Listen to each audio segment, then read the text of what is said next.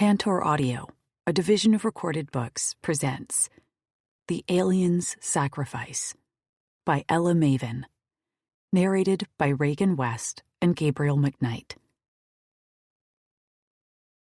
Chapter 1. Tasha. I dropped the last bite of roasted meat in my mouth and chewed contentedly. The crude wooden chair beneath me squeaked as I leaned back, admiring the twinkling stars above me. I could barely make out a few colors in the sky from the setting sun, but I couldn't see the horizon since it was blocked with dense foliage. Sometimes I wished I could stand in the middle of a field without cover. Just me, the ground, and the sky. But the purple-leafed trees here were our protection on planet Corin. Nearby, Lou and Maisie played a game of marbles with some polished stones Amber had made. The laughter rang out above the crackling of the evening fire. On nights like these, I could almost pretend we didn't fight every single day for survival. An actual life felt just within my grasp, dangling in front of me like a carrot. Nearby, Trix sat by the fire, sharpening her collection of weapons. She'd collected them from all sorts of places. Blades from our former captors, arrows from the grounds of former battles, knives stuck in trees. She kept meticulous care of them, which I thought had become more of a compulsion than anything. But a compulsion which made her feel calm and safe. After all we'd been through, I didn't begrudge her. Her auburn hair hung in two thick braids down each side of her head. Hidden inside her braids were sharp spikes to deter any enemies from pulling on her hair. One time, I'd suggested she cut her hair, and she looked horrified. Maisie dropped down to the ground at my side and held her hands out to the fire. I picked a fallen leaf out of her dark bangs that hung in a thick curtain down to her eyelashes. "Who won?" I asked. "Me," Maisie grinned. "You cheated." Lou grumped as she sat at my other side and leaned her head against my thigh. Her blonde hair shone in the light of the fire as she yawned. "Did not? Your toe was over the line." Maisie pursed her lips. "Well, you took an extra turn when I wasn't looking." Lou gasped in mock outrage. "I wouldn't dare." "Quit it, you two." I nudged both of the women with my boots. The youngest of us all, Lou and Maisie, were thick as thieves and fought like sisters. As they were still in their 20s, we all treated them like little sisters. "What's on the agenda for tomorrow?" Lou stretched her arms over her head and bent from side to side. "I'm still sore from days ago." I was sore since forever. I couldn't really remember a time where I didn't fall asleep with my aching muscles twitching and cramping. I could kill for a freaking ibuprofen. Trix had been on the hunt for something natural to drink or smoke to numb the pain, both physical and mental, but we hadn't found anything yet. Unfortunately, stone cold sober was how we all lived life on this alien planet. We'd spent months constructing a building for sleeping quarters, and we were in the process of putting together an outhouse now. I was so damn tired of digging, but I was also tired of popping a squat in the woods where anything could sneak up on me with my pants down. Corin was full of things that wanted to hurt us. Winged birds the size of emus wanted to pluck us from the ground, and fanged, furred animals like tigers wanted to eat us. A few months ago, Trix had reported seeing a patrolling alien with blue skin, dark hair, and a massive, scarred build. I couldn't imagine they'd want anyone encroaching on their territory. We'd left as soon as she'd told us about them, and I could only hope we were now outside of their boundary. This was a big planet, with a large population. Everywhere we went, we had to be careful. "Gathering material for the outhouse," Trix answered, her voice smoky and authoritative as always. Lou always joked that Trix could have made a killing working as a dominatrix phone sex worker. Maisie sighed heavily and pulled her knees to her chest. "I never thought I'd wish so hard for what's basically a porta-potty." Lou's shoulders shook with laughter. "Me either." Leaves crunched, and I turned to see Amber and Nev emerge from the dense brush. Nev carried a bundle of firewood, her knife stuck between her teeth, while Amber held a jar of sweet sap we used to sweeten our food. Nev dropped the sticks next to the fire and swiped her hands together. Small but strong, she wore her hair short, with a thick sweatband made out of a t-shirt, the last remnants of the earth clothes she'd once had. Amber lifted the lid of the crate we'd buried in the ground for storage. The climate here was relatively chilly, and the ground kept our food cool enough that we could even store meat for a few days. After placing the jar inside, Amber sat down near the fire cross-legged. In her lap, she fidgeted with the hem of her shirt, which she always did when something was bothering her. She bent her head, and her thick brown curls hid her face. I leaned forward. "What's going on?" She stared at the fire for a little longer, before turning and propping her elbow on my knee. "I found a dead antella." Antella were deer-like animals that roamed the planet in small packs. With one antella, which Trix killed, we could eat for many months as long as we preserved the meat. "You didn't bring it back. So, was it an old kill? Sick?" She shook her head. "Fresh." I frowned. "So, how did it die?" Trix was listening now, watching us as the flames flickered in her light green pupils. "Amber, spit it out, hun." Nev crouched silently by the fire. Amber released a long breath. "Something killed it. And in a way that makes me really nervous. All the blood was drained from the body, and it was just left there. All the meat still on its bones, only the eyes taken."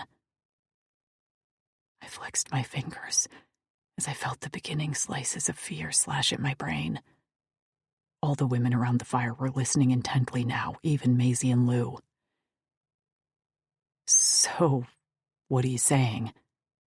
"There's someone here. We might need to think about moving." Maisie let out a hiccup I knew would soon turn into a sob. Lou's face scrunched in that angry look she made to cover up when she wanted to cry. Trix's face darkened, and Nev didn't move. I rubbed at my forehead. "Amber, but this is our home. We'd been on this planet for a few years, but the first few were a blur. Shell-shocked over what was done to us. We'd been nothing but nomads, constantly moving every day, learning what we could eat and what we couldn't, avoiding things that wanted to eat us. Some days, when my stomach had cramped with hunger and my feet covered in blisters, I wondered if gaining our freedom had been the right thing to do. But slowly we learned. We found this remote area that frankly was close to uninhabitable, which made it even more perfect for us. Nothing bothered us here but small game. Trix traveled further for food occasionally. We'd built a semblance of a life here for the last year or so. I glanced around at my friends. At first, we'd been trauma bonded, But now I couldn't imagine life without them. The thought of moving and putting them all at risk again filled me with a bone-weary dread. She swallowed. I know, Tash, but I don't have a good feeling. She turned to me with a hopeful expression. You haven't smelled anything? I shook my head. Nothing but us. I could smell anything in about a 5-mile radius. An alteration, or my altar, as we all referred to our changes, made to my body by our former captors. It was both a blessing and a curse. A lot of times, the smells were confusing and unfamiliar, but lately, all I'd been able to detect was game, foliage, and a nearby spring, along with the distinct sense of the other women. All survivors like me. Tonight, I have to sleep. Amber looked down at the green dirt and swirled a finger in it. Amber only needed to sleep about once every 5 days, which was her altar. In theory, it was great, but when she did need to sleep, she crashed hard and couldn't wake easily. It was when she was most vulnerable. Any other time, she was the brain of our small group. We all had our strengths. I was sort of the de facto leader because no one else wanted to step up.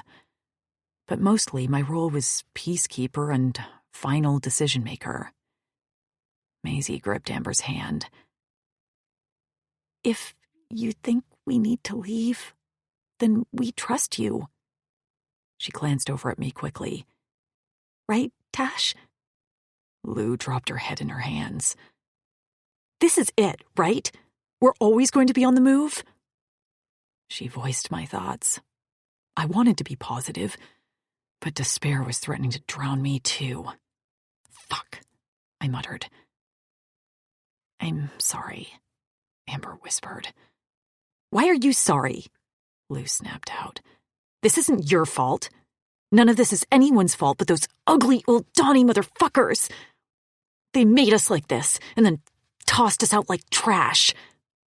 She sucked in a breath, and her eyes closed as she began to shudder. Shit, I rasped out, just as Nev leaped into action. She gripped Lou and held her tight as her eyes rolled into the back of her head while her body seized. Trix grabbed a nearby water skin and tossed it to Nev, who held it tightly while she waited for Lou's seizure to pass.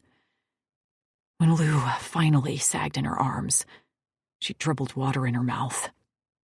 Every time Lou went through one of her episodes, it took everything in me not to break down. She was often a brat and didn't know when to stop talking. But we put up with it all because Lou had every right to be angry about what was done to her. Finally, she blinked her eyes open, and her pupils were blown as she weakly clung to Nev, who brushed Lou's hair off her damp forehead. Lou's lips moved, and I slid off my chair to get closer. Lou licked her lips and tried again. Amber's right. We need to leave. Soon. My gaze shot to Trix, who stared at Lou with a clenched jaw. Slowly, her eyes closed, and her head dropped between her shoulders. Lou's predictions after her episodes were never wrong. If she said we needed to leave, then we needed to leave. While Nev held the recovering Lou, I met Trix's gaze over the fire. She nodded at Amber, whose movements were sluggish. She was about to crash. I swore I could hear a ticking clock in my ear. When Lou disentangled herself from Nev's embrace, I grasped her hand. Honey, what did you see? She sniffed and gave me a weak grimace. Something in the dark. Fire.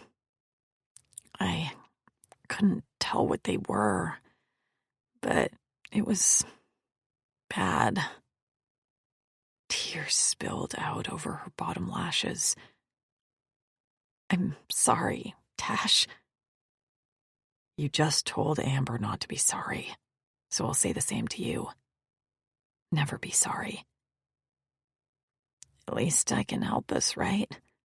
Lou tried for a smile. I smoothed back her hair. Lou, despite her attitude, really just wanted to be loved, appreciated, and useful. I would easily go without your predictions if it meant you didn't have to go through the pain of your episodes. She shrugged. It's over now. Till the next one. She tried to smile again, but then winced. Her headaches always lasted a few hours afterward. Shit, it hurts to use my face muscles. I patted her shoulder. Just rest. Nev helped Lou to her feet, and they retreated to our one-room building where we all slept. Maisie followed them, leaving Amber, Trix, and I by the fire. Trix rose to her feet and walked around the fire to crouch next to me. What do you think? Amber blinked at me with unfocused eyes, and I didn't miss the way she pinched her leg discreetly to keep herself awake. The small movement made me grind my teeth. Back when we were constantly on the move, I hadn't known how much she harmed herself to stay awake, not until one day when we were bathing in a stream, and I found her thigh littered with bruises and cuts. I had made her promise she wouldn't do that ever again, and to tell us when she needed to sleep. I couldn't make her leave now. The sun was setting. We hadn't packed any of our supplies. So I made a decision. We'll leave first thing tomorrow. Amber needs to sleep. Trix hesitated a moment before nodding. She stood, and I reached for her, snatching my hand back at the last minute before I made contact. Trix sucked in a breath. What? Do you think I'm making the right decision? Trix propped her hands on her hips. It's a decision, I snorted. That's reassuring. Her lips tilted up at my sarcasm. You're right. Amber needs to sleep. We have too many supplies here to abandon, and traveling in the dark is going to get one of us hurt, or worse. I waited. But, she sighed. But it could end up being the wrong decision. That's not very helpful. Based on the information we have now, this is the right decision. She jerked her head toward our hut. Both of you go to sleep. I'll put out the fire and clean up. I helped Amber to her feet.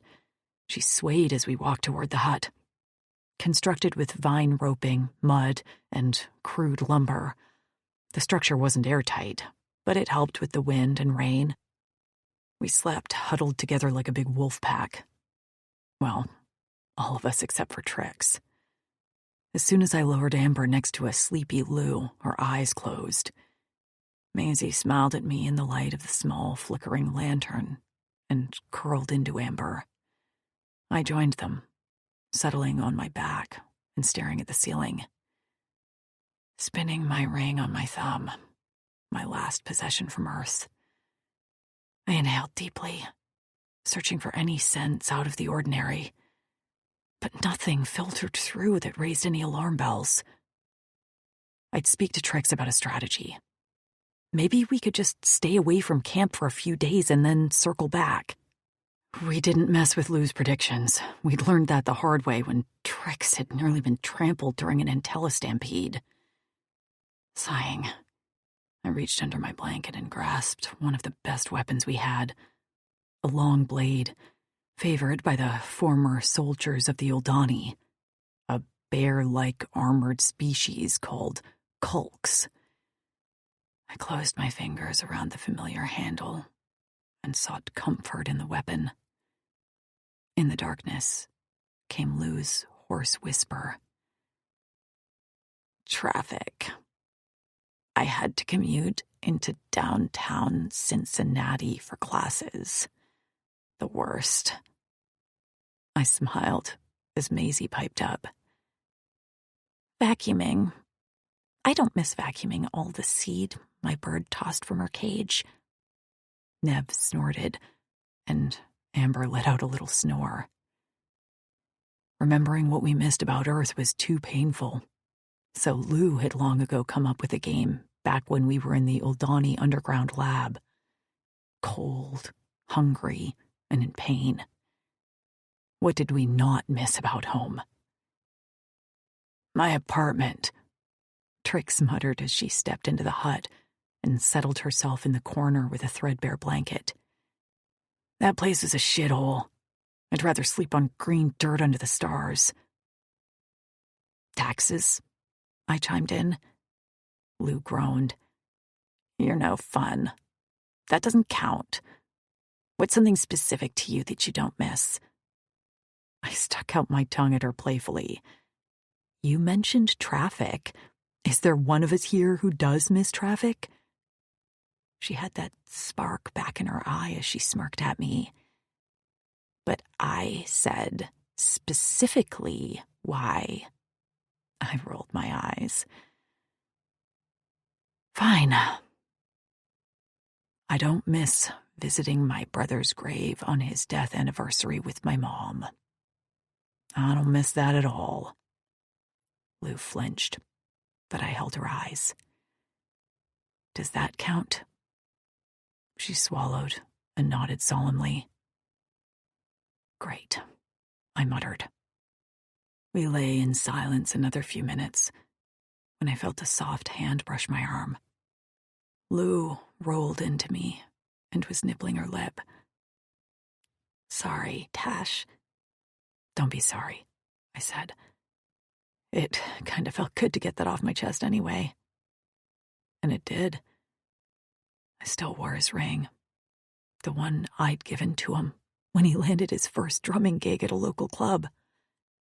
I would have given anything for the rest of his jewelry stash. But that had been in a safe in my townhome. Do you want to talk about it? She asked. I shrugged. My mom was always a difficult person, and she made my brother's death all about her. Visiting his grave was not about him, but about her, making a big display for attention and control. I hated the whole fussiness of it, and Nathan would have hated it too. So, yeah, not something I miss. But yet, I still feel guilty about it. Lou squeezed my hand and offered me a kind smile without her customary attitude. We can do something for him if you'd like here. And it'd be about him. I clenched her fingers in mine. I'd like that. Maybe at our next camp. The rest of my sentence died in my throat as a scent so strong flooded my senses, forcing me to double over in a cough. Lou's hand rubbed my arm. What's wrong? The women were murmuring, but I could barely concentrate through the overwhelming smell. I rolled onto my stomach, then up to all fours. The Gulk blade clutched in my hand.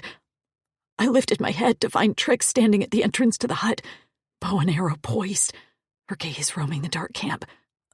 Trix! I gasped. There's something... Suddenly something flew past the doorway in a blur, and it moved so fast that at first I thought it was a swooping bird. Trix! I called out, just as she lifted her bow, aimed, and sent an arrow flying.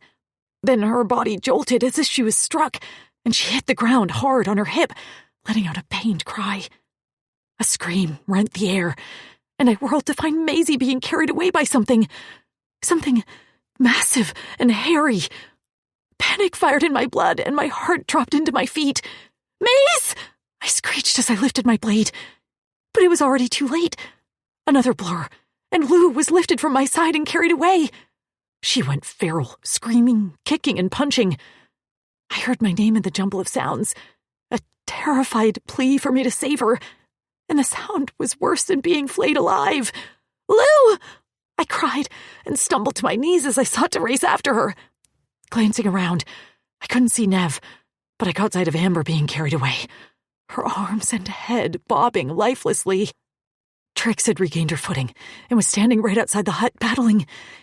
Something. Whatever these things were, they were massive. Long tusks emerged from their top jaw to curl under warty chins. When one grabbed her, she screamed in pain, and I swore my heart ripped in half. I sprinted toward her, flailing my blade. "Don't touch her! Don't you fucking touch her!" But then an arm banded around my waist and tossed me to the ground. My head slammed into something hard, and a pain streaked through my temple like a lightning bolt as my vision blacked out for a moment. The world tipped. My stomach cramped. I gagged, woozy and unfocused. When I opened my eyes, I was upside down, carried on the shoulder of one of these giant aliens. They had to be 7 foot tall and walked on hooved feet, bigger than a Clydesdale's. Each of the 3 fingers on their hands was the size of my wrist. I wriggled to find my hands tied around a rope at my waist, and another lash of rope around my ankles. My muscles ached, and by the light of the moon I could see dark liquid dripping from my head to the ground. I inhaled the iron tang of blood, which was barely detectable over the suffocating scent of these aliens, a mix of mold and decay. I gagged again, but swallowed down any bile. I couldn't afford to lose the contents of my stomach. Who knew when they'd feed me again? If they fed me. Maybe that meat had been my last meal. More liquid dripped to the ground, and I thought it was more blood, until I smelled the salty scent of my tears. I made the wrong decision. Each word was worse than a punch to the gut. We should have left immediately and not waited. I made the wrong decision. I looked around, desperate to see if any of my girls were around, but I could only see about 6 of these aliens flanking the one who held me. They didn't talk, only made occasional grunts at each other in a language I didn't know. I had a translator implant, thanks to the Oldani, but it wasn't fitted for whatever language these aliens spoke. Injured and in pain, I swam in and out of consciousness as I bobbed on the shoulder of my smelly abductor. I couldn't be sure how much time had passed when a light filtered through my closed eyelids. I cracked them open to see that morning had dawned. The terrain had changed. Instead of flat, jungle-like habitat with lush greenery, we'd entered a mountainous region and were currently scaling a large rocky hill. While the sun warmed my face, the air was cooler, and shivers raised goosebumps on my arms. I'd lost feeling in my feet and hands long ago. Lifting my head, I could finally get a good look at my abductors. Snouts like a warthog protruded from their faces, and their face tusks looked even more deadly in the daylight. Gold rings dangled from pierced ears. Barrel-chested and muscly, they carried spears and wore necklaces made of white stones that rattled on their hairy chests. Wait, they weren't stones. They were bones. Fuck me, I whispered as my stomach cramped again. One of the creatures looked at me with black protruding eyes and let out a snort. A few answered, and I got the sense they were mocking me. "Fuck you," I growled. I doubted they knew what I was saying, but apparently my tone was clear. The one raised a hand and cuffed me on the head so hard that I swore he'd cracked my skull. I could barely look around as my head swam, and I began to worry about severe brain damage from the recent blows to the head. Through blurry vision, I took in our surroundings as we reached the crest of the incline. The stairs, notched into the side of the rock below, led to a settlement with huts set in a valley surrounded by large rocky mountains. In the distance, I smelled salty sea air. Smoke rose from campfires below, and more of these tusked aliens stood in a cluster at the base of a mountain to our left. I blinked, trying to keep my wits about me as we descended the stairs to the settlement. I saw no other humans, Only these tusked aliens, wearing bones like jewels and armed to the teeth as if waiting for a battle. A voice boomed, and I twisted my body to the left to see a large figure standing at the edge of a rocky outcrop, about 8 stories over the valley floor. He wore a massive chest armor of bone, complete with a collarbone and ribs, and on his head was a skull of another tusked creature, similar to the tiger-like animals we'd seen once. Standing before him was another alien.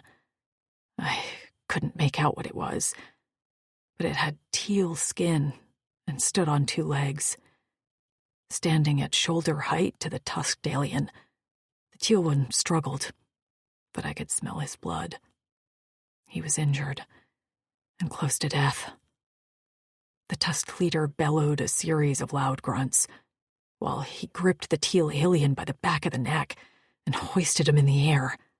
Below, the tusked army began to shout and slam their spears on the ground while thumping their thick chests. With one last guttural yell, the tusked leader tossed the teal alien off the cliff. The crowd hushed, and I turned away, tears burning, and talked to myself in nonsense to cover the sound of the body hitting the ground in a sickening crunch. But still, I heard the thud. A wet, smacking sound I'd never forget as long as I lived. Faint, numb, and absolutely sickened, I begged for this nightmare to end. The pounding of my heart was drowned out as the crowd erupted in a cheer. We turned a corner on the stairs and entered a cave in the side of the cliff. Torches offered dim light, enough for me to see barred cells with various creatures inside. I caught sight of an elder male Uldani inside one, hunchbacked and bony. He met my gaze before looking away quickly.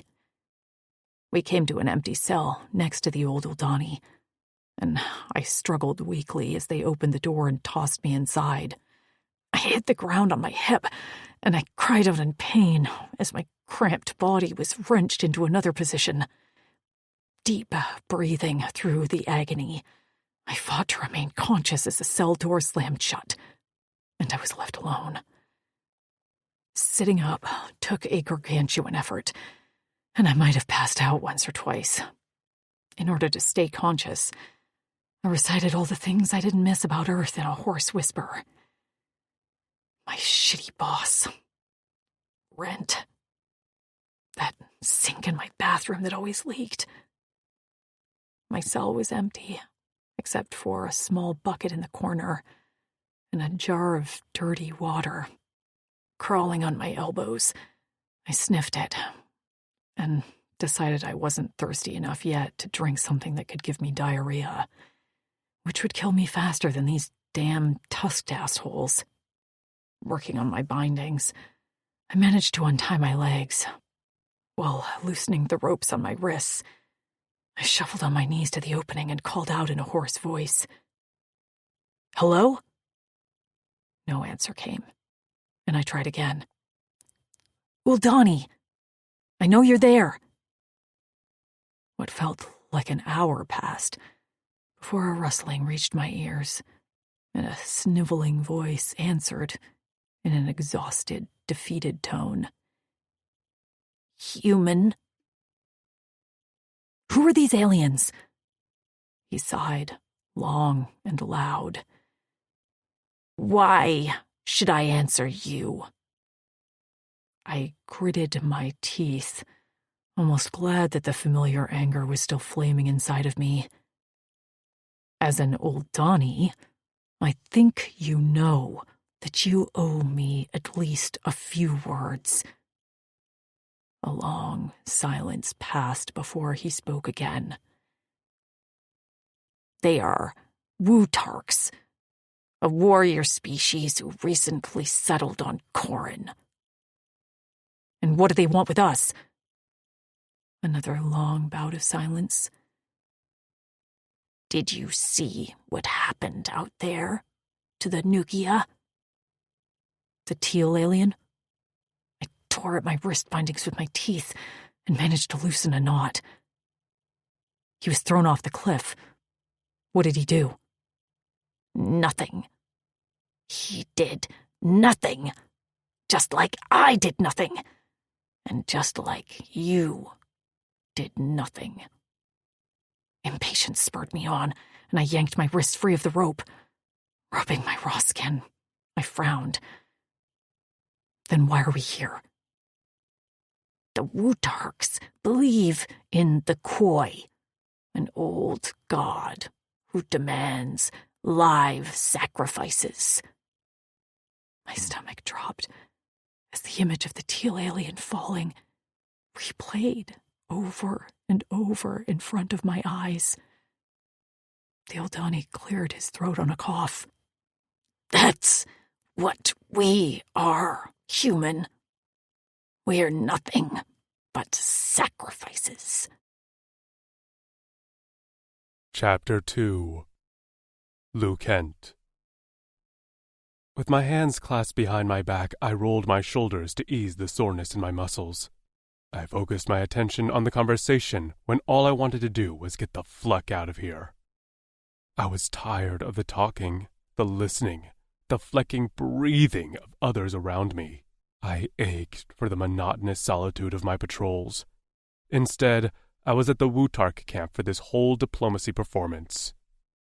"Your boundaries on Corin will be respected," said Dazim Bakut, the head Drexel of the remaining Drexonian warriors. He spoke to Bars Alk, the chief of the Wutark clan, who stood nearly a foot taller than Dazim.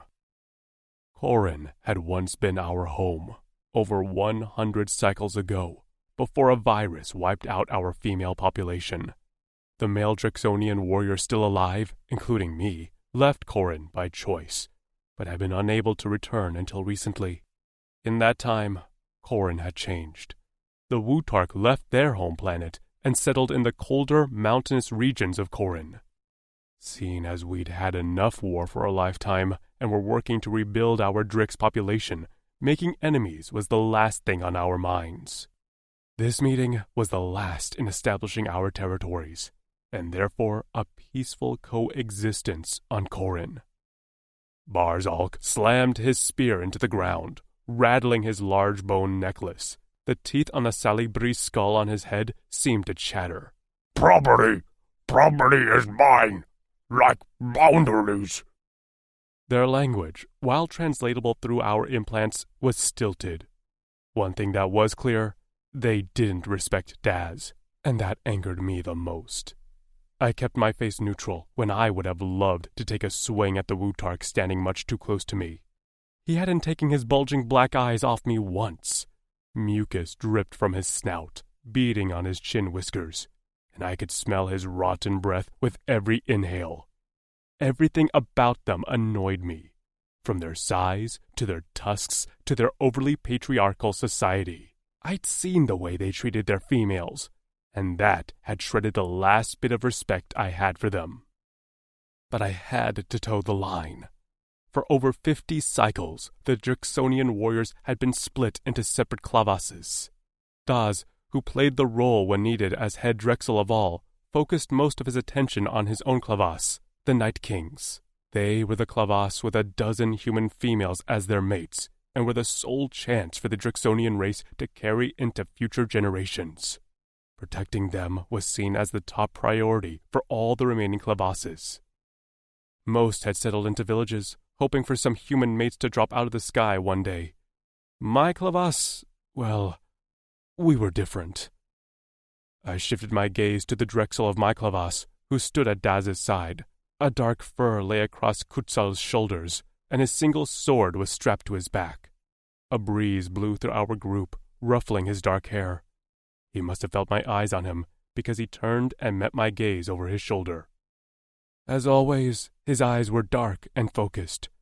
I knew he didn't like the Wutarks any more than I did, but despite everything we'd been through, he would never go against our creed. She is all. Even though we knew as the outcast Drexel Clavas that we'd never have a chance at a mate, We had to protect our brothers, who were fortunate enough to have mates. Kutzal nodded at me and turned back around while Daz and Barzalk continued to talk. Fur brushed my shoulder and slid my gaze to my right in time to see Vinz yawn widely. I bumped him with my shoulder, and he stumbled before righting himself and sent me a vicious glare. "Focus!" I hissed at him. "Fleck off!" he muttered. If we weren't in mixed company, I would have smacked him on the back of the head. He cracked his neck and dug around in the pockets of his pants before pulling out a piece of dried Antella jerky. He gestured toward me with a raised brow. I gave him a suffering look. He shrugged with a "your loss" under his breath and shoved one end in his mouth. Chewing loudly, he ignored my elbow and only reacted when Axton, standing behind us, aimed a swift kick at the back of his knees.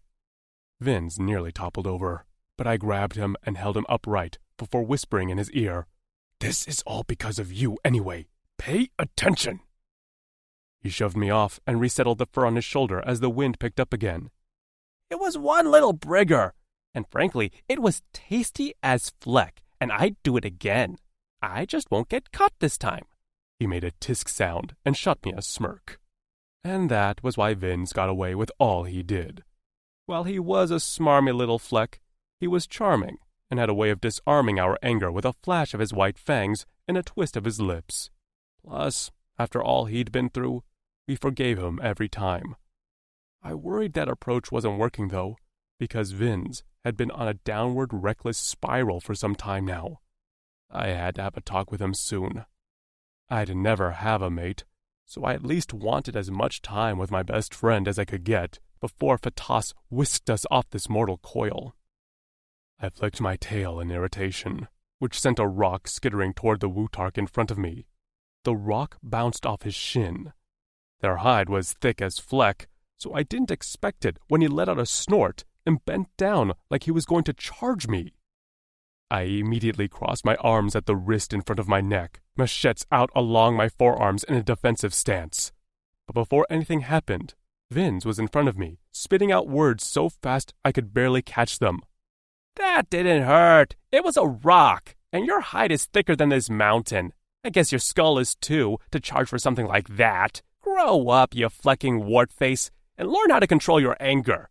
Do that to me, and I won't just defend.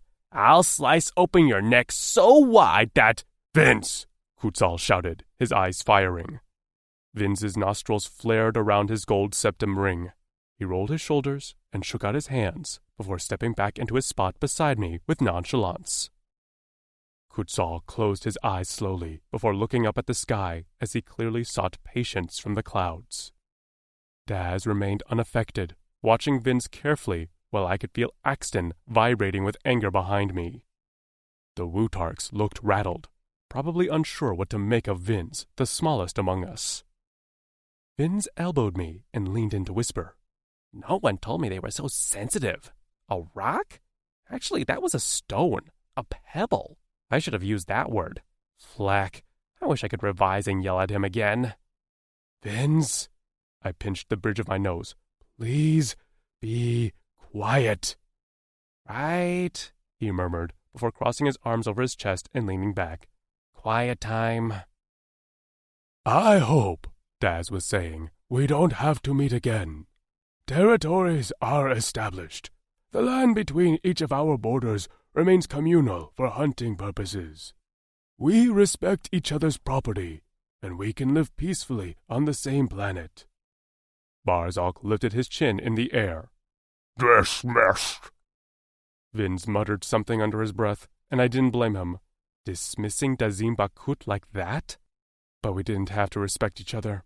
We just had to respect the boundaries. Those were different things that we could keep separate. As the border patrol for the Drixonians, my Clavas was most likely to encounter the Wutarks. As the high-ranking council of the Lone Howl Clavas, Vince, Axton, and I had been asked to attend this meeting with Kutzal. Our job would be to tell the remainder of our Clavas how to stay out of trouble. Well, more than that, how to stay out of a war. Our numbers were too precious to risk. Daz didn't seem to care about the lack of respect he'd been shown. He turned on his heel and motioned for us to follow him as he left the hill overlooking the settlement. I glanced below one last time to see huddled figures of female Wutarks clutching small offspring, the wind in the valley whipping at their hair and thin clothes. The female Wutarks were smaller with short tusks and thinner skin. As I turned back around, I spotted a pile at the bottom of the cliff to the left. I couldn't quite make out what it was, but I could have sworn I saw a body part, and the ground was stained dark. Had someone fallen? I glanced at Barzalk, who watched me closely. I met his eyes before looking away. I had to jog to catch up to Axton, who walked at the back of his group, twin blades strapped to his back. "Something about this place feels wrong," I said as I reached his side. "Not our problem," he growled back. We fell into silence as we continued to descend the mountain. He wasn't wrong, but I still didn't like the itch under my skin. A moment ago, I'd been eager to leave, but now I felt like every step I took was one in the wrong direction. I shook my head. Stupid. I was out of my element being around others. I'd be back to myself once I was patrolling alone. At the bottom of the mountain were our hover bikes. 2 Wutark guards stood just off to the side to escort us out of their territory. I wanted to resent the guards, but I couldn't really blame them. I'd want to see that the Wutarks left our territory as well, so we mounted our bikes and sped away quickly. I looked over my shoulder to see the Wutark guards holding long sights up to their eyes, watching us until we were over the horizon and past their border. Once in the communal land, Daz raised his arm and we came to a halt in a field of tall grass. Kutzal stood next to his bike with his arms crossed, while Daz twisted at the waist to address my Drexel. Nearby, Vinz closed his eyes to catch a nap in his seat, while Axton dismounted and stood guard, always ready for battle. I listened as Daz began to talk. Vinz said I was nosy, but Kutzal agreed my skills for listening and retaining information would pay off one day. It benefited me on patrol. I could sit quietly for hours, listening to the wildlife and distant sounds. "Something about their absolute insistence on respecting their boundaries seems off," Daz rubbed his chin. "They were nomadic before this, yes? It makes me wonder if they are hiding something behind their borders." He shook his head. "I wish we had the warrior power to look into it, but we're stretched thin as it is. Report back to the rest of the Clavas the importance of remaining within communal land and not stepping over the border into Wutark territory." My Drexel nodded. "Of course." Daz tapped a black claw on his thigh. "You have all the supplies you need?" "Yes," Kutzal answered quickly. Daz blew out a breath and gazed off into the distance, probably wishing he was home with his mate and the rest of his family. I told myself I didn't envy him, that this life was the one I was supposed to lead. But I'd met some human females, and they fascinated me, from their skin to their hair, to the way they walked and talked. I wondered what it was like to be adored by one the way Daz's mate worshipped him. I glanced down and away, feeling a little sick at my thoughts. The group fell silent with only the soft rustle of Axton's footsteps as he walked a small perimeter around us. I respected Daz because he seemed to respect us, a departure from how life had been originally on this planet. I was older than Daz, so I remembered the type of life I'd been subjected to just because of who my father was. Some Drixonians like to pretend life on Corrin had been a utopia for everyone, but I remembered very differently.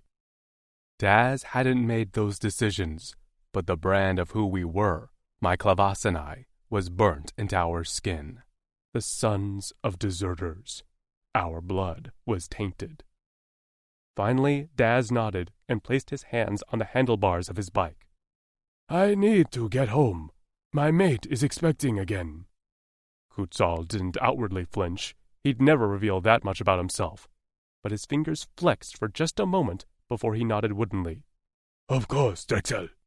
"Daz," he murmured. "Just Daz." Kutzal didn't answer, only stared back. Daz swallowed. "Contact me with any problems right away. I know you'll handle your crevasse well." With a nod, he sent us a solid "good luck" before his bike rose in the air and he sped away. I watched him go, and so did Kutzal, while Vince mumbled in his sleep next to us. Kutzal remained quiet, contemplative. Out of all of us in the lone howl crevasse, I suspected he was the one who most wanted a normal life with a mate. But he knew his role, and as Drexel of the Outcasts, it was to rule over the border patrols until the day he died. His head bowed, and he heaved a deep breath for a moment before he met my gaze over his shoulder. "Are you coming back?" he asked. While we all had our patrol routes, we did have a settlement base camp. It wasn't much, but some of the younger members of our crevasse had recently been making an effort to create better huts and common buildings for meals. I shook my head, eager to get out on my own. "I think it's best I start my patrol." The corner of Kutzal's mouth lifted into an almost smile before he raised his fist and slammed it into Vince's stomach.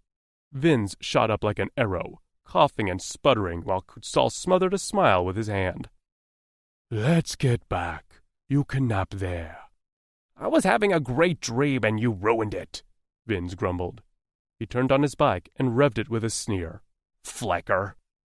Kutzal walked over to me and grabbed me by the back of my neck. I looked into his dark eyes. He'd been by my side since we were born, as our mothers were sisters, and we'd both had fathers who'd shirked their duties, plunging us into a life of poverty and shame. Touching our foreheads briefly in the customary Drexonian display of affection, he squeezed the back of my neck. "Tread carefully. Daz is trusting us, and a lot is riding on our ability to protect the borders." "I know," I answered. Again, his lips twitched into an almost smile.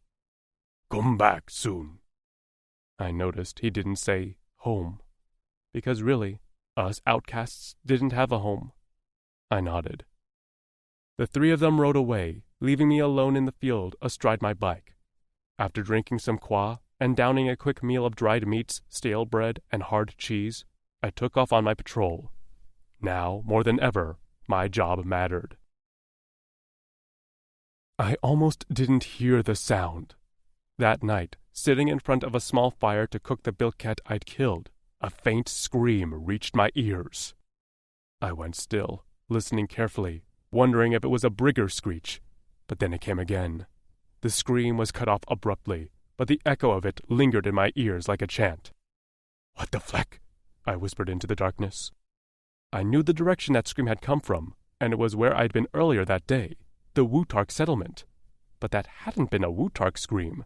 It had been feminine, but not Wutark. I'd heard a scream like that before, long ago during a rescue on another planet.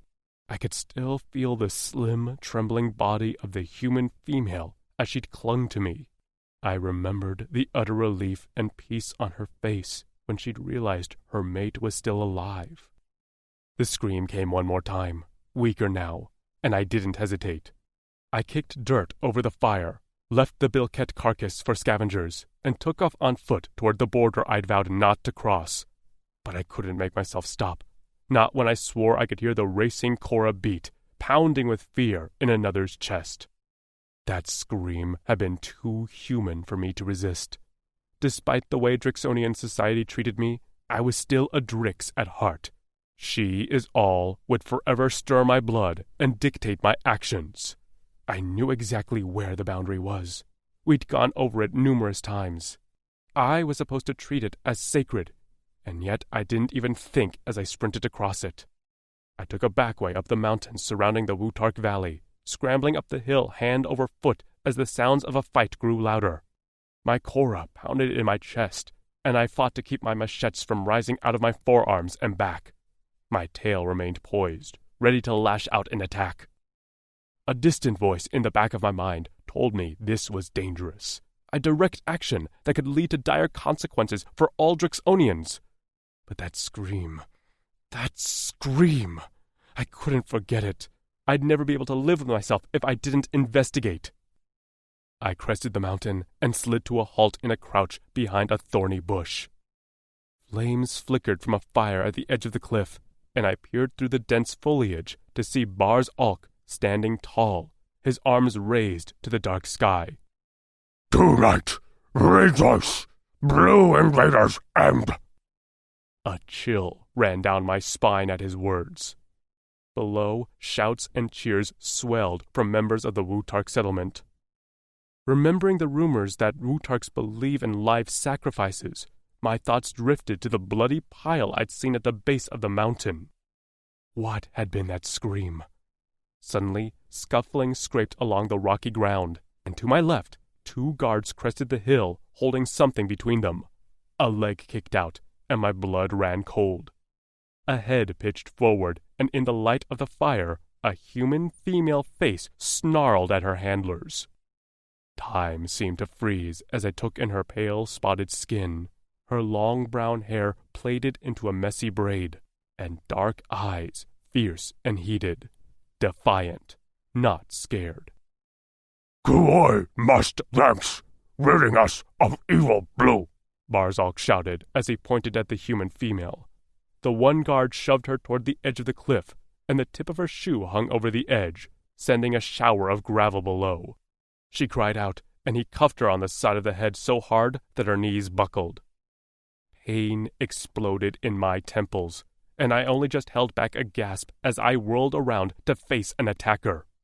But there was nothing there. No solid object had swung at me, so why had I felt pain in my head when the female was struck? She turned her head, and in profile I gazed at the hard set of her jaw, the proud slope of her nose, and those eyes, those captivating dark eyes. One step forward would mean my certain death at the hands of a Wutark army, and worse, it would be a declaration of war. I clenched my fists at my thighs as I stared at the human. She is all. The words flew around inside my head like a windstorm. She is all. And I knew there was only one decision to make. Chapter 3. Tasha. I looked down, and nausea boiled in my gut. I hated heights. I hated them so badly I wouldn't even go on roller coasters. My head hurt, and I could feel blood dripping down the back of my neck from the blow I'd just taken from one of the guards. My limbs shook, and my teeth chattered.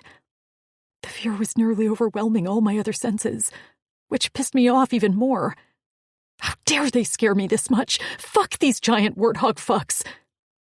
The guards holding me yanked me back from the edge, and one snorted out something that sounded a hell of a lot like mocking. I felt the wet splat of his mucus on my neck, and gagged. So they just wanted to scare me before actually pushing me off the ledge.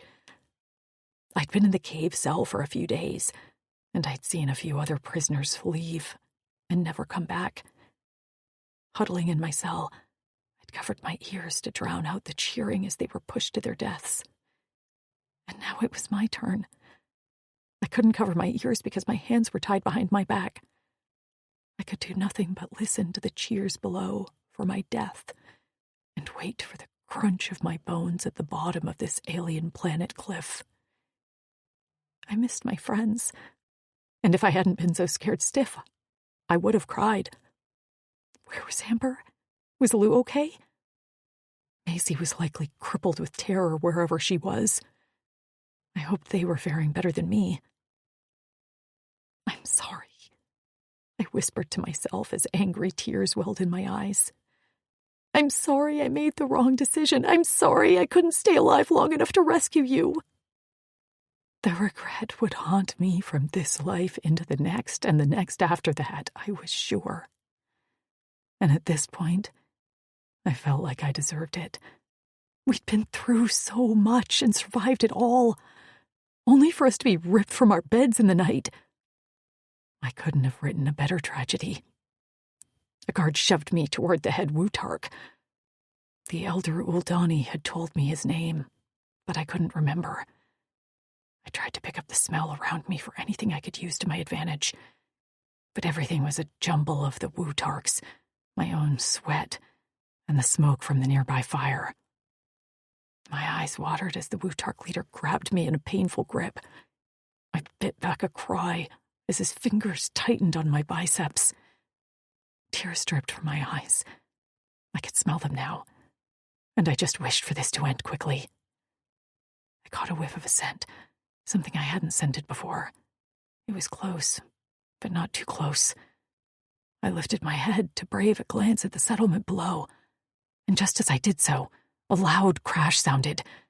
At the back of the settlement, near the base of the opposite wall, a small building erupted in flames. The crowd below went into a screaming frenzy as they raced toward the building. Some attempted to suffocate the fire with heavy cloths, while the others threw buckets of liquid onto the flames. The Wutark leader hollered a few grunts and shoved me back to the guards. I stumbled to a knee before one grabbed me by the back of my neck like a cat and hauled me into the air. They took off running toward the stairs leading down to the settlement. I could barely believe what was happening. Sure, I was alive, but the relief was short-lived. I was sure I'd be back up here in another few days when they weren't in damage mode to put out a fire. There was no joy for me as I tried to run between them with my hands tied behind my back. We took one step onto the stairs when the scent, the one I'd smelled earlier, a mix of musk and fresh dirt, hit me again. Suddenly a tree a few feet ahead of us went up in flames, and I lifted my shoulder in an attempt to cover my face from the rush of heat. The Wutark guard who'd hit me let out a bellow of rage and released my arm. He shouted a few grunts that sounded like commands to the other guard holding me before racing toward the tree. The lone guard in charge of me continued down the stairs, and I coughed as smoke filled my lungs. My eyes watered, blurring my vision. My senses reeled, and that was why the scent hit me too late for me to realize. The owner of said musky scent was now on us, right on us.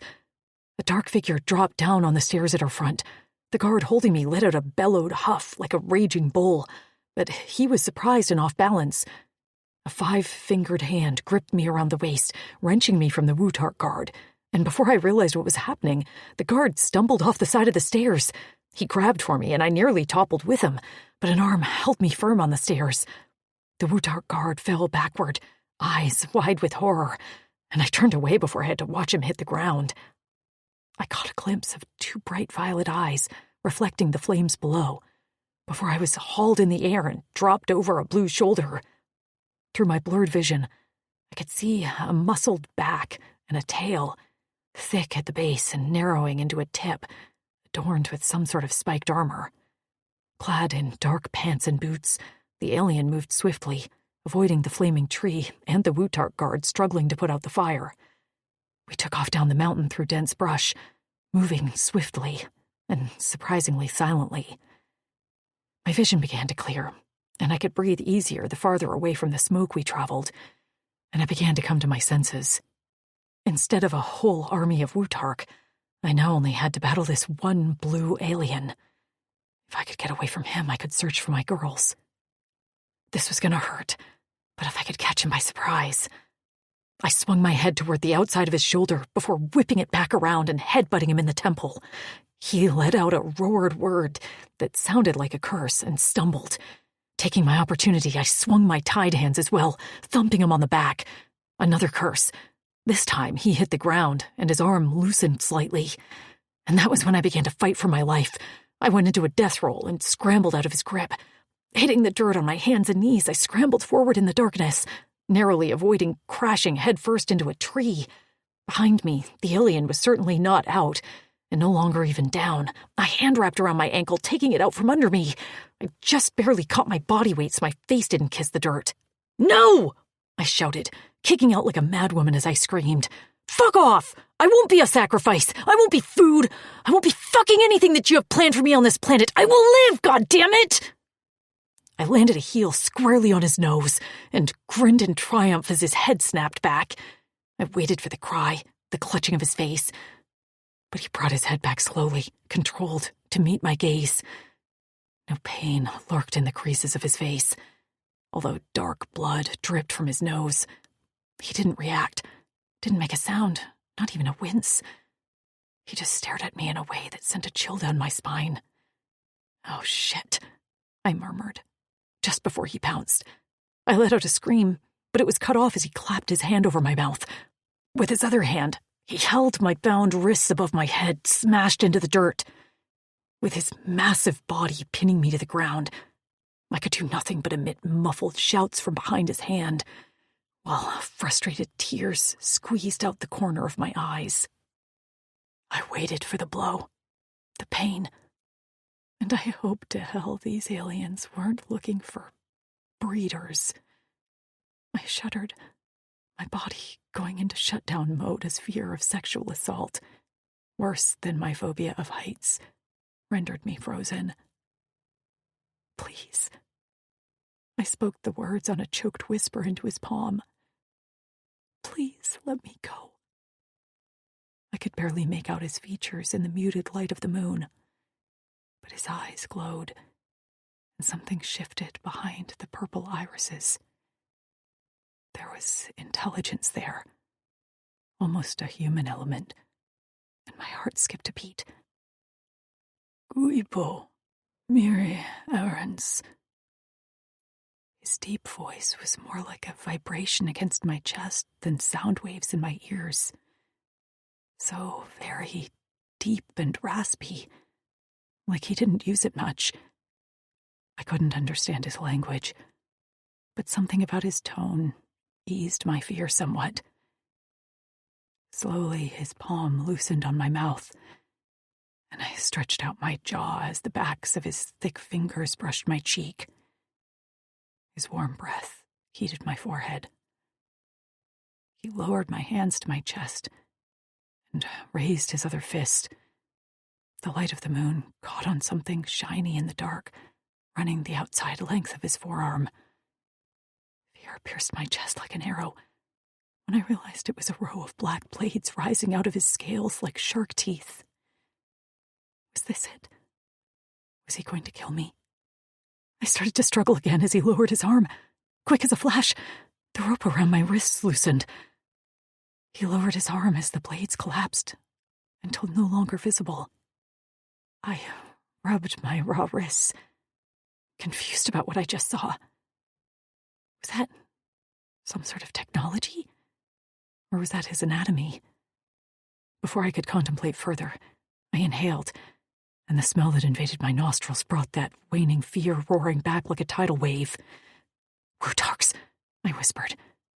He flinched, and his brow line, edged with hard nubs, lowered.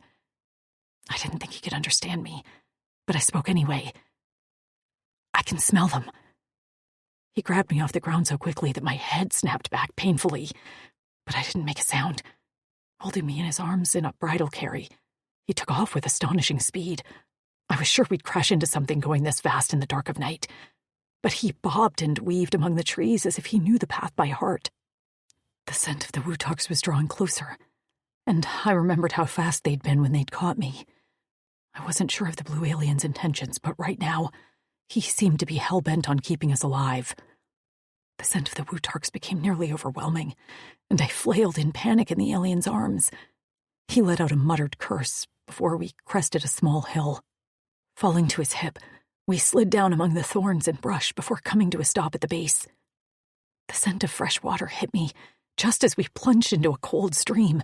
Shocked by the freezing temperature, I gasped for breath as he waded toward a muddy alcove in the bank of the stream.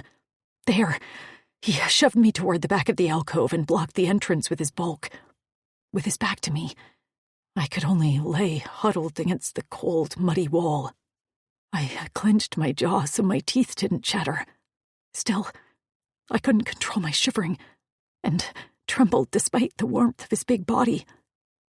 His head turned to glance at me, and all I could really make out was the glowing violet of his eyes before he turned back around. Wrapping my arms around myself, I closed my eyes as the stink of the Wutarks drew closer. Over the babbling of the stream, I could hear them walking around amongst the foliage, grunting in their unfamiliar language and stomping their spears. I couldn't be sure how long we huddled in the cold mud until the scent of the Wutarks faded. After that, the blue alien still didn't move, and I began to doze off just as he jostled me. I let out a small moan of protest as he crept out from the alcove and once again gathered me in his arms. Scaling the bank in a few giant leaps, we were once again on the move, running to an unknown destination. I tried to keep my eyes open, but with my adrenaline waning, sleep caught up to me. Sun rays shone bright and warm behind my eyelids. For a moment, I could have sworn I heard Lou's laughter and Trix's voice, but when I opened my eyes, all I saw was a small fire. I sat up, groaning as I tried to get my bearings and remember where the hell I was. A stick poked the fire, a stick held by a blue, 5-fingered hand, and the owner of said hand was a crouched blue alien. Oh, right. My rescuer. At least he'd saved me from the Wutarks, but saved me for what purpose? I hadn't been able to see much of him last night in the dark, so I took the time to study him now, sizing him up as an opponent. His skin was mottled with varying shades of blue, and long dark hair hung in waves down his back, accentuated with a few braids.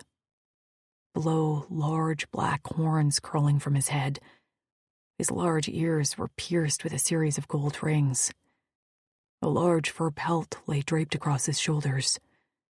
His tail rested on the ground behind him, the tip adorned with a spiked ring that was likely a weapon rather than jewelry. He slowly turned to face me, and I gulped. Scars marred his chest and face. One wicked gash ran from the bottom of his eye to the top of his lip on the left side, giving him a permanent sneer. A prominent brow, covered in a row of hard nubs, cast a shadow over his eyes, but beneath it, a deep, dark gaze held my own. "Good morning," I croaked. His eyes crinkled at the corners, and I wasn't sure if that was the beginning of a smile or a sign of distaste. He stood to his full height, and on instinct I moved away from him. He went still, his eyes narrowed at my reaction. He wasn't as tall as the Wutarks, but he was still well over 6 feet, probably close to 7 feet, and thick as an ox. Now that I no longer felt my life was in immediate danger, the blue alien hadn't hurt me after all. My mind immediately turned to my friends. I was free, sort of, and now I had to work to get them free too. That would be my only purpose until I found each one of them. And even then, I'd still carry the guilt of my wrong decision until the day I died. The thought of Lou having a vision without us there to support her, the knowledge that someone was likely touching Trix and causing her immense amount of pain, was like a knife wound in my chest. Who was watching over Amber while she slept? Who held Nev after a nightmare? I could not handle not knowing if they were hurt. I needed to find them, but I had no idea where to start. Still, I would search every inch of this planet until I found them all. We were in some sort of clearing. The air was cold, yet the vegetation was dense. Blue leaves dripped with dew. The area didn't look familiar, and I began to panic a little, unsure how the hell I'd find my friends, when I didn't even know how to get back to where we were taken.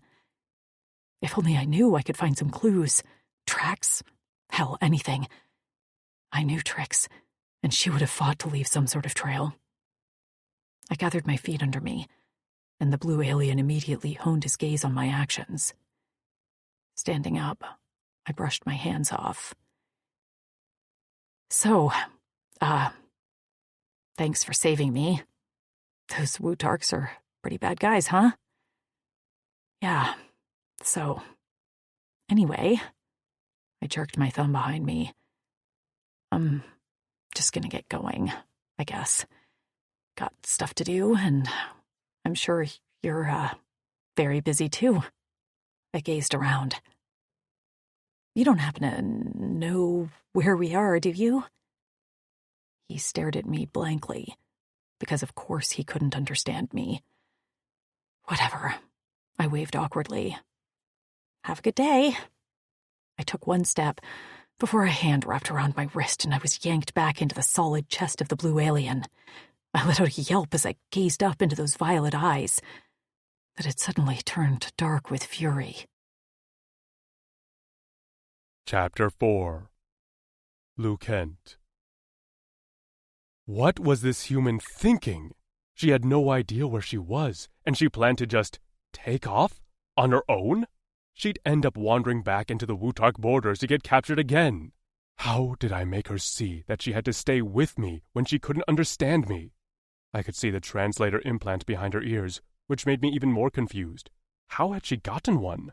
How long had she been on this planet? The Wutarks wouldn't have given her one, so who else? The Uldani? Her clothes appeared to be Uldani made.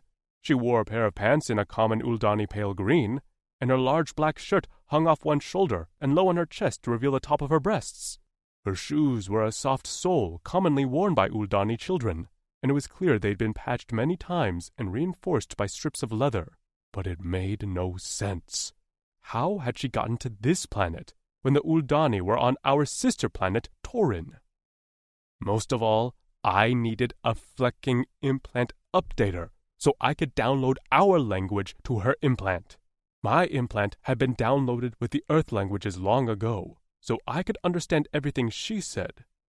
I growled, irritated at the situation, and she let out a shuddering breath.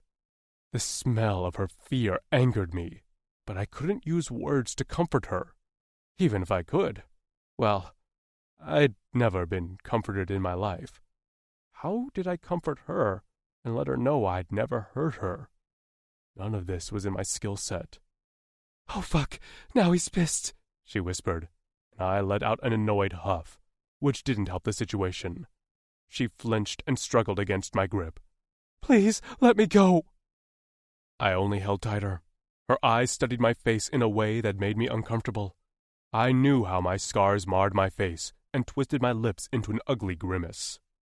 I'd never been self-conscious about them until now. In fact, my scars were a great deterrent to prevent unnecessary socialization. But now, I found myself, for the first time, not wanting to be ugly. I wasn't sure what she saw in my expression, and just when I was about to shove her away, her muscles went slack in my grip. I hoped that meant her decision to leave was waning. I didn't want to have to fight her, but I'd tie her to me, kicking and screaming before I let her endanger herself alone. The Wutarks would be searching for her, and if they didn't catch her, there were numerous other beings on this planet that would eat her for a meal. I released my grip on her, and she let her hands fall limply to her side. I turned to pick up my pack from the ground, and that moment of distraction was all she needed. She took off like laser fire, bolting into the dense undergrowth faster than I thought humans could run. "Flack!" I roared, and took off after her. She was quick and weaved back and forth like a bilquette to avoid my grasp and slow me down. Her lithe form cut through the brush faster than my bulk, and I was impressed she had managed to put some distance between us.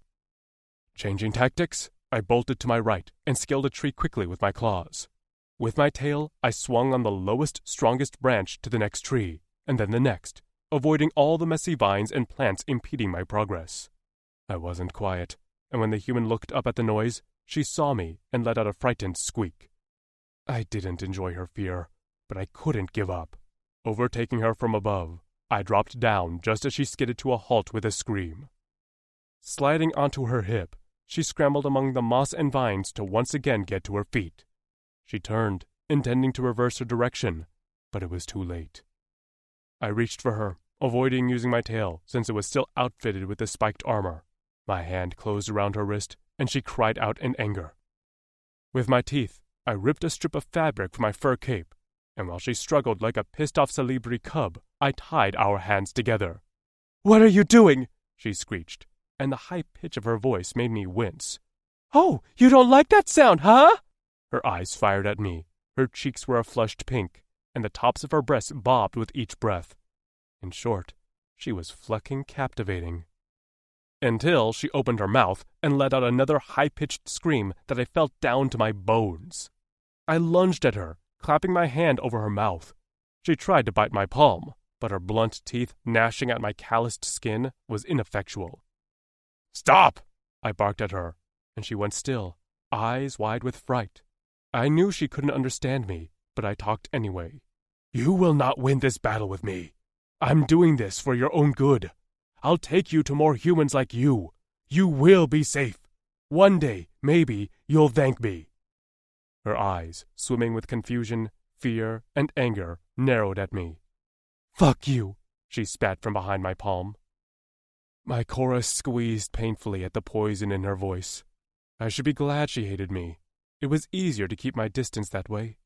Yet her hatred rankled. I was not a hero, and yet for her, I wanted to be. Tasha. This fucker. He tied us together. With a dirty strip of fur, my right wrist was lashed to his left, rendering me even weaker because I was right-handed. I could barely even hold a fork properly with my left. I debated struggling further, just to see how far I could push him.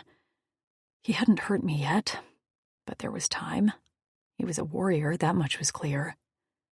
I'd seen the blades in his arms, his fangs, and that spiked armored tail that waved behind us as we walked, menacingly like a scorpion tail waiting to strike. I sneered at it from over my shoulder and trudged on. I had to take 2 strides to equal one of his, but I didn't complain at the pace. He'd already showed me he could manhandle me easily, and I wanted to hang on to what dignity I had left. Soon, though, my stomach began to growl.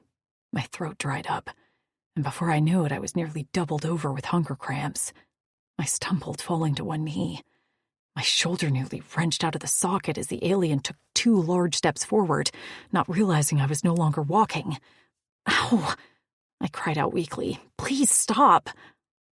He turned and stared down at me with an unreadable expression. I hated to have to ask him for anything, but I was going to be a corpse tied to his wrist soon. I mimicked drinking and eating. "Qua," I murmured, using the word that the Eldani had for water. Well, it was a form of water, a little vinegary and kind of thick, but it was this planet's form of water. At the sound of the word, his body jerked, and he crouched down, his bulk nearly blotting out the sun. "Qua?" he whispered. I nodded. "Qua, please?" He drew a crudely sewn cloth pack off his back and dug around in it until he pulled out a canteen. I snatched it out of his hand, ripped off the stopper, and downed a few gulps. The liquid did wonders to soothe my parched throat and fill my stomach. So good. I swiped the back of my mouth and reluctantly extended my arm to hand him the canteen pack. He wasn't paying attention to me. On a large purple leaf, he'd laid out an array of food. Some sort of hard bread, nuts, and some dried fruits, as well as some brown strips that looked like jerky. He mimicked eating by pressing his pinched fingers together near his mouth and pushed the leaf in front of me. "I can eat this?" I asked. He didn't answer me, because of course he didn't. He only watched me patiently before taking one strip of brown jerky and shoving it into the corner of his mouth. He chewed on it and continued to stare at me. Starving, my stomach still cramping, I forced myself to eat slow. First, the dried fruits, which were both sweet and tart. Then some nuts that reminded me of dried soybeans, and the flavorful jerky. While in the Uldani's possession, I'd only been fed a tasteless gruel. The girls and I tried to eat what we could, but we were limited in what plants we ate, as we didn't know what was edible and what would kill us. Soon the leaf was empty, my belly was full, and I could barely believe that this alien had actually fed me from his own food stores. I rubbed my mouth, worried I had crumbs all over my face. I'd sort of eaten in a trance. "Thank you," I whispered, He didn't answer, only ripped up the leaf and stood. I had no choice but to stand with him. And then we were walking again. I watched him closer this time as we walked. His pants were a dark leather, and a clasp above his tail worked like a backward belt.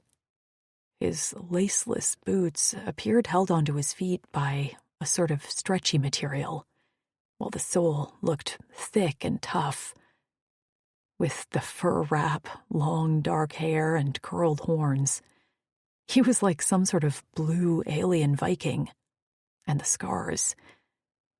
This alien had seen battle. He caught me looking at him out of the corner of his eye and sneered at me while jerking our tied hands. I stumbled and glared at him before focusing on where I walked.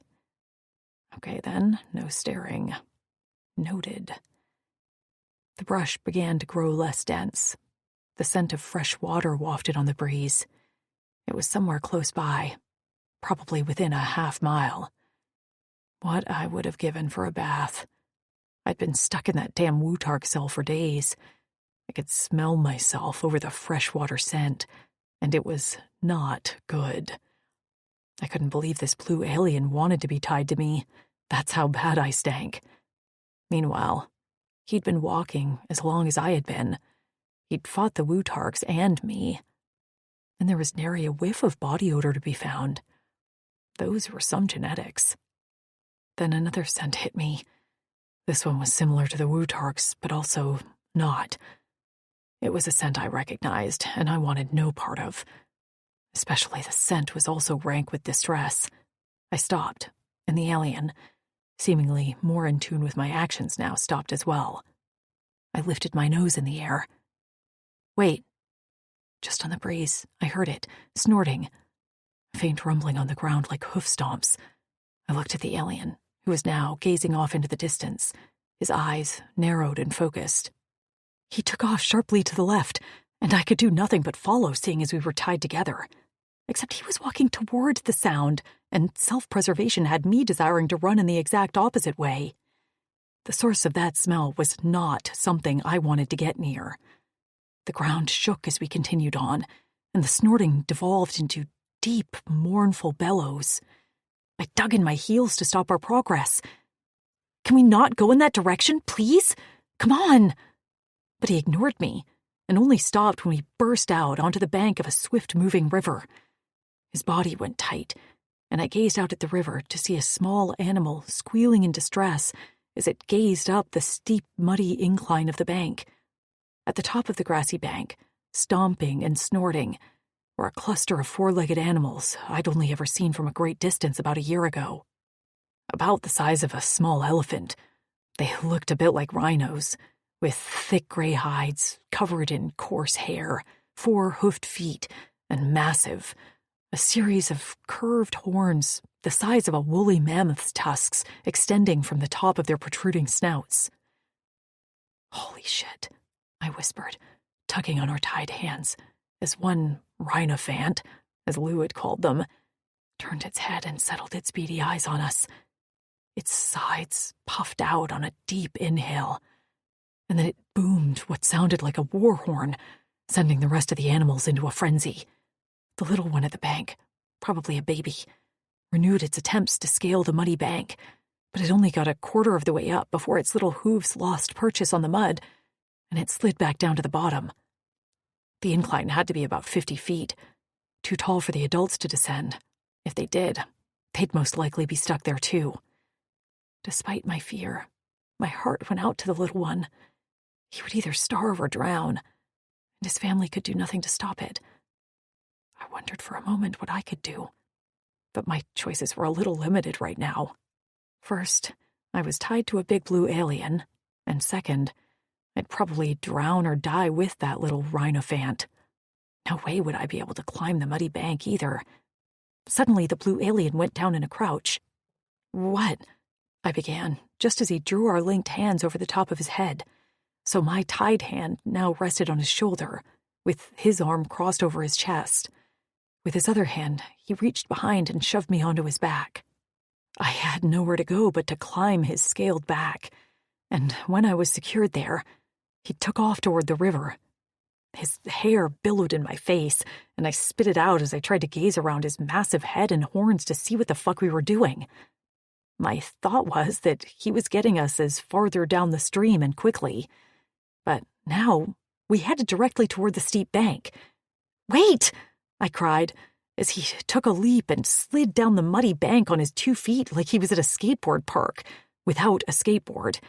We hit the edge of the river with a splash, and I ducked my head as the cool water dappled my skin. He muttered a few grunted words, and then surprised me for a second time by entering the river. Just stepping right in, zero hesitation. The stream moved fast, like whitewater speed, and further downstream white foam splashed angrily against jutting rocks. "Wait, do you know how deep this is?" I panicked, clinging to him now in terror. While our hands were tied, I knew if he wavered or stumbled, I'd end up taking him down with me. But his steps were slow and steady. He didn't stumble once, not even as the water swirled up around his thick thighs, then his waist. Soon I was wet from the waist down, and the swiftness of the water tore at my clothes. I held on with all my strength as we crossed the river, which was about half a football field.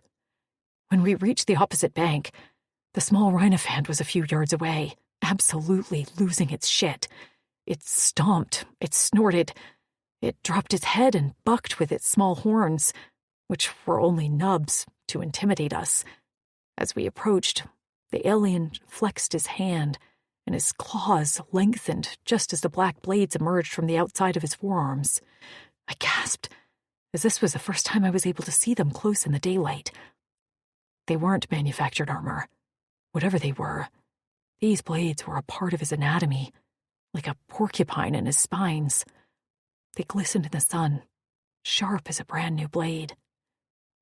And then I realized what the alien must be doing. He was going to use this rhinophant for food. Just slaughter it in front of its family. I could tell these were intelligent animals, and somewhere up there was likely the little one's mom and dad, and oh my God, I was on the back of a monster. I began to kick and fight, struggling to dislodge myself from his back. "Do not kill it, you bastard! Do not kill it! I'll go hungry before I eat that thing. I'm serious. I'll go on a fucking hunger strike. You can't make me, and if you force it down my throat, I'll throw up on you. I swear to God, don't test me, asshole." But my struggles were completely ineffective. The alien held me tighter, and when he snatched the creature off the ground, I let out a long wail and closed my eyes. Except the sound of blades cutting into flesh never came. There was no death squeal, and no smell of blood. I opened my eyes to find the alien's head turned to look at me over his shoulder. Clutched in his non-tied hand was the baby rhinophant, who was now much more calm, likely out of fright. On the bank, the rest of the animals continued to stomp and snort in a frenzy, angered at the blue alien's action. "What?" I began, just as he tucked the animal, about the size of a corgi, under his arm, crossed over his chest. The rhinophant let out a little squeak, but then went still, as if resigned to his fate. "Please," I whispered, "let's just let him go." I expected the alien to turn around and cross the stream again. Maybe at least he was decent enough not to kill the baby in front of its family. But then he turned and gazed up the muddy bank to the rhinophants on the shore. The largest one tossed his head, gaze focusing on the blue alien, and let out one snorted horn blast. The rest of the animals around him fell silent. And the blue alien, to my absolute shock, began to climb the bank. Chapter 5. Lou Kent. The bank was steeper than I thought. My thighs ached with the effort of carrying the female on my back while also holding onto the baby rhiscus. At the top of the incline, the alpha rhiscus, the eldest female of the herd, watched me carefully. The rhiscus of Corin were a non-meat-eating animal who only harmed other animals in self-defense. Their fight skills were formidable, and I'd been on the receiving end once or twice of their horns. I had the scars to prove it. However, they were a vital part of the ecosystem here on Corin. They were only to be killed if it was the last resort, a decree from Daz, and one I agreed with. They spread plant seeds in their dung and provided a food source for briggers in the insects that nested in their coarse fur. Even now, I could see various species of winged briggers waiting in the trees for a chance to ride on the back of a rhiscus and feast. This was an old herd. I recognized the alpha female, and since they mated for life and only procreated once every few cycles, leaving behind a young one to die was not acceptable. The human huffed at my back, clearly confused, but she'd at least fallen silent instead of screeching at me. I understood why she was worried that I'd kill the animal. I had extended the machetes in my arms to help dig into the muddy bank as I scaled the steep incline. It took longer than I would have liked, but at least the two beings I carried didn't fight me on the way. When I reached the top, panting and sore, I swayed and dropped to one knee so I didn't topple over and crush the female. She didn't let go of my back, and I slowly loosened my arm until the rhiscus calf dropped to the ground. Squealing, it careened into the herd, disappearing to find its mother. I expected the human to drop off my back, but instead she held on tighter, her warm thighs around my waist and her quick breaths in my ear. I stayed where I was to catch my breath and slowly retracted my machetes to show the rhiscus alpha that I wasn't a threat. She stepped forward and snorted, and I remained crouched. Rhiscus were intelligent enough to understand my actions. While we were mostly on friendly terms now with them, that hadn't been the case when we'd first arrived on the planet. We'd assumed they were like a larger version of the pivers on Taurin, a species who wanted nothing more than to eat us. The rhiscus female, scarred with a chipped second horn on her snout, stomped once and bowed her head. "You're welcome," I murmured. Her gray eyes blinked at me, and then she let out a short horn blast before turning on her hoofed back feet and directing the herd to carry on. I dropped one fist into the moist dirt and let out a long breath. That had been a gamble, as some herds were led by young alpha rhiscus who were not quite experienced enough to understand our actions. They could have easily attacked when I reached the top of the bank. Luckily, I'd managed to come across a herd with a seasoned alpha who had accepted my help. The herd was soon out of sight in the heavy forest, and still the human didn't make a move to drop from my back. Her hand on my shoulder tightened, her blunt fingers squeezing my scales before she whispered in a soft voice, "He saved the baby. He actually saved the baby." I reached back, intending to pat her thigh, but when my hand came into contact with her leg through the thin layer of her pants, I wasn't able to pull away. I rested my palm on her thigh, wondering what her smooth skin felt like beneath. Sure, I'd been in contact with her, but all our physical touches had been ones of aggression. For the first time, she allowed me to touch her without cringing or pulling away. Her hair brushed my back along one of my scars, where the nerves were dead and unfeeling. I closed my eyes, wishing I could feel her hair across my face, my chest, my stomach. My eyes shot open, and I growled to myself in frustration. She jerked, probably surprised by the sound, and I patted her thigh, withdrawing my hand quickly. She got the hint and slid off my back. I brought our tied hands down to my side and then rose to my feet. I took a step, but felt resistance. Turning around, I opened my mouth to bark something at her, but the words dried up in my throat. Her eyes were narrowed slightly, and her head tilted. She studied me in that quiet way she had, like she wanted to crack open my skull and dig around to see what was inside. I didn't desire anyone to view the contents of my mind, but the way she looked at me made me wonder, if only for a brief moment, if she could accept what I was. Then I pushed that thought aside because that wasn't this life for me.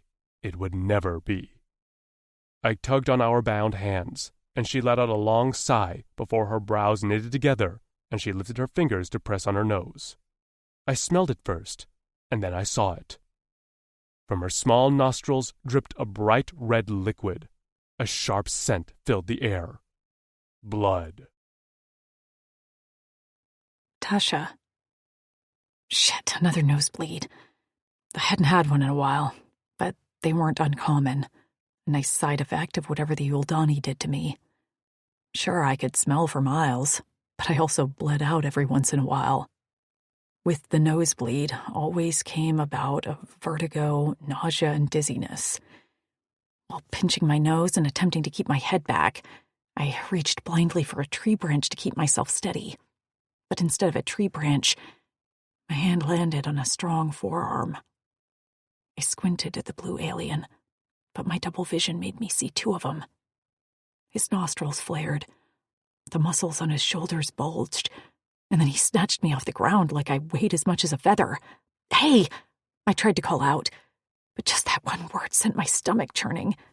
He ran like a bat out of hell, and I closed my eyes, barely managing to hold on to the contents of my stomach as he bobbed and weaved between the trees.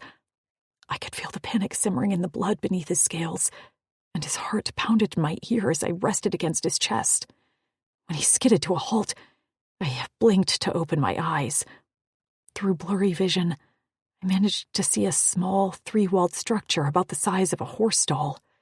Inside, he laid me down on a fur that smelled a little moldy. I coughed, sending blood splattering onto my arm, and he let out a roar of rage. "It's okay," I tried to say, but the words came out nasally and not very convincing. He wasn't listening anyway. Digging inside a dilapidated crate, he tugged out a piece of fabric and held it to my nose. Then he did, well, just about the oddest thing. Cradling my head in the crook of his elbow, he applied pressure to the bridge of my nose. Then, while tremors vibrated his body, he rocked me slightly while making a ch-ch-ch-ch-ch sound that reminded me of a verbalized purring. He was trying to calm me. I hadn't been touched with kindness since I last saw my girls. And even then, I wasn't one for physical touch like Lou and Maisie were. Trix was my closest friend, and she couldn't be touched. I stared up at him as the vertigo faded, and my stomach finally stopped protesting. I gently pushed his hand off my nose and dabbed at the blood on my upper lip. "I'm okay now." He shook his head frantically in a human gesture that surprised me. He'd never reacted to my words before. He barked out a word, panic dripping from each syllable. "I'm okay," I said again, watching his reaction. I hadn't missed the translator implant behind his ear, but I just assumed he couldn't understand my language, just like I couldn't understand his. "I get nosebleeds every once in a while." He exhaled roughly, and his muscles went lax. With one clawed finger, he prodded at the tip of my nose. Finally, he removed his arm from behind my neck and laid me gently on the fur. It was the closest to a bed I'd slept on in longer than I could remember. There was some padding beneath the fur, and I pressed down to savor the softness. Sure, the fur was musty, but it was soft, and I didn't smell like a peach either. The alien draped a fur over me, and then sat back, our tied hands resting on his leg. With his free hand, he rummaged in his pack and brought out more food. Opening my palm, he placed a handful of dried berries and nuts inside.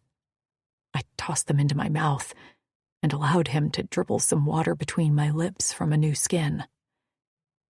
I watched him the whole time, my mind unable to settle. I'd been wrong about this alien, hadn't I? He was rough, scarred, and only spoke in harsh, guttural tones with minimal words. But he had saved that baby rhinophant, and my nosebleed had sent him into a frenzy like a concerned mother. He ate himself now, staring at the ground between his feet where he sat with bent knees beside my bed. "Can you understand me?" I whispered. His movements stilled. That was really all the answer I needed. "What's your name?" He still didn't look at me, but his ears twitched, and the row of gold rings pierced through the lobes clinked. Ooh, Kent. I assumed the ooh meant I'm or something. Kent? Finally, his head turned to me, and there was a long pause before he nodded once. My stomach bubbled with excitement. If he understood me, that meant he'd seen humans before. I'm Tasha, I said quickly. So you've met humans before? Another slow nod. Hope flared in my chest. That had to be my friends, right? Maybe more of his kind rescued them and they were safe like me. Will you take me to them? He answered in his language before growling low to himself and nodding once. He then gazed out of the small structure and I followed his gaze. The sun was setting, and now that I was laying down, fatigue weakened my muscles. I hadn't had a remotely peaceful sleep in longer than I could remember, probably since I'd been with my girls. In the Wutark cell, I'd woken up at every little sound and scuffle, convinced they were going to drag me out of my cell in the middle of the night to shove me off a cliff to my death. Had taking me to humans been this alien's plan all along? He'd saved me, hadn't hurt me. And while I had hated him for tying us together, maybe this was his way to keep me safe. You're not so bad, are you? I whispered. The muscles of his back flinched, but other than that, he didn't react. I tried to keep my eyes open as my mind whirled with more questions to ask him, but settled in the soft fur. Sleep won out. At one point, I felt my body being jostled as something warm settled behind me. My head was propped up onto something soft, and I snuggled into what felt like a big pillow. I smacked my lips, thinking that Kent had draped another fur over me. "Thank you," I murmured, before sleep took me under again.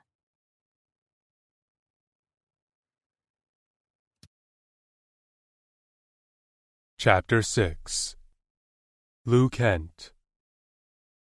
Sleep did not come easily for me. I lay behind the female, Tasha, with her head propped up on my arm, our tied hands in front of her, fingers touching. When I first noticed her nose bleeding, I thought she was hurt, possibly dying. Humans were small, and I assumed they couldn't lose much blood without also losing their lives, but she hadn't seemed worried despite my sheer panic. I stared at the opposite wall of the crude huts we referred to as chucks. They dotted communal territory, and it was one of the jobs of the lone Howl Clavas to keep them stocked with supplies, so those on patrol had places to rest and replenish our supplies. I hadn't planned to bring her to one, but I hadn't known what to do as she lay woozy and bleeding in my arms. Thank Fatas she was okay. Still, I couldn't stop peeking at her, concerned her nose or another orifice would start bleeding again. Yet she slept on, and sometimes her lips moved soundlessly. I couldn't forget the way she'd said the shortened version of my name. I'd never really enjoyed hearing my name. It was given to me by my father, so when she'd uttered it as Kent, I felt renewed. Yes, I was Kent now, and I'd do anything for this human named Tasha. "You're not so bad, are you?" Her words repeated on a loop in my brain. Did that mean I'd gained her trust? She seemed less scared of me now, and even tolerated sleeping next to me. In fact, she slept soundly now. She twitched in her sleep occasionally, and each time her plump backside rubbed against my groin. I'd been through a lot of struggles in my life that involved endurance through pain or fatigue, but nothing compared to resisting the warm female snuggled up against my hard cock. As Drixonian's warriors, our libidos died when our females were all killed in a swiftly spreading virus. While most warriors were still given education about mating from the elder males who survived the virus, I was not included in those lessons. My knowledge was mostly gleaned from what I overheard from the privileged Drixonians, but no one had ever told me that my hard cock would be painful, that it would feel like a spike in my pants while the swollen skin of my balls stretched tight. I didn't know how to relieve the pressure other than Tasha's cunt, but that would never happen. I shifted uncomfortably and let out a small groan. Would this go away? Could I die from this? The desire didn't fade, and I began to think about things that weren't Tasha. The Wutarks and their awful smell, Vin's snoring, the recent battle on planet Torin I'd attended to help our Kaluma allies. While my cock still ached, I was able to ignore it, and I finally drifted off into a fitful sleep. Movement woke me, and I opened my eyes, already alert, to find Tasha sitting up in bed, staring at my groin, where my cock throbbed painfully. She trembled, every inch of her, and the stench of her fear made me wrinkle my nose. Unsure what to do, I remained motionless, worried that one twitch would send her into a terrified panic. She swallowed, and a drop of clear liquid slipped down the side of her throat. I remembered humans did something called sweating when they were physically exerting themselves, and it smelled salty. But this sweat had another scent layer. It was her fear. I couldn't understand why she was scared of the bulge in my pants. It was harmless to her. In fact, I was the one who suffered. Annoyed, in pain, and eager to get away from her, I flicked open a claw and slashed at our bindings, before slipping off the fur and moving as far away from her as I dared. Separated her for the first time, able to breathe in fresh air as I stood outside the small chuck, my cock finally took pity on me and began to soften. Movements came from behind me, and Tasha called out a wary, "Kent?" I turned, and without looking her in the eye, I mimicked eating. Tired of the jerky and dried nuts, I wanted to catch us a proper meal we could cook over a fire. She'd chosen to trust me, and so now it was my turn to trust her. She nodded, still watching me carefully, and I turned on a heel and took off into the forest. It wasn't long before I managed to snag a bilquet with a spear I fashioned. The whole time, I wondered if Tasha would be there when I returned. If not, I'd be able to track her down. She wouldn't have been able to cover that much ground that quickly, but it would have only delayed us reaching base camp. When I returned to the chuck with the carcass over my shoulder, I did so with loud steps, wanting to announce my arrival so as not to surprise her, if she had chosen to remain. My kora pounded, and I sent up a quick prayer to Fatas. When I walked inside, Tasha sat on the bedding with her legs crossed, hands on her knees, much calmer than she'd been this morning. The fur tie on her wrist remained. I noticed she hadn't tried to remove it. After starting a quick fire, I cooked the bilquet and then picked the choicest meat for Tasha. "Thank you," she said, offering a small smile. Whatever had spooked her this morning must have abated, because she sat beside me without tremors or nerves. In fact, she ate heartily, the juices of the bilquet dripping off her chin, which made her let out a tinkling laugh. My cock took notice of that, and I was ready to curse my entire existence. Maybe, when we reached base camp, I'd send her off with another warrior. This temptation of her hurt too much. But the thought of another warrior not understanding how precious she was, and somehow letting her down so she got hurt or worse, well, that was worse than an aching cock, that was for sure. No, I'd see this to the end. I was a Drixonian warrior after all. I could endure. All my life, all I'd done was endure. I didn't tie her to me again. I hadn't liked doing it in the first place, but it had been for her own safety. She walked beside me quietly, although I could tell the ground we had to cover was taking its toll on her. Soon we'd reach the place where I'd stored my bike, and then she'd be able to get rest. Her footsteps were nearly silent, and she constantly scanned her surroundings with her nose in the air, which made me very curious about where she came from and how long she'd been on this planet. She clearly had some survival instincts. We were in a remote area I rarely traveled, but this route was necessary to avoid the Wutarks and terrain that would be too difficult for us to manage. And because she had been so docile since that morning, I let my guard down. So when Tasha stopped suddenly, I kept walking, assuming she'd catch up to me. But instead, a strangled cry erupted from her throat before she bolted to her left. Fleck! I took off after her, surprised at how fast and agile she was. I'd catch her eventually, but this was taking too damn long. Another few paces, and I was on her heels. I reached my hand out and was about to close my fingers around her shoulder when she dropped to a skid on her knees. Nearly tripping over her, I jumped to avoid crashing into her and landed on my feet. Bracing my hands on my knees, I bent over to take a moment to suppress my irritation. Slowly rising, I turned, intended to let her have it even if she couldn't understand me. But the words died in my throat as I took in our surroundings. All around us were the burnt remnants of a former camp. The crude square of a building remained, the walls now nothing but ash. Surprised, I knelt down to examine a blackened board. Nothing settled around here. The game was too small, the ground infertile. Sniffles reached my ears, and I glanced down to see Tasha kneeling and holding a piece of polished stone. "Lou," she whispered brokenly. Chapter 7. Tasha. Our home was now nothing but ash. Not only had they stolen us from our beds, but they'd burnt everything. Our one building that had taken half a year between gathering the supplies and the actual construction. The chair I'd sat on had been crushed, and the pieces scattered. I held a marble in my hand, remembering Lou and Maisie's voices as they'd played. The laughter, the bickering. All around us was evidence of the life we'd tried to make. A life that had taken us years in this fucking galaxy.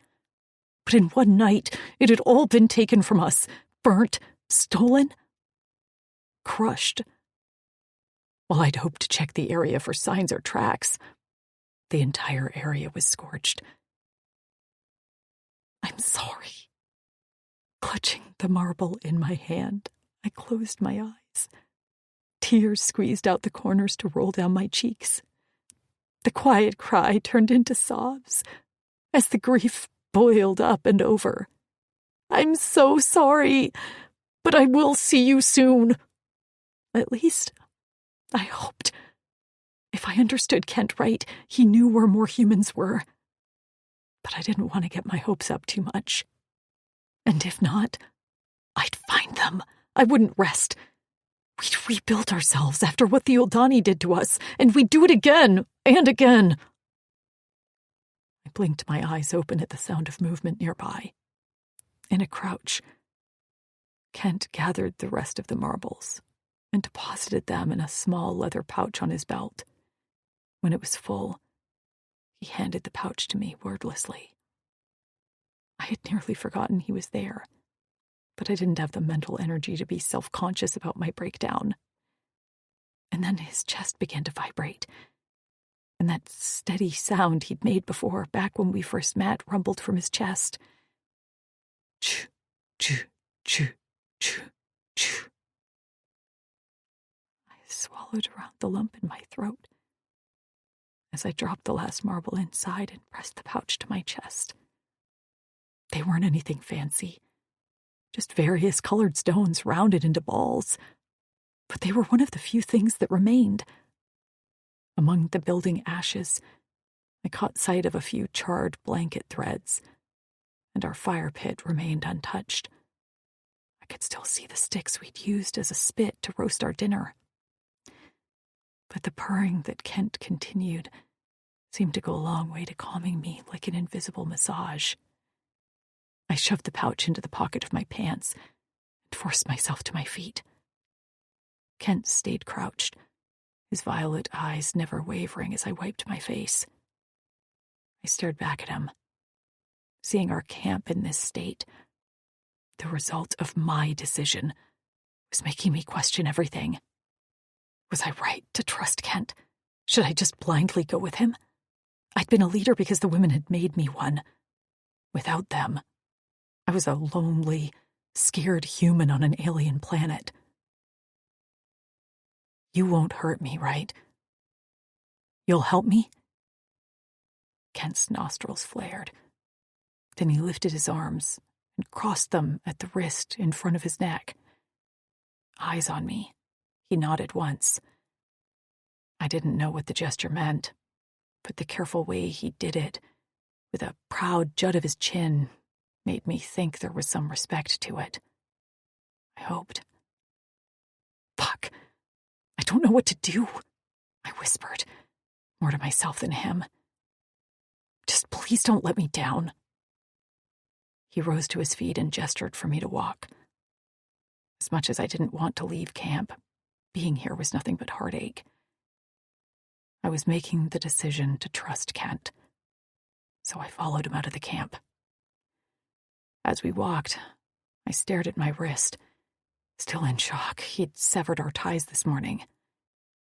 He actually left me this morning, just walked out, without barking at me to stay or tying me to that crude hut.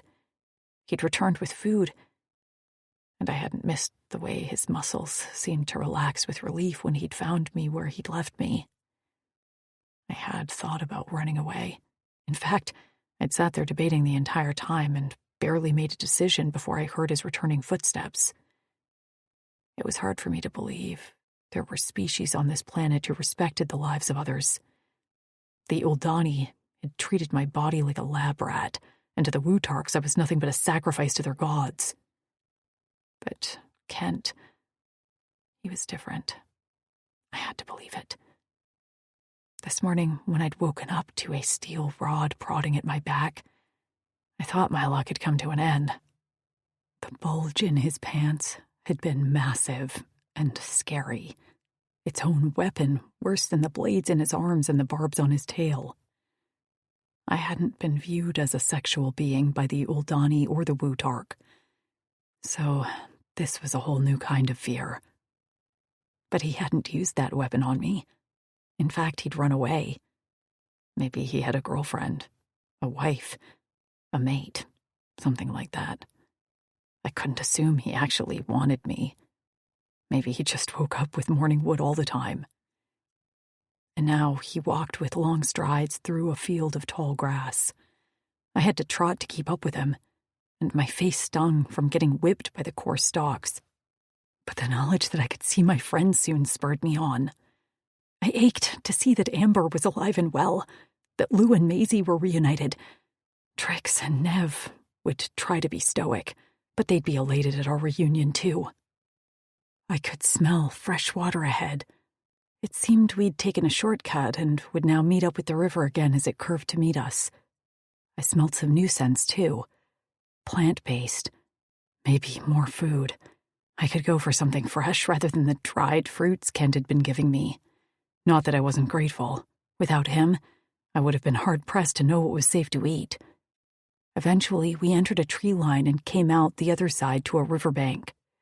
The stream was wider here, but the current moved much slower, rippling slowly over a rocky bed that was calm enough for me to swim through.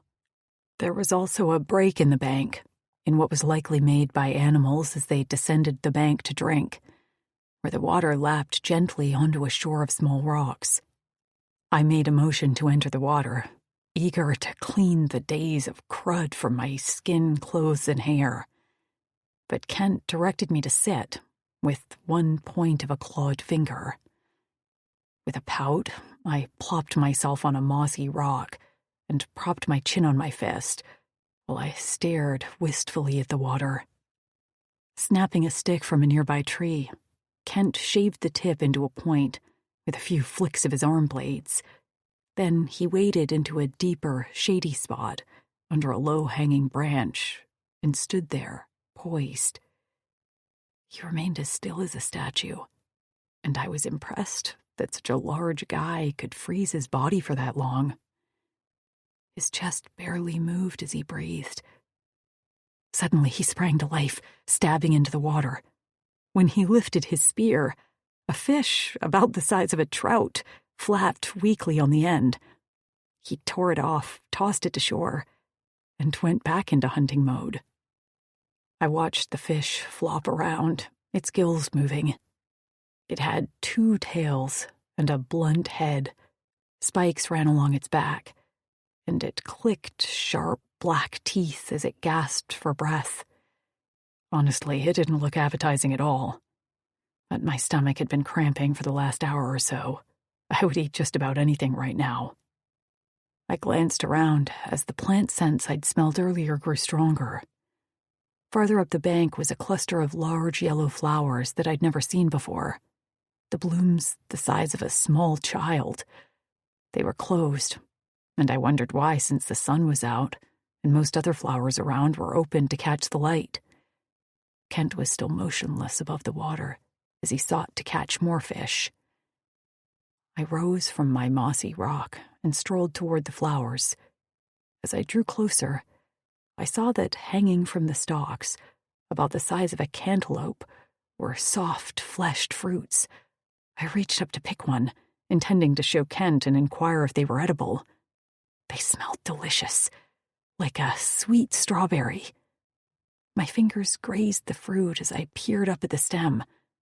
The entire plant shuddered. Alarmed, I went still. The bloom, which had been tightly closed, slowly opened. Mucus strands stretched between the petals as the flower gaped open to reveal a row of white spikes. The black stamen in the center unfurled like a tentacle, glistening with a thick white cream. "Fuck!" I screamed and turned on my heel to run. But there was no way I could outrun this deadly plant. The tentacle curled down in front of me, and the end opened like a mouth. I screamed as it lunged toward my face. Suddenly, a big blue body blocked my view, arms wrapped around me. I gazed up into Kent's face just as a wet smack and crunch rent the air. He jolted, and his jaw clenched as he picked me up and tossed me back toward the shore. I flew through the air and hit the ground, next to 5 dying fish. Before my eyes, Kent transformed. Black spikes emerged not only from his forearms, but along the top of his head, down his back to the base of his tail. But that wasn't what made me gasp. It was a foot-long, bloody gash in his back, pulsing black blood. The mouth of the plant, black with his blood, screeched. Kent let out a roar and slashed with his spikes, severing the plant's stamen. The end sprayed white cream, and Kent brought up one arm to block the stream from hitting his face. Whatever it was, sizzled as it hit his scales. Blisters immediately bubbled across his shoulder and biceps. The stamenless bloom writhed in the air, and the once vibrant yellow petals wilted to an ashy gray. Slumping over, the plant went still, while all the others around it shuddered. I scrambled to my feet, feeling helpless, and glanced around for something to help. His fishing spear lay nearby. I grabbed it as I ran toward Kent, afraid every bloom around him, there had to be a dozen, would open to unleash their venom stamens on him. But the blooms remained still, closed. Kent turned, and I slid to a halt at the expression on his face. Blank. Dull, nearly black eyes. The only sign of his pain was his clenched jaw. He stumbled toward me. "Tush!" he mumbled. "Kent!" I rushed to his side, just as he went down to one knee. His blade slid back under his scales, but the damage was immense. The gaping wound in his back, burnt, warped scales, and bubbles filled with pus. Tears dripped down my cheeks. "I'm so sorry," I sobbed as I clutched at his shoulders. "This is all my fault." Again, I made a shitty decision, and look what happened. Kent shook his head, and I couldn't understand why he wasn't yelling at me. I wanted him to yell at me, to scold me, punish me. "Kent, please, tell me what to do." His hand came up and grazed my cheek before he pitched forward into my arms. His eyes closed. His body went lax, and I lost my shit. Shaking, crying, heart racing, white noise roaring in my ears. I screamed, "No!" I shook him, but his eyes remained closed. Panic overtook me, and I froze, with terror and guilt, unsure what to do in this situation. Kent would know what to do, but Kent wasn't answering. I had only me now, and Kent had only me. I'd relied on him enough, and now it was my turn to do something for him. I tried to think about what Amber and Trix would do in this situation. Careful of his back, I rolled him onto his non-damaged side and checked his breathing. Puffs of air left his lips, and somewhere in his massive chest a heartbeat. He was alive, so now I had a mission: keep him alive. His bulk was massive, and it wasn't easy to drag his dead weight toward the water, but I was fueled by anger over our situation that I'd caused, and sheer determination to pay him back for saving my life. Twice. When I reached the shallow edge of the stream, I laid him gently on the rock. After filling one of his empty skins with water, I set about cleaning his wounds.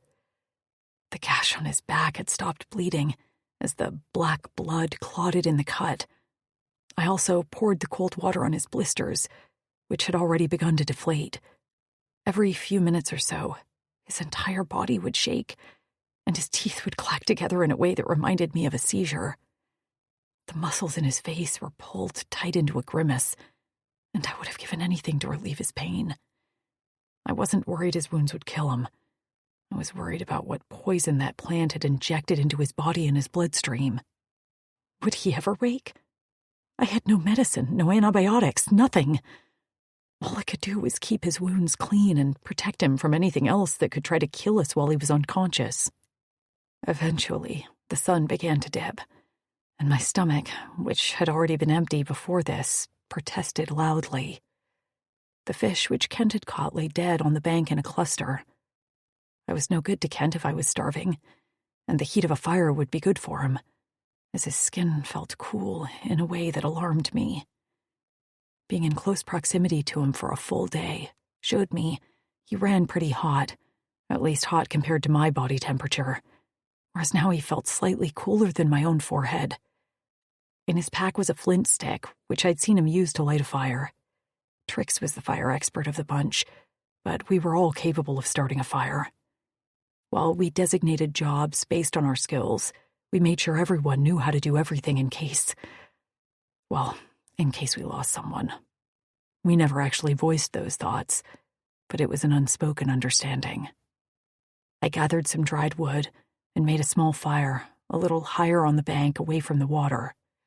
I refused to let the fish that Kent caught go to waste, and when he did wake, I wanted there to be food available immediately. Wary of touching the fish, since apparently touching anything around here was a risk, I used the fishing spear to cook them over the fire, like a row of marshmallows. When the skin curled, crispy and burnt, I poked at the pink flesh. Tasting it, I had to admit the flavor was good, like a sweet salmon. I ate one and wrapped up the rest to save for Kent. I dribbled a few drops of water in his mouth, and he swallowed reflexively a few times before stopping. His breathing seemed to be more even now, and he'd stopped shaking so much. Letting him rest on the bank, I entered the shallow edge of the water to rinse myself off. Dirt and scum sluiced from my body and swirled around me in the water before slowly drifting downstream. My hair was next, and I did my best to finger comb through the tangles. As for my clothes, I rinsed off my shirt and pants and set them on a rock nearby to dry in the sun for the rest of the day. Wearing only a band across my breasts and a pair of panties, I tugged on my boots and returned to Kent's side. I took his large fur and draped it across my shoulders before placing his head in my lap. When I did so, his body shuddered, and I worried I'd caused him pain when I'd moved him. But then he let out a long breath, and the pain lines in his forehead smoothed out. His breathing deepened, his fist unclenched, and he seemed to have fallen into a deep sleep rather than passed out. The fur was large enough to cover both of us, and I curled around him to offer him my body heat. While I'd been tied to him for over a day, I had spent most of that time absolutely terrified of him. And when I'd tried to study him, he'd shown me that he was uncomfortable with my staring. But now I could look all I want. His black hair was a bit of a wild mess, and I picked some leaves out of it. The strands were coated in an oil, and I had noticed, when he'd been in the stream, that his hair didn't really get wet as the water beat it off like on a duck's feathers. When I finger-combed his hair, my fingers brushed a rough patch on the back of his neck, right near his hairline. Pushing his hair to the side, I found a burned brand, a circle with an X through it, about the size of a quarter. I wondered what it meant. His hard scales were covered in a very fine fur, kind of like velvet, which were soft to the touch. But his face was less scaled and more human-like. Laying my palm on his cheek, I ran my thumb over the scar that curled his lips. When I'd first seen him, he'd been a scarred alien that I likened to a monster. A monster I assumed wished me ill, like everything on this planet. But now that I'd seen his kindness, my vision of him had changed. I found him almost handsome, with his high cheekbones, full lips, and deep violet eyes. How I wished to see those eyes now. I wanted to apologize again, to tell him I wouldn't wander away, and to let him see I hadn't left him. I'd stayed, and I intended on it. He shifted in his sleep, letting out another sigh, and curled into me, as if seeking physical touch. He was most vulnerable now, asleep and hurt, and a protective instinct rose in me, similar to how I felt about my friends. Was Kent a friend? His breath warmed my thigh. My stomach clenched, not in a hungry way, but in a way that raised goosebumps on my skin. No, this was crazy. I couldn't even understand him. He wasn't human. But I couldn't deny his actions up until now had more human empathy than many actual humans I'd met. Hell, more than my own mother. He protected me, was capable as hell. And sometime during the brief time we'd been together, made my stomach fill with butterflies. As the sun dropped below the horizon, the fire withered to warm embers that did just enough to heat us. I knew I should stay alert, but I was only human, and even though I tried to keep my eyes open, I found myself nodding off until sleep took me under. Light behind my eyes jolted me awake. I sat up from where I'd been flat on my back on the rock to find Kent still in my lap asleep. The fire had died long ago, leaving only blackened twigs. I rubbed my eyes and reached for the water. After splashing some on my face, I drank a little. The rest I dribbled in Kent's mouth, and he swallowed a mouthful before turning into me. I went still, as our positions had somewhat shifted in the night. His shoulders had slipped between my parted legs. His head rested on one thigh, while his other arm was curled around my lower back, cradling my torso. His face was right there, right where no one had been since I left Earth. And while nothing was necessarily sexy about this situation, his long exhales warmed my sensitive skin through my very thin layer of panties. The butterflies returned, and my stomach clenched again as my mouth went dry. His arm around my back held me immobile, and the way he smelled, the scent of blood was gone.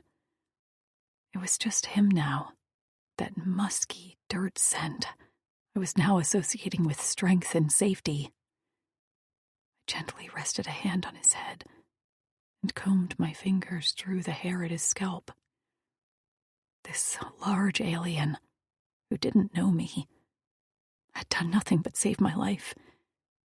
Even when he'd been slashed by that evil plant, his first reaction was to turn to me and check if I was okay. I could still hear the relieved way he'd said my name, as if he'd done his job in protecting me. "Please be okay, Kent," I whispered. "I really want to hear your voice again, even if I don't know the words." I traced the scar on his face, and then peered at his wounds. The one on his back was still angry, and it wept slightly. In a moment, I'd have to dislodge myself from his grip and clean it. The good news was the blisters had burst, and new skin seemed to be growing beneath. He'd be scarred, but the healing relieved me. When my gaze returned to his face after the study of his wounds, my hand hovered above him, as his expression had changed. His face wasn't creased with the pain of the previous day, but something was happening. His eyeballs worked from behind his eyes, and his nostrils flared as he inhaled deeply. "Dash," he murmured. "Nazaru y pecado." I didn't know what the last words meant, but his arm around my back tightened, and his nose brushed my inner thigh before coming to rest on the front of my panties. His breath heated the already hot skin, and I sucked in a breath as his lips parted. "Dash," he said again. My heart pounded as heat raced over my skin. "Kent," I whispered. He didn't wake.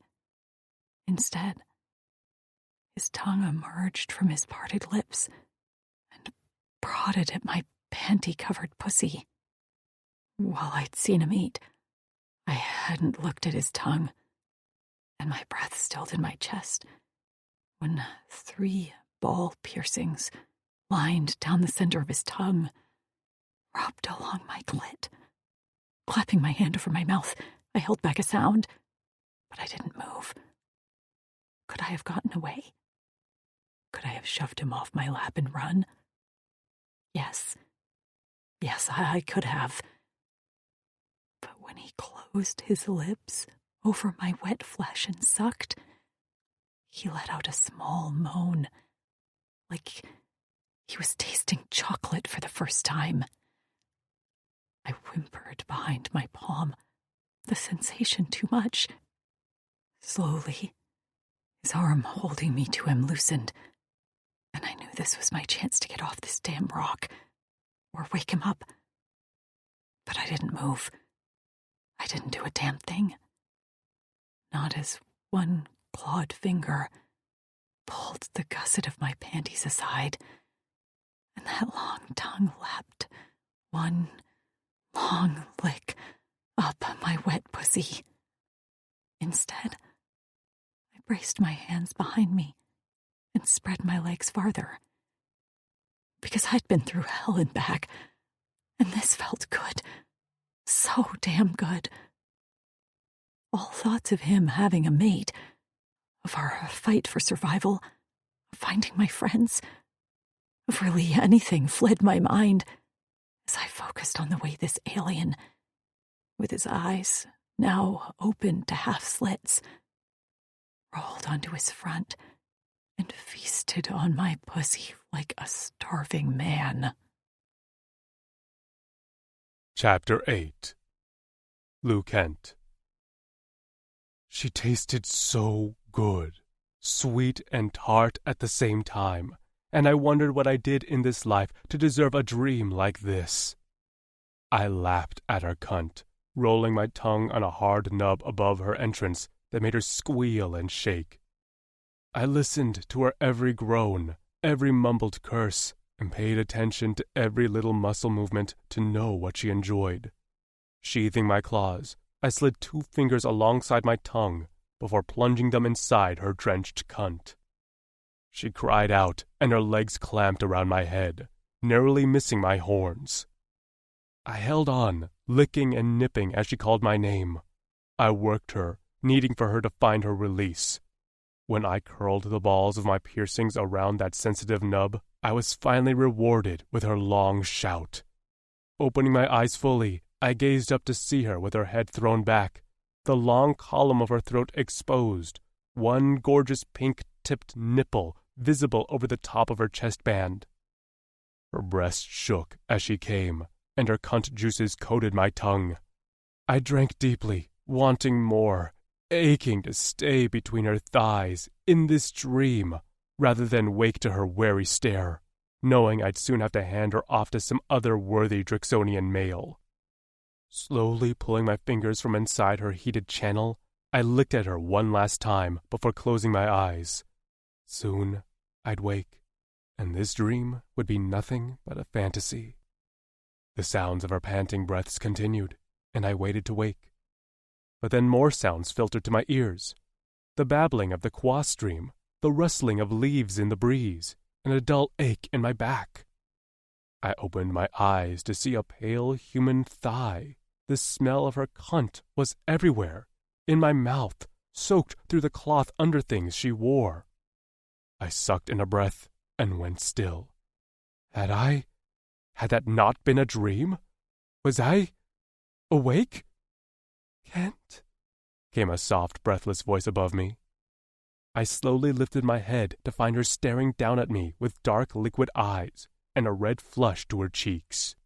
Her brown hair was a wavy mass of tangles around her head, and I watched as a bead of sweat dripped down her neck to flow over the tops of her breasts. I swallowed. It hadn't been a dream. I lurched to my feet as a burning pain seared through my back. I let out a gasp as I fell onto my hip in an effort to get away from Tasha. "Kent!" she cried out, reaching for me. "You're back!" I scrambled on the stones to place some distance between us, falling 2 more times as I sought to get to my feet. "Kent!" she cried again. "Stop!" Her hands grabbed for me, and I put a palm up to ward her off, as well as bringing my tail in front of me as a barrier. She stopped quickly, her forehead wrinkling in confusion. Wearing nothing but small scraps of fabric to cover her breasts and cunt, she stared at me. "You're hurt," she said quietly. "Please, don't be spooked."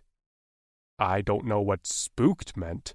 It took every ounce of my strength not to take off running. I'd touched her without asking. She was likely terrified and let me enjoy her body so I wouldn't be angered. "Fleck!" I cursed. She flinched at my shout, and I covered my face, unable to see her, because even now I wanted her more than anything. My cock ached painfully, and my balls felt full to bursting. The crunch of rocks made me open my eyes. Tasha stood with her back to me, pulling on clothes that had been drying on a rock. My gaze fell to my arms, where my scales were healing beneath broken blisters. I drew my tail back behind my body and winced as the scales on my back pulled painfully. I remembered now. We'd been attacked by the Harukan plant. The fruit was delicious, but the plant was so deadly we rarely tried to harvest it. The stamen had whipped me in the back, and I was lucky I wasn't dead. Tasha turned around. The glow of her eyes was gone.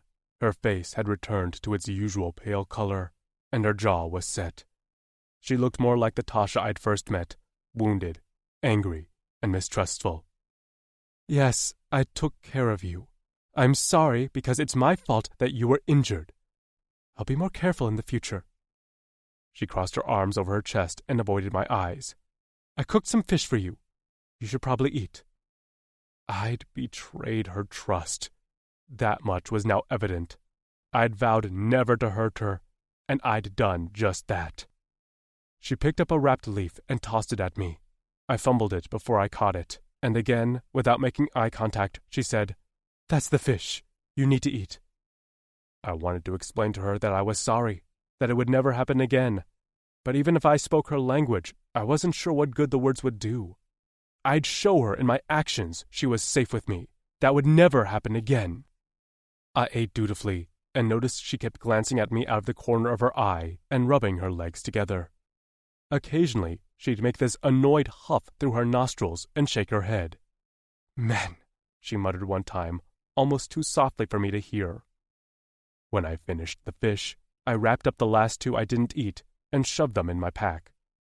The good news was my bike was parked nearby, which meant the last distance we had to travel to camp would be short. The bad news was that we'd be in close proximity to each other on the seat.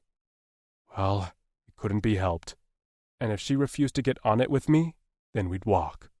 Whatever it took to get her to look at me without anger. Tasha. I wasn't proud of the way I'd reacted that morning with Kent. He was clearly very conflicted about what he did, and I didn't know his customs. I had no idea if he had a mate or what. Was I hurt by how he seemed to regret what had happened, and also now avoided me like I had a very contagious disease? Yes, I was hurt. I was human, after all. A few times as we walked, I tried to brush my arm with his, just to see how he'd react, and every time he jerked away from me like I was going to stab him. Maybe he'd been imagining I was someone else, and that made me sick to my stomach. I hadn't pulled away when I had the chance. I had been just as complicit in what we had done as he was. In fact, maybe I was more guilty. He'd seemed to be asleep, and I'd let him do what he did without waking him up. Shit, I whispered to myself. My mind continued to beat me up until we reached the base of a large tree, the trunk as wide as a small bus. The bottom was covered in a layer of vines, which Kent pushed aside to reveal a large hole in the base. He disappeared inside the hole, and I was about to follow him when he emerged, pushing a large black object. I stared at it, stunned to realize it was a motorcycle. Well, sort of a motorcycle. There were no wheels, but there was a seat and handlebars, and it looked wide enough to seat one Kent-sized alien. He flipped a switch, and the vehicle roared to life before lifting in the air a foot, powered by large round discs on the bottom that expelled air. A hoverbike? I asked. For the first time that day, Kent looked something other than miserable. Not quite happy, but hey, I'd take what I could get. He nodded, his chest puffing out with pride before he hopped astride the vehicle. Then he leaned down and reached out one giant clawed hand for me. We're both getting on that thing? He nodded again. I bet it goes fast, huh? His lips quirked, and I swore he was trying to smile, so I grinned back at him. Okay, let's do this. I grasped his hand and he hauled me onto the seat in front of him. Gently clasping my wrists, he showed me where to hold onto the handlebars. With his hands out wider on the grips, he lifted the bike higher into the air. I let out a little whoop as my hair swirled around us, and then we were off, speeding out of the tree line and into an open field. In the grass below, I spotted a herd of antella running, and I could almost pretend I was on some sort of safari as I ogled the flora and fauna below. The bike was surprisingly smooth, and Kent was a gifted driver, cutting over fields and then weaving in and out of dense forestry. We seemed to be rising in elevation along with the land. The air began to grow a bit cooler, and I couldn't help but snuggle back into Kent. He must have noticed, because a moment later, his fur was draped across my shoulders. I snuggled it around me tighter, content that the fur was warmed already from Kent's body heat, which was back to normal. I worried about the wound on his back, and hoped when we stopped again he'd let me look at it. I'd plead with him. It was only for his health, after all. I'd keep my pervy hands to myself. I hoped, wherever we were going, I didn't have to meet his mate. Or worse, his mom or something. An alien mother-in-law? I shuddered. That would be terrible. I smelled salt water and campfire musky scents similar to Kent's. I also smelled what seemed like food, and my salivary glands activated on instinct at the scent. What I didn't smell was any humans. Maybe this was a type of alien rest stop. It would have places to pee, wash up, and vending machines full of jerky and stale snacks. The trees became less dense, and then we roared out onto an open rock before careening down a ravine. There, standing tall and holding deadly weapons, were a line of aliens who looked a whole lot like Kent. One stood slightly in front with a long, broad sword slung to his back. On his shoulders settled a similar fur, and his torso was corded with muscle. He watched us approach, and I realized the moment the gathered aliens spotted me. They broke formation, shifting closer, their mouths moving. I couldn't make out the sounds over the roar of the bike, but as soon as we touched down and Kent shifted the engine off, they surged forward. After a bark from Big Sword, they reluctantly moved back into position, but a few didn't look happy about it, particularly a shorter, stocky alien with wild eyes and a large ring in his septum. Like Kent, they all had some sort of piercings, mostly in their ears, but a few on their nipples, noses, and lips. They were all scarred, wore fur, and stared at me like I was an alien, because to them, I was. So I stared back, trying my best to remain calm and in control. But when the leader stepped forward, his nubbed brow lowered so far over his eyes in a scowl I could barely see his violet eyes. My instinct had me backing up into Kent's chest. There, I stopped, heart pounding, as the leader continued to advance. His gaze shifted from me to Kent, and then he barked a few words that didn't seem to be welcome or happy to see you. Kent spoke in low, measured tones. I didn't like the look of the gathered aliens. Their expressions shifted quickly from curiosity to a hostility that sent a bolt of fear skittering down my spine. Was this not a safe place? Why would Kent bring me here? Goosebumps broke out all over my skin. Kent had been a safe place for me all this time. So if he wasn't safe, what would I do? Would I run? These guys were twice the size of me and could cut me down with their claws in seconds. They wouldn't even need these fancy massive weapons. Kent, who are these guys? I whispered. Are they friends? I held up my fists. Do we have to fight? Kent shot me a look like I was losing my mind, which was a fair reaction, and spoke a few more words to the leader before gently pulling my hair to the side over my left ear. He turned me slightly to show the leader my translator implant that rested there. One of the aliens turned on his heel and jogged away. I watched him go. I noticed for the first time that this was some sort of settlement on a cliff, similar to the Wutarks. This cliff didn't lead into a valley, but rather a large sea. Stairs carved into the side of the cliff face connected ledges of living spaces. A common area with a fire sat on the largest ledge near the top of the cliff, and the alien returned from a small hut there, carrying a gun-like object. I flinched, until I recognized it for what it was, a translation implant updater. If they were updating my implant, then maybe they wouldn't kill me. He approached me, the one with the nose piercing and crazy eyes, and his lips twisted into a fanged smile. I tried to back up, but there was nowhere to go with Kent's bulk behind me. Still, I didn't like the look in this guy's eye. Was that actually an implant updater? I'd seen a laser gun before, and this wasn't that. Kent reached around me and snatched the updater out of Nosering's hand. He barked a few words at him, and I could have sworn Nosering pouted. But then he held up his palms and backed away a few steps before shooting me another wicked grin. I shuddered. With a sigh, Kent squeezed my shoulder. He met my eyes, his violet ones shimmering in the sunlight. He said a few words, and I got the feeling he was reassuring me. I nodded, still a little scared, and closed my eyes as he raised the implant updater to my ear.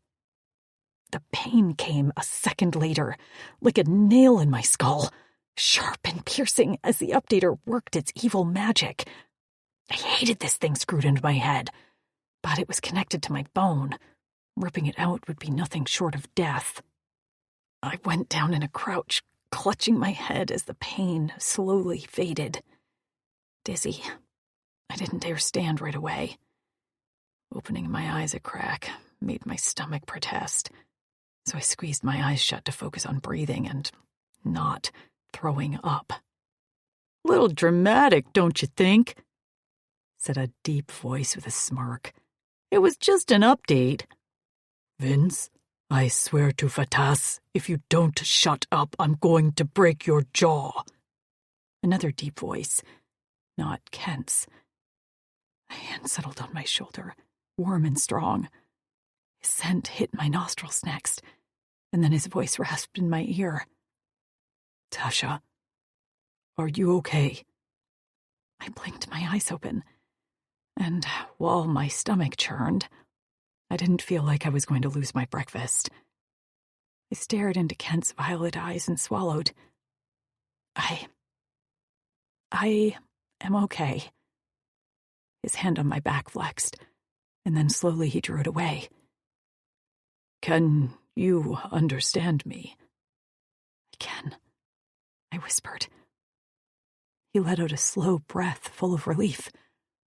"Thank Fatas. Axton, get her some warmer clothes and something to eat." I glanced up to see the leader directing orders. A massive alien stepped forward, even bigger than Kent, with 2 swords strapped to his back. I toppled over as he took a step toward me. "Wait!" "Luke Kent, come with me. Our conversation isn't over." Kent hung his head and then rose to his feet. I scrambled to standing and grasped onto his arm as he dared to take a step away from me. "Wait!" The leader had already begun walking away. He turned and eyed me. "What did you say?" "What?" I was hyperventilating. Fear seized my lungs, and terror froze the words in my throat. I swallowed as I looked helplessly at Kent, who wouldn't meet my eyes. The massive warrior took another step, and I threw out my hand. "Stop!" He stopped so suddenly that his boots connected with a chunk of rock, sending it skipping across the flat rock ground. The sound echoed around us in the silence before the rock went sailing off the cliff. I didn't hear the splash below. "Wait!" I tried again. "Why are you separating me and Kent?" That must have been the wrong thing to say, because the leader's eyes swung to Kent with a ferociousness that nearly made me piss myself. "What did you do?" he said in a low tone that promised violence. I didn't understand. I was missing something here. Maybe this leader was his brother-in-law or something. In fact, where were all the female aliens? "I feel safe with him," I said quickly. "I prefer to stay by his side." The leader kept his gaze on Kent for a long time, before finally returning to me. "My other warriors." "Respectfully, your other warriors are not Kent, who has saved my life twice now," I said, and by the tenseness in Kent's body, I got the impression that interrupting the leader was not a wise choice. "I trust him, and I'm sorry to say, but I trust only him. I don't care if you look like him or not. He's proven himself to me. No one else has." The leader looked like he was barely containing his rage. I shifted my weight from foot to foot and added belatedly, "Sir." The leader's spine snapped straight. "Did she just curse me?" Nose ring. I was pretty sure the leader had called him Vince, snorted. "Nah, that wasn't a curse. Maybe an insult?" "It's a term for someone in a superior position," I answered quickly. The leader continued to hold my gaze, clearly not impressed. "Hey, sir," Vince joked, and I had to assume he was certifiably nuts. The tension was so thick I could barely breathe, and he was acting like this was a day at the park. "I kind of like it, don't you?" "Shut up, Vince," the leader growled. Benz threw up his hands. Fine. Drexel it is. I didn't move from Kent's side, and he remained motionless as well. His chin lifted and jutted out. Finally, the leader let out a long sigh and rubbed his head. Fine. Fleck me. Bring her with you, and she can listen when I tear into you. He turned around, and I didn't like the sound of any of that. Wait! I pulled on Kent's arm when he took a step. Whispering feverishly, I asked, Is he really going to hurt you? We can leave. Your bike is right there. I'm sure we can outrun them. Kent patted my hand before dislodging them from his arm. I grimaced when I noticed that my nails had made crescent-shaped marks in the newly healing scales on his arm. It'll be fine, he said. And I found I liked the way he spoke. I'd always liked his voice, but without understanding the words, I could only focus on the tone. Now my implant translated his words, and I found that they matched his demeanor. Kustol has a reason for being angry. I'm the reason? I squeaked. I can leave then. Please, Kent, you're already injured. He dipped his head. Your care is appreciated, and you're not the reason. He stopped and squinted.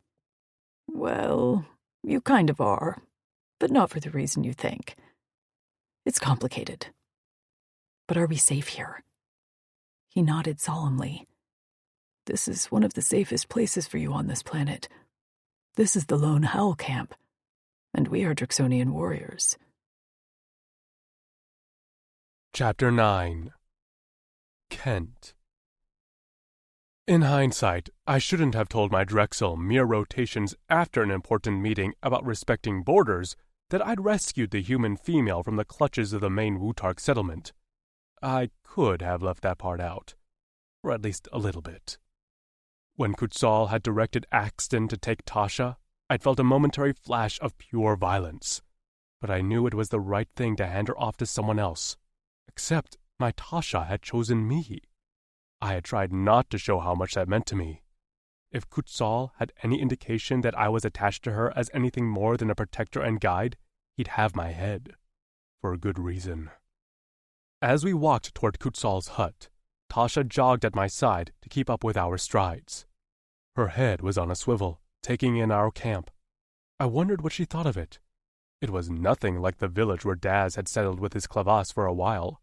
They lived in the restored city of Granite now, and the mated Drixonians resided in the hall, the former home of our all-female council members. None of the huts at our camp were large. They were mainly large enough for one Drixonian warrior, and they were made of stacked mud bricks to withstand the breeze from the churning freshes below. Kutzal's was a little larger, and when we walked inside, he lit a small lamp and then pointed to a bench. I gestured for Tasha to sit on one end, and she did. When I sat on the other, she frowned at me, and then slid closer until our thighs touched.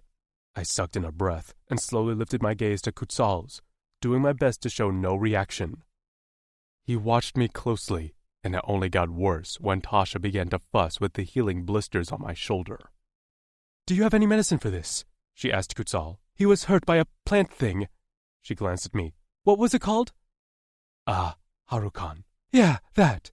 And he has a big gash on his back." He's fine, Kutzal grunted.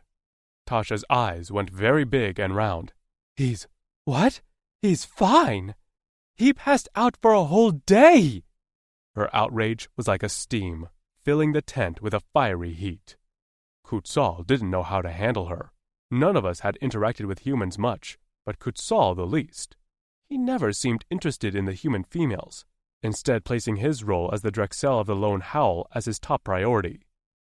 I'd been around a few humans to know many of them were as fiery as her, but none of them had ever been like this on my behalf. "Human," he said in a tone that I knew meant he was about ready to toss her out of the tent. "Tasha," I said quickly. His eyes closed briefly, and his jaw ticked before he corrected himself. "Tasha, are you hurt anywhere?" She shook her head. Then let me be the authority figure on the health of a Drixonian warrior. I can assure you he is fine, and he will heal. If you hadn't noticed, he's been through worse.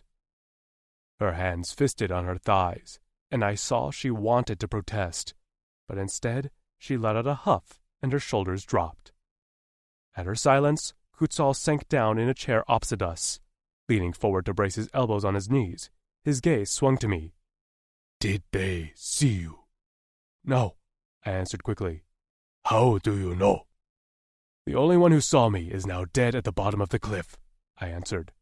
That's true, Tasha quipped. I saw it. She was trying to be helpful, and I appreciated her confirmation of the events, but Kutzal was reaching his level of tolerance. Look, human. Tasha, she said with an exaggerated smile. His eyes narrowed. Tasha. Axton stepped through the doorway with a fur clutched in one hand and 2 bowls of stew in the other. He stepped toward Tasha and deposited the fur on her lap before handing her 1 bowl and me the other. After a nod, he walked out without saying a word. So that's what the smell was, she said to herself as she stirred the meat chunks in the thick broth. Eat, I said, before it gets cold. Is that your way of telling me to stop talking?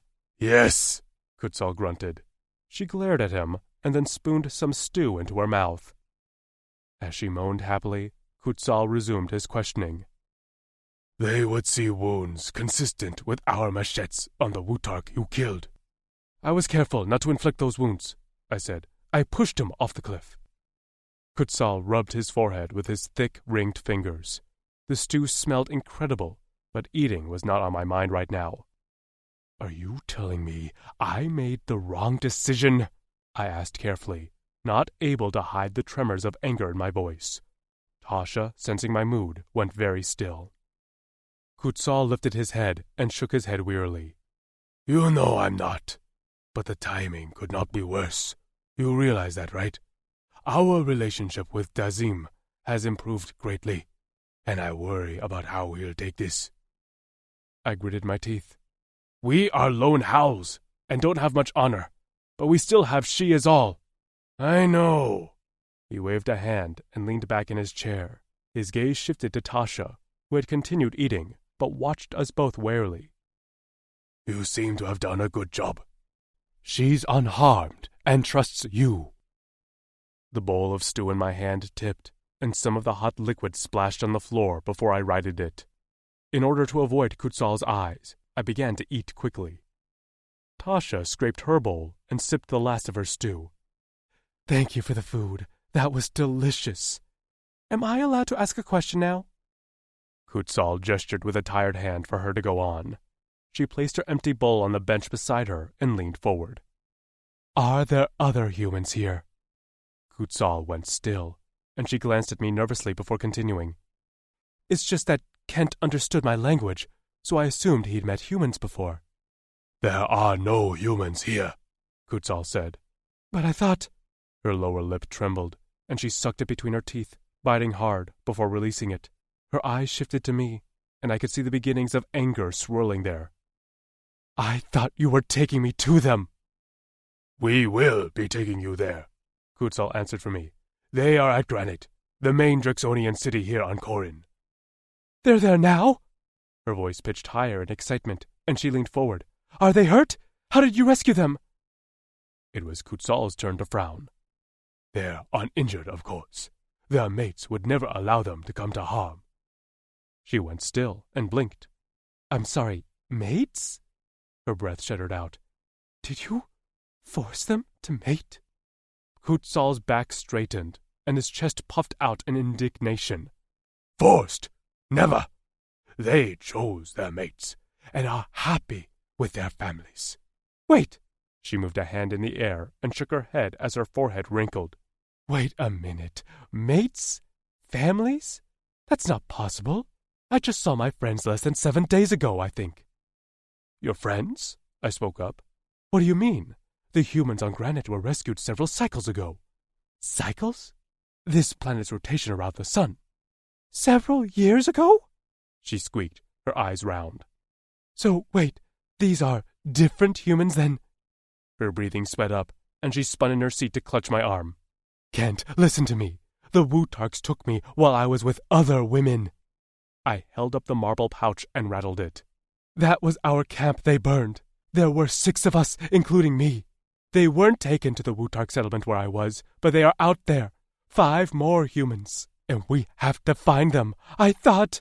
She shook her head as her eyes grew glassy. I thought, or at least I hoped, those were the women you meant. Shit, she whispered, looking at the ceiling of the hut and blinking her eyes rapidly. We have to find them. I met Kutzal's eyes, and he nodded as he stood. I'll contact Daz right away. You'll what? Her voice shook as she rose to her feet and took a step toward my Drexel. Who is Daz? What's going on? Kutzal turned to open his mouth, but this was a question I wanted to answer. I stood next to her and wrapped my fingers around her small wrist. She glanced down at where I held her before looking up at me helplessly. I could see it in her eyes. She was waiting for me to disappoint her. We are Drixonian warriors, I explained, and we live by the creed, she is all. Females are to be protected at all costs, and that includes humans. This camp is only a small portion of the remaining living warriors. Daz is the leader of us all, and as soon as he finds out that other human females like his mate, are here on this planet unprotected, he will find a way to rescue them. As I spoke, her mouth went slack, and when I finished, she stared at me for a long while, before whispering in a voice full of restrained hope. Really? Yes, I answered. Really? She looked to Kutzal for confirmation. He nodded solemnly. But what about now? The longer we wait. We have to be smart about this, Kutzal said. One wrong move, and we put the entire Drixonian race at risk by starting a war with the Wutarks. He leaned forward. You have to understand that we just reached an agreement with the Wutarks to respect each other's boundaries. If they find out we entered their territory uninvited and stole one of their captures, they would not hesitate to seek revenge. The last thing we want is another war. Her gaze dropped to her feet, where she studied the ground while chewing her lip. I see. Daz will organize a team of trackers, Kutzal continued. If they are alive, we will find them. We will take you to Granite, where you can meet the other humans and tell Daz everything you know. That is how you help your friends, I added. Swaying on her feet, she took a wobbly step back and sank down onto the bench. She stared out of the tent's doorway blankly and murmured, Okay, I guess this will have to do. A young warrior named Trapped appeared in the doorway, and his eyes locked on Tasha. What? Kutzal barked. Trapped's gaze swung to him. Her hut is ready, Drexel. Lead the way, Kutzal gestured. I pulled Tasha to her feet, but she was still a little shell-shocked and stumbled a few times. As we left the hut, she leaned into me, giving me her weight, trusting me to hold her up when I could tell she wanted to do nothing but fall.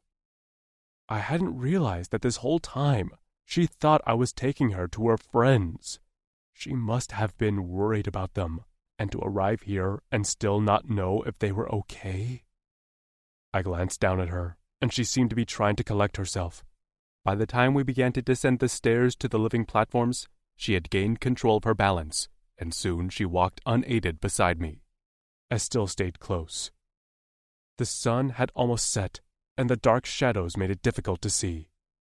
Trapped kept glancing back, and I realized he'd likely only seen a female from a distance. He hadn't seen much battle action as one of the youngest living warriors, but he was an excellent tracker and very gifted at cooking. He'd probably made the stew we just enjoyed. We got her settled into a hut of her own.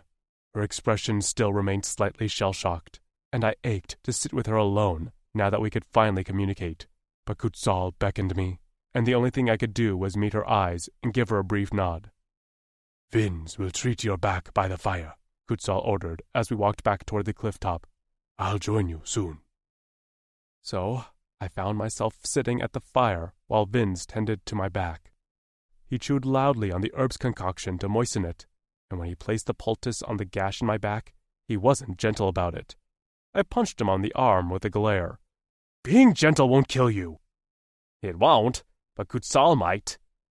I dropped my head in my hands, grunting when Vince pressed on the wound again to pack it. I can handle it. Handle what? The human? The way you look at her like you want to devour her? The way you almost started a war? What can you handle, Lou Kent? How I see it, you're acting a lot like me. He grinned. I'm proud of you. I glowered at him. That's not a compliment. Not meant to be. He slapped me on the back and then scooted away on the log.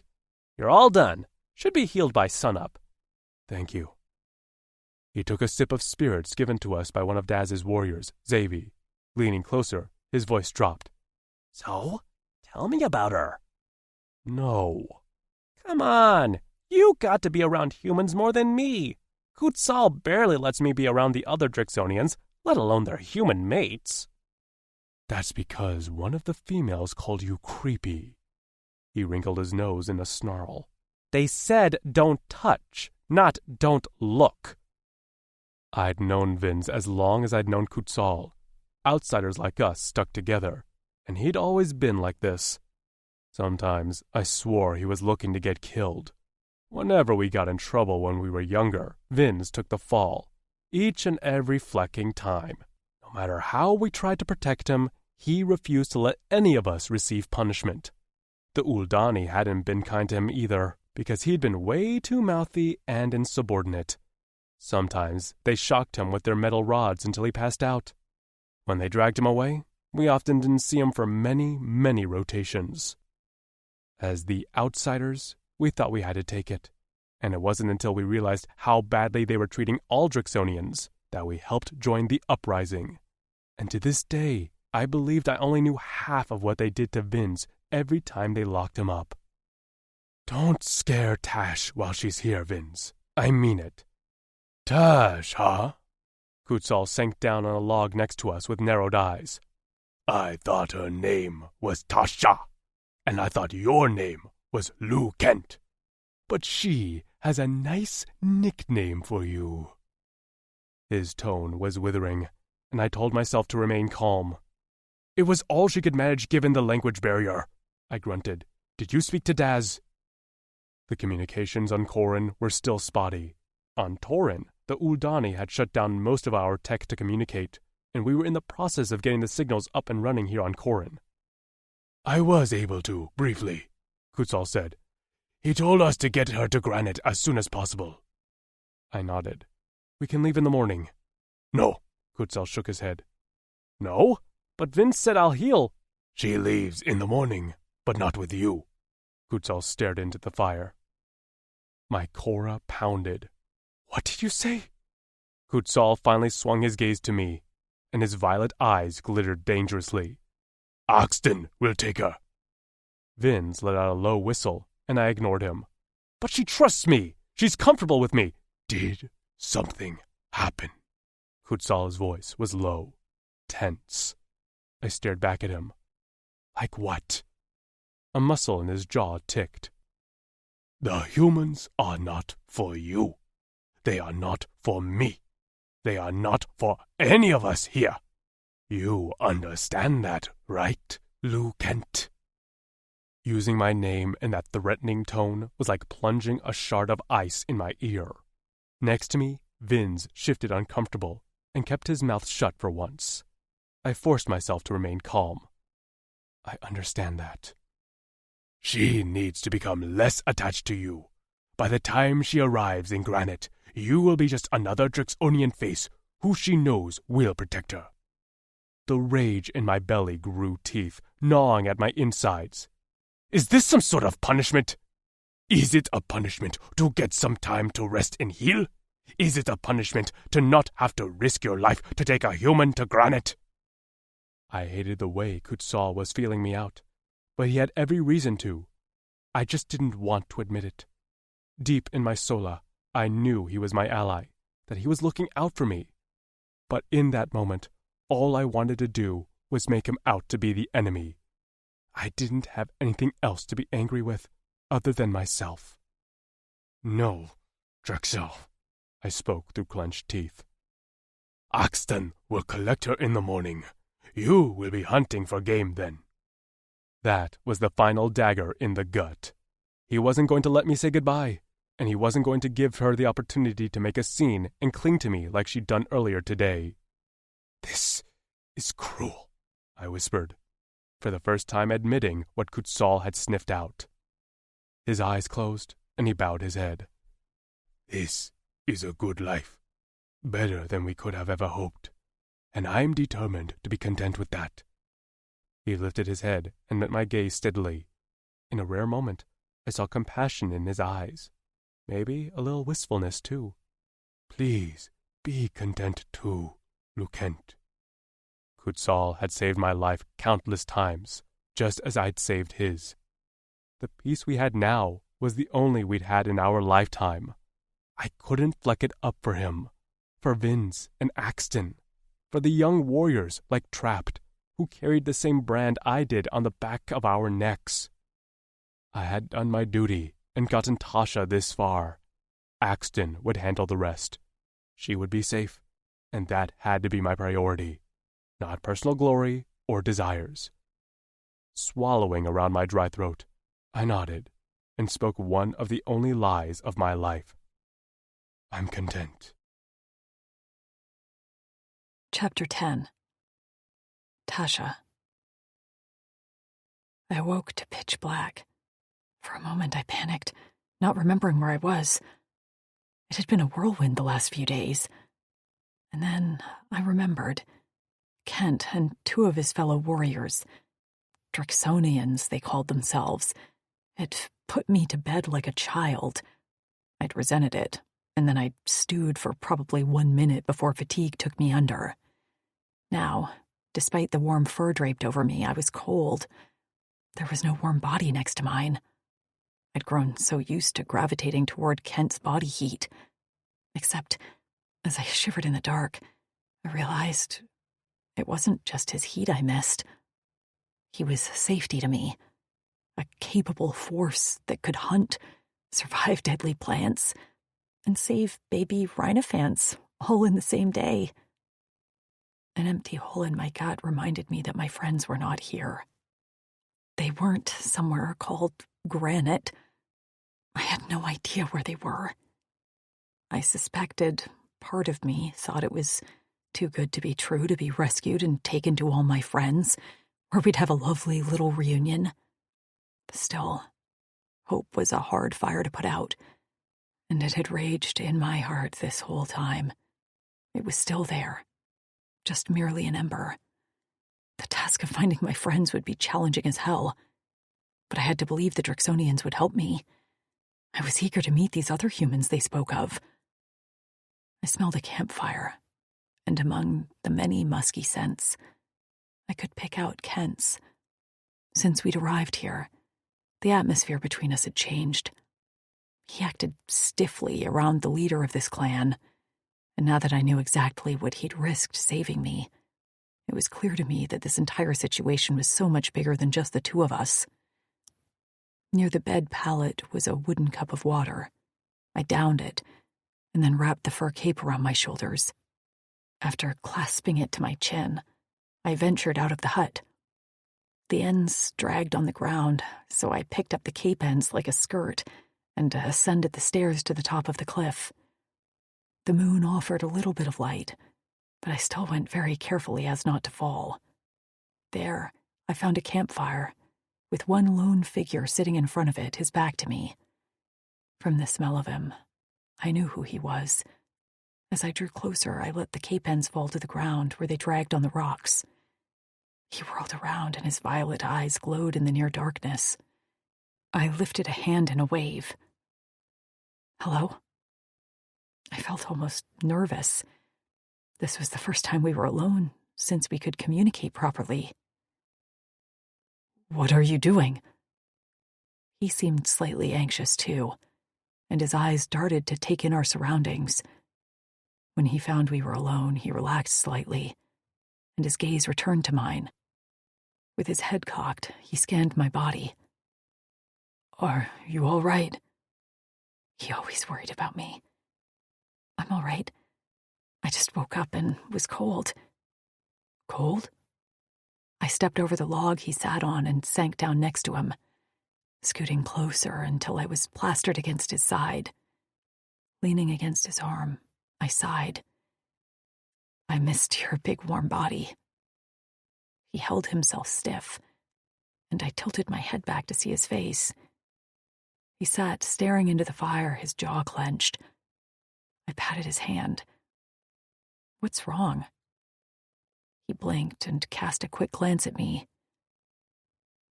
Are you warmer now? You answered my question with a question. He didn't respond, and I rolled my eyes before resting my head back on his arm. Between you and this fire, I'm warm now. How did you know I was here? I could smell you. He snorted, and I knew he didn't believe me. He had no reason to. One day, I'd explain, but I wasn't in the mood to relive the trauma right now. Thank you, I said softly. I hadn't realized all you risked saving me from the Wutarks. You don't have to thank me, he said. I would have made that decision every time, in every life. Those words weren't a funny quip. He meant them. I peered up at him, but his gaze remained on the fire. And in every life, I'm glad it was you who rescued me. He swallowed, and his ears twitched, but he didn't respond or look at me. I decided to change the subject. I had so many questions, and I wasn't sure where to start. So, what do Drixonian women look like? Are they at Granite too? He inhaled sharply, and his muscles tensed. This time felt different, so I straightened to face him, with my one knee bent on the log. Kent? He swallowed. There are no more Drixonian women. That was not the response I expected. I'm sorry? Shortly after I was born, a few hundred cycles ago, a virus killed all our women and most of our elderly men. A virus? I whispered. Oh, Kent, I'm so sorry. We struggled for many cycles, fought a war, and only now are focusing on rebuilding our society. We didn't think we had a chance, but then we rescued some human women who were abducted and brought to this galaxy from Earth. We rescued them before they could be sold to the Uldani. I sucked in a breath at hearing the name of my old enemy. Jealousy and injustice made me curl my hands into fists. Why hadn't my friends and I been rescued by these aliens before falling into the Uldani clutches? But then I was glad that at least some human women hadn't had to go through what we had. And these women, are they healthy? Happy? He nodded. They have mates, and many have chits. Gar and Naomi had twins. I had to be sure. And this was their choice. If they hadn't wanted to mate, they weren't forced, right? He shook his head vehemently. Never. You'll meet them soon. They can tell you. Right, I murmured. And so I won't be forced to have a mate, right? A vein in his neck bulged. No. He swallowed and spoke again in a gravelly voice. But it is likely you'll find a Drixonian you wish to take as your mate. For some reason, his last sentence bothered me. Was that his way of letting me down? Or was this his hint that I would have to make the first move? There would be time for that. For now, I just wanted to enjoy his presence by the fire. I'm sorry about what happened to your women. It was a long time ago. Did you have a sister? He shook his head. No, but my mother was one of the first to die from the virus. She died before we realized how severe it was. I'm so sorry. I knew what it was like to lose someone so close. Instead of answering, he patted my hand where it rested on my thigh. I stared at his long fingers, tipped with the black claws. When you said you fought a war, who was it with? The Uldani. We learned later they started the virus to crumble our society, and then they forced us into subservience under the guise of helping us rebuild. We hadn't realized how badly we were treated until it was almost too late. We rose up, fought for our independence, and lived on Torin for about 50 cycles. It wasn't until the women arrived that we realized the Uldani would not stop taking advantage of others. We fought them, installed new leaders, and formed a truce. After that, we finally returned home to Corin. The final war must have been after my friends and I escaped. I would have longed to see the Uldani city walls fall. I was surprised I hadn't learned of the Drixonians, but then it wasn't like I had much of a social life as a lab rat. I was now gladder than ever that I hadn't blurted out earlier why I could, in fact, smell him. Would these Drixonians accept me, knowing that the Uldani had tainted me? I could easily hide what they'd done to me, but not Trix or Lou. I was now grateful I hadn't said a word about my altar, in case the Drixonians decided they wouldn't rescue tainted human women. Still, at least I knew now the Uldani weren't poking at any other humans. I'm glad you won. I spun my brother's ring on my finger. Ken plucked at it with a claw. This is the only ring you wear. Why is that? My brother died while I was still on Earth, and this is his ring. I'm sorry about your brother. Did he die a warrior? My throat closed up, and I gazed up at him.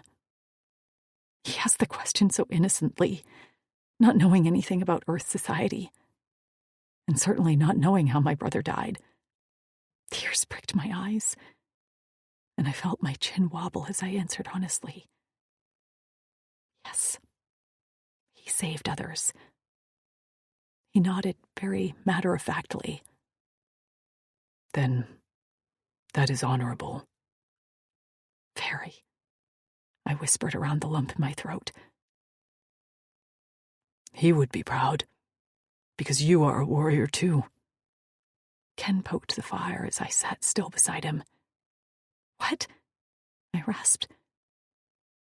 When I first saw you, you were facing certain death, and you were fighting. You fought me. One of your first thoughts once you realized that I could understand you was your friends. I shook my head. You don't understand. They were taken because of me. How so? My lips flattened. We should have left camp that night. We suspected someone was around. He snorted. You couldn't have known. If the Woodharks wanted you, they would have gotten you no matter what. He didn't understand. It was my fault. I was the leader, the decision-maker. And I'd made the wrong choice. His claw pushed a lock of hair behind my ear. You are a warrior too, Tasha. The touch surprised me.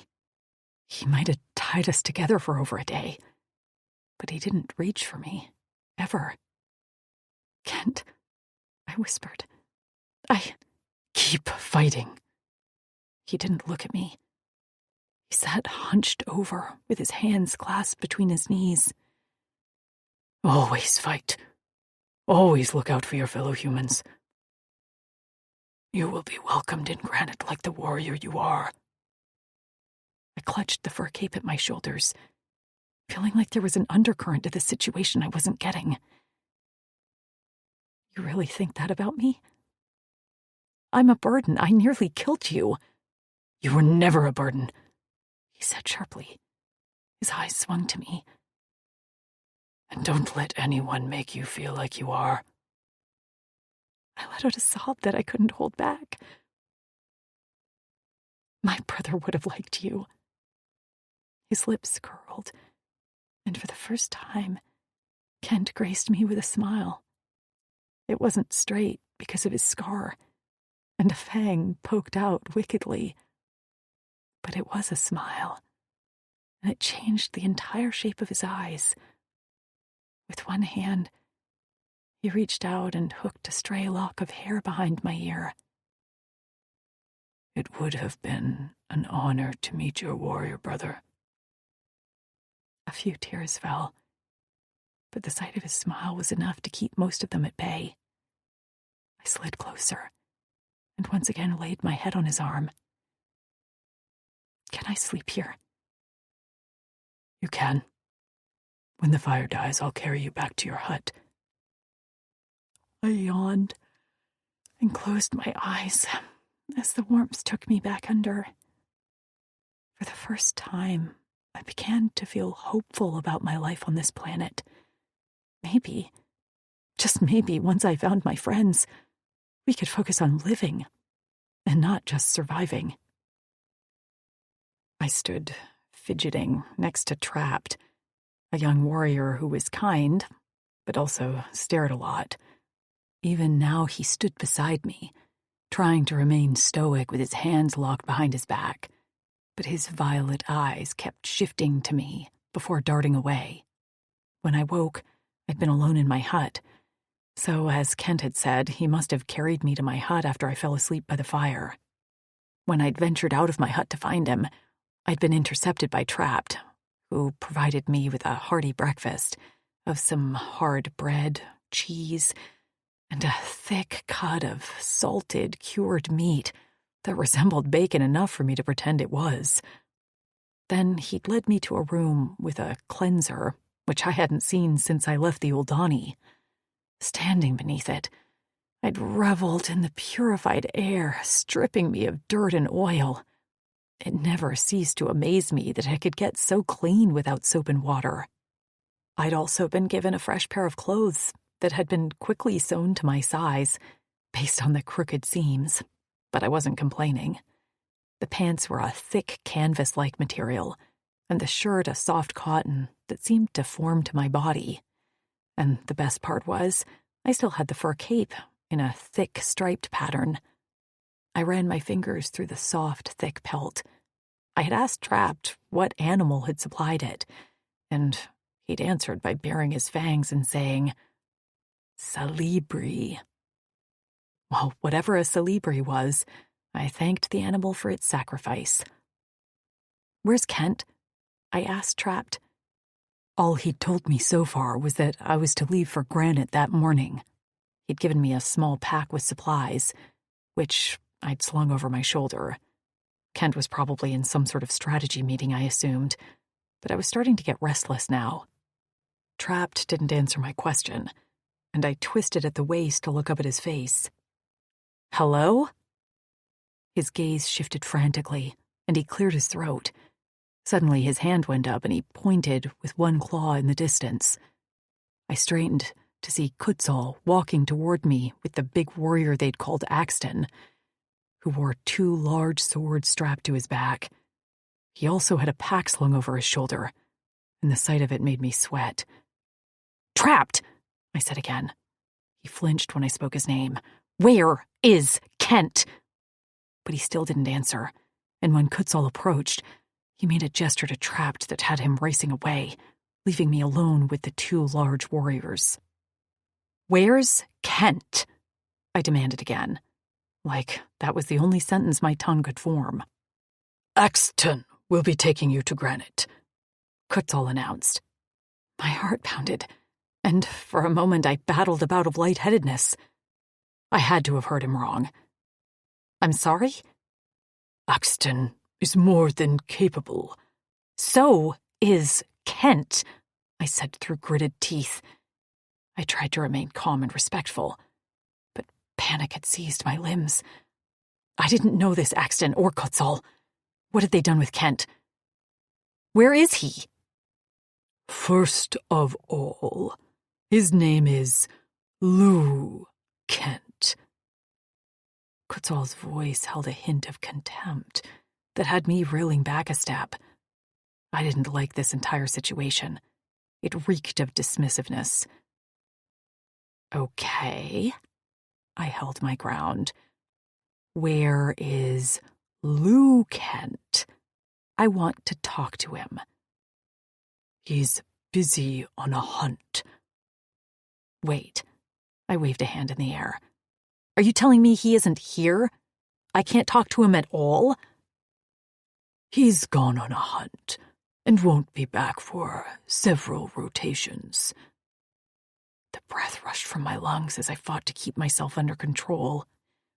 But the rug felt pulled out from under my feet. In only a few days, I'd grown to trust Kent, and only Kent. I didn't know these aliens. They hadn't proven themselves to me. And if I knew anything on this planet, it was to treat all species as individuals. There were good and bad apples everywhere. Does Kent know about this? He was involved in the decision, and he's agreed it's best for Axton to take you to Granite. Well, that was like a punch in the gut. I looked around helplessly as I fought to keep breathing. But Kent was injured rescuing you, but still did his duty to bring you to safety. Don't you think he deserves to be relieved of the burden of transporting you? I clenched my clammy palms and swallowed around the lump in my throat. Kent had told me I wasn't a burden. Had he lied to me? I had no response to Kutzal's words, and instead could only stand there staring sightlessly at the two warriors in front of me. I remembered what Kutzal and Kent had both said, that they'd risked a lot to rescue me. I didn't have the authority here. You're a warrior, Kent had said to me. And despite my absolute devastation, I had to buck up and act like one. Rescuing my friends was my top priority, and that meant getting to this Granite place come hell or high water. So I had to follow Kutzal's plan. That didn't stop my heart from bleeding out in my chest. I hadn't even been able to say goodbye. Not to my brother. Not Kent. Spirit broken, I whispered. Yes, he deserves to be relieved. Axton gazed at me emotionlessly, and I wished for the expressive eyes of Kent, his crooked grin and deep raspy voice. The shards of my heart poked at my ribs. That time I'd spent with Kent last night. He'd known then, hadn't he? Why hadn't he said goodbye? It's important you leave now, in order to report to Daz the details about your friend's abduction. Kutzal spoke in a slightly softer voice. I met his gaze. Behind the purple shards, there was some warmth there, but as soon as the heat flickered, it was gone, replaced with the stoic leader mask. Right, I murmured as I bit the inside of my cheek to ground myself. That was my purpose now, rescuing my friends. Being a warrior didn't involve mooning over an alien I'd developed feelings for. Because that was the truth. I had to acknowledge that I'd begun to view him not as an alien, but as a complete whole soul, a teammate, a partner, maybe even, in my most delusional dreams, a lover.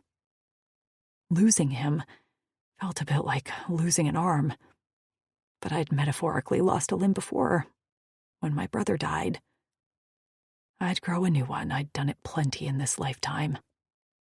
I swallowed and nodded. Okay, let's go. An expression passed over Kutzal's face in a blank, and while I wished I could have studied it longer, I could have sworn it was a little bit of surprise and respect. He straightened. Axton is our most skilled fighter, and will protect you with his life. Daz, his mate, and the rest of the Night King's Clavis know you are on your way. The human females there are eagerly awaiting for your arrival. See, there were bigger things than my broken heart over Kent. Still, I had one request. Can you tell Kent, Lou Kent, one thing for me? Kutzal's jaw tightened, but he granted me one nod of his chin. I forced a small smile despite my sorrow. Tell him thank you for all he did for me, and that whenever I feel like giving up, that he's my motivation to remain a warrior. Kutzal let out a ragged breath and shifted his feet, glancing down briefly before lifting his head. His gaze met mine. I'll tell him. I felt my throat closing, and the beginning of tears pricked my eyes. I had to get out of here. It still smelled like Kent, and I couldn't stop looking at the spot in the log near the campfire where Kent and I had spent time last night. Also, fuck Kutzal's correction. He would also be Kent to me. Axton's bike was larger than Kent's, mainly because the warrior himself was huge. I sat in front of him, holding on to the thick handlebar, as he sped above the ground. He stayed relatively low, while Kent had flown higher, and I wondered if that was due to his bulk. I wasn't fat-shaming him. The dude was clearly healthy as an ox, just big-boned, giant-boned. One of the bones in his finger might have been the size of my femur. The farther we rode from the cliff camp, the worse I felt. I had made a decision back there, but every bit of ground we covered felt wrong. I now lacked confidence in my decision-making skills. Something was pulling me back. Kent was constantly on my mind, and I swore I could smell him numerous times, which fucked with my head. We stopped midday for a meal, and my ass was happy to get a break from riding astride the bike. While the hover bike was relatively smooth, my legs ached from holding onto the seat, which was way too wide for me. The temperature here was warmer, and the ground flatter. A stream flowed nearby, and Axton splashed his face and bare chest with the water before laying out some food for us. He hadn't talked once since we'd left, and the silence was starting to get to me. So, are you friends with Kent? I cringed as soon as the words were out of my mouth. That was the first question I asked. Of course it was about Kent. For fuck's sake, Tasha. Crouched on the balls of his feet, he paused mid-bite, and his purple eyes, which seemed to be forever narrowed, lifted to me. Slowly, he began chewing again, and then gave me one nod. That was it. Just a nod. Okay. So, maybe I had to go with a question that didn't have a yes or no answer. How do you have cheese, by the way? And meat. I didn't see any farm animals. He heaved a sigh, like it was a chore to speak words. We get supplies from Granite for the cheese. The meat we hunt ourselves. Oh, right, Kent is on a hunt. I blurted out. Once again, his narrowed eyes came to me. Rocking back on his heels, he dropped the rest of the meat onto his leaf plate and wiped his hands. Do you desire Lou Kent as your mate? That was not the question I expected. My mouth dropped open, and I stared at him. Mate? You cannot mate him. He shook his head and resumed eating. It wasn't even like I was eager to have a mate, but I was also a stubborn woman who didn't like it when someone told me I couldn't do something. Why not? You cannot mate any of us in Lone Howl, was his abrupt answer with zero eye contact. Why not? I nearly screeched. He gestured around us with his long, thick fingers. We are outcasts. Nothing about us can be carried into future generations. You will meet more Drixonians at Granite. I didn't understand this outcast thing, and I also didn't fucking care. Hell, I was a human outcast now, forever changed and fucked up thanks to the Uldani. I firmed my jaw. But they aren't Kent. It wasn't just about his protection of me. It was about how he did it. With his calm demeanor and his constant steady presence, he'd climbed a muddy hill with me on his back to rescue a stranded animal. Once again, My words stilled Axton's movements, and his gaze returned to me. There, he studied my face unashamedly. Finally, he said in a soft voice, "No, they are not." And then, drifting on the breeze, came a familiar scent. I lifted my nose in the air and inhaled deeply. It wasn't my imagination. Kent was nearby. And with his scent also came a whiff of blood. Not thinking of the consequences, fueled only by the thought of Kent alone and bleeding, I took off at a run. Axton let out a roar and gave chase, but he made one fatal error. He got on his bike. I'd been on the run from the old Donnie for years. I wasn't as fast as Axton, on foot or on his bike, but I was agile, and I knew how to hide. I had a slight head start, and I used it to my advantage, disappearing in the denser tree line on my way toward Kent's scent. I heard Axton's bike behind me, and I knew he'd find me eventually. The Drixonians had boasted what good trackers they were. But I didn't care about that. I just had to reach Kent. The scent grew stronger, making me dizzy, and I burst out into a small clearing before skidding to a halt. There, bent over a bleeding carcass, nary an injury on him, was Kent. He was motionless, knife poised over the furry body, eyes wide. I must have mixed up my blood sense in my surprise, because here it was clear to see. The blood was the game he'd just killed. Kent was clean. He blinked, still frozen in place. "Tasha, where is Axton?" All the sorrow, heartbreak, and concern I felt that morning dissipated, and what replaced it was pure anger. Here he was, not held back with chains from getting to me, but was doing exactly what Kutzal had said, on a hunting expedition, happy as a clam. And the first thing he says after I race to him is to ask, "Where Axton is?" I heaved a deep breath, picked up a rock near me, and heaved it at Kent with all my might. "You asshole!" Kent easily dodged the rock, which probably would have pinged off his scales like a pebble anyway, and rose swiftly to his feet. "Tash! Don't tash me!" Spitting mad, heart cracking in my chest, I turned on a heel, intent to run back to Axton before I embarrassed myself and broke down in front of him. But blinded by tears and anger, I took off in the wrong direction. When I emerged from the dense trees, I suddenly found myself in a field of yellow flowers. In front of me rose a large, rocky cliff, and from the cracks grew sprouted grasses, moss, and wildflowers. The beauty took my breath away, and I swiped at my eyes to get a better look. A hand settled on my arm and spun me around. I looked up into the face of Kent. The fucker wasn't even breathing hard. "Explain the reason for your anger."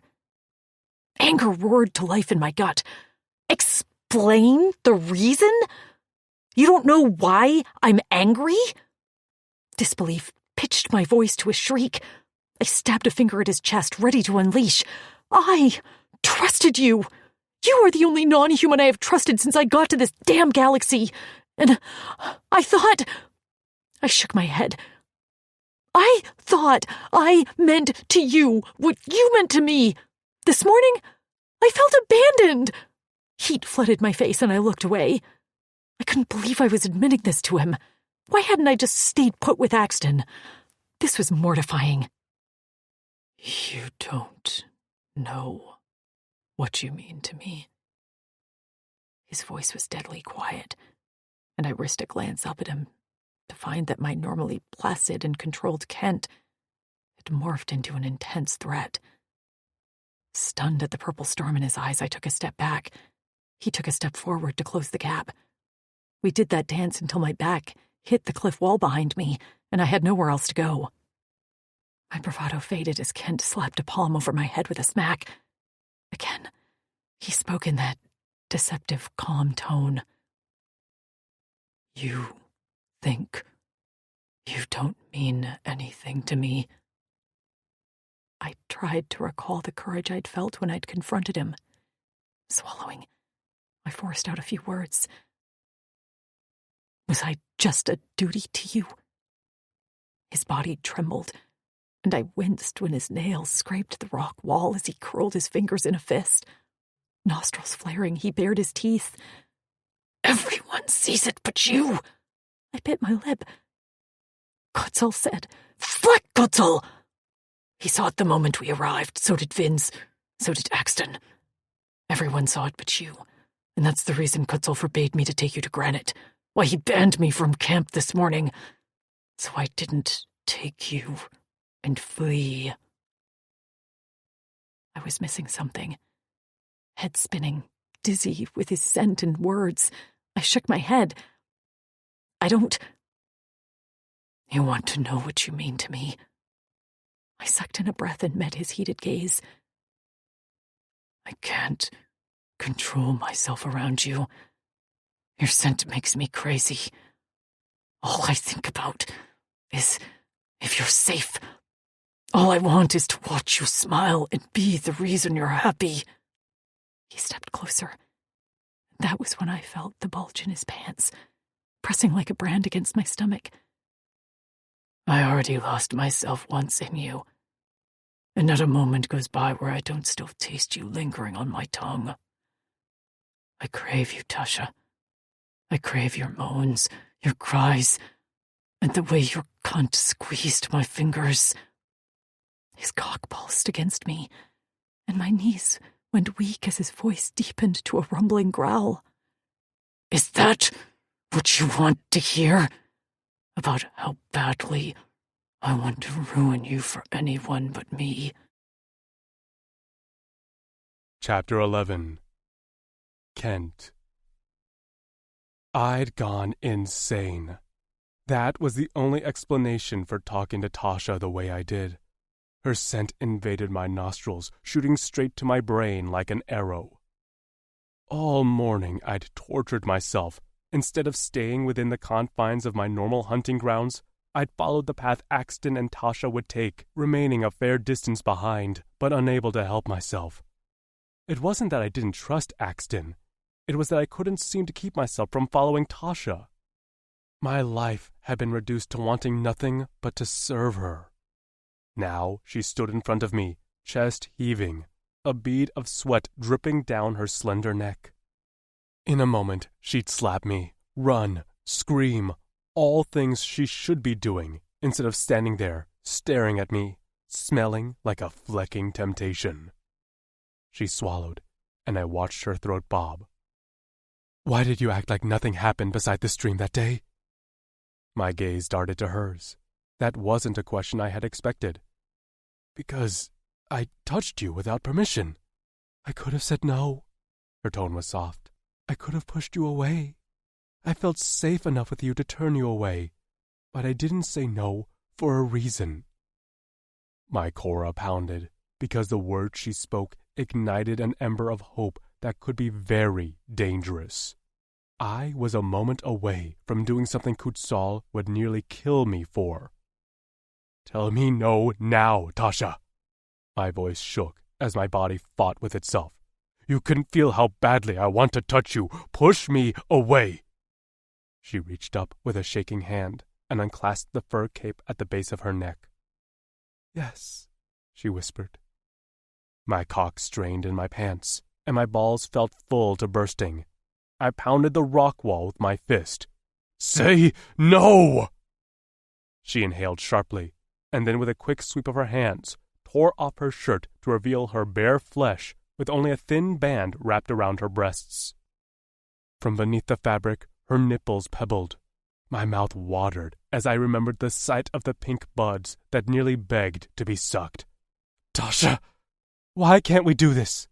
With a flick of her thumb, she released the clasp on her pants to reveal a tantalizing strip of skin. Her scent of arousal reached my nose, and I swallowed. You have no mate, right? I shook my head, words now failing me as she reached for my free hand that hung motionless at my side. I've been denied anything resembling pleasure for a long time. Her eyes were wide and glassy as she drew my hand toward her. Has it been that way for you? I didn't even know what pleasure meant. I'd never had a release in my life, and I resigned myself to never smelling, feeling, or touching a female. My hand brushed smooth skin. and my gaze dropped to where she placed my palm between her legs. My fingers cupped the heat there.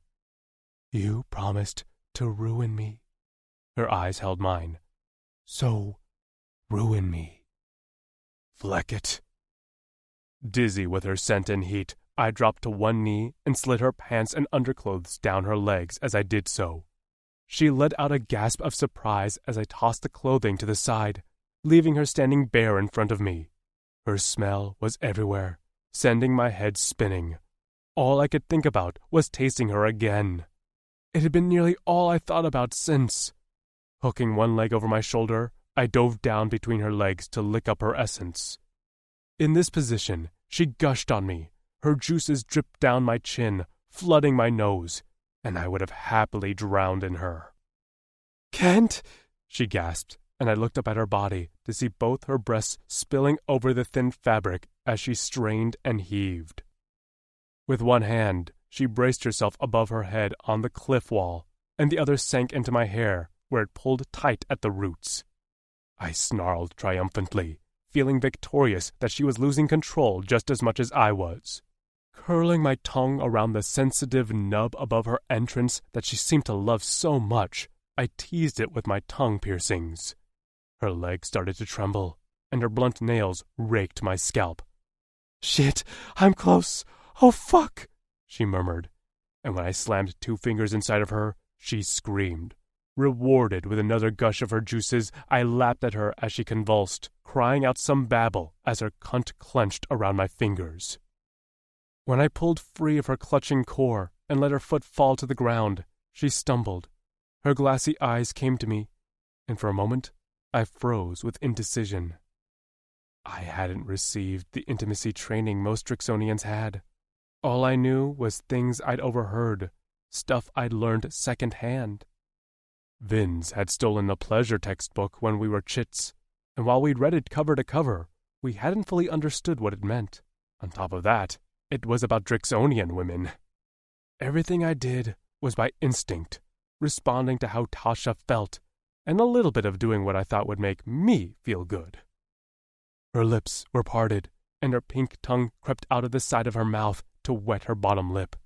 She drew the plump flesh between her teeth for a moment before releasing it, and the only thing I could think of was that I wanted to taste her there, too. I rose to my feet, gripped her chin, and pressed our lips together. She responded with a fresh wave of energy. Her hands clawed at my shoulders, and with my other hand, I lifted up her bottom. Her legs wrapped around my waist, and her tongue delved into mine. The tip flicked at my piercings, and I groaned as her wet cunt pressed against where my cock throbbed in my pants. I stopped thinking of consequences then. I stopped thinking of anything but getting inside this human warrior who chose me. I unclasped my belt at the base of my tail and shoved my pants down my legs. As soon as my heated cock hit the cooler air, I sucked in a breath, but the sensation was quickly replaced with more warmth as the head of my cock slid over the wet skin of her inner thighs, heading toward the place I craved most. "Are you going to take me?" I murmured against her kiss-swollen lips. Her skin was flushed a deep red. She glanced down at my cock, and as if it knew it was being studied, it jerked, smearing a pre-cum lubricant called Libo on her stomach. She wrapped her fingers around it, and her finger flicked the ring pierced through the tip. Her breath hitched. "Damn.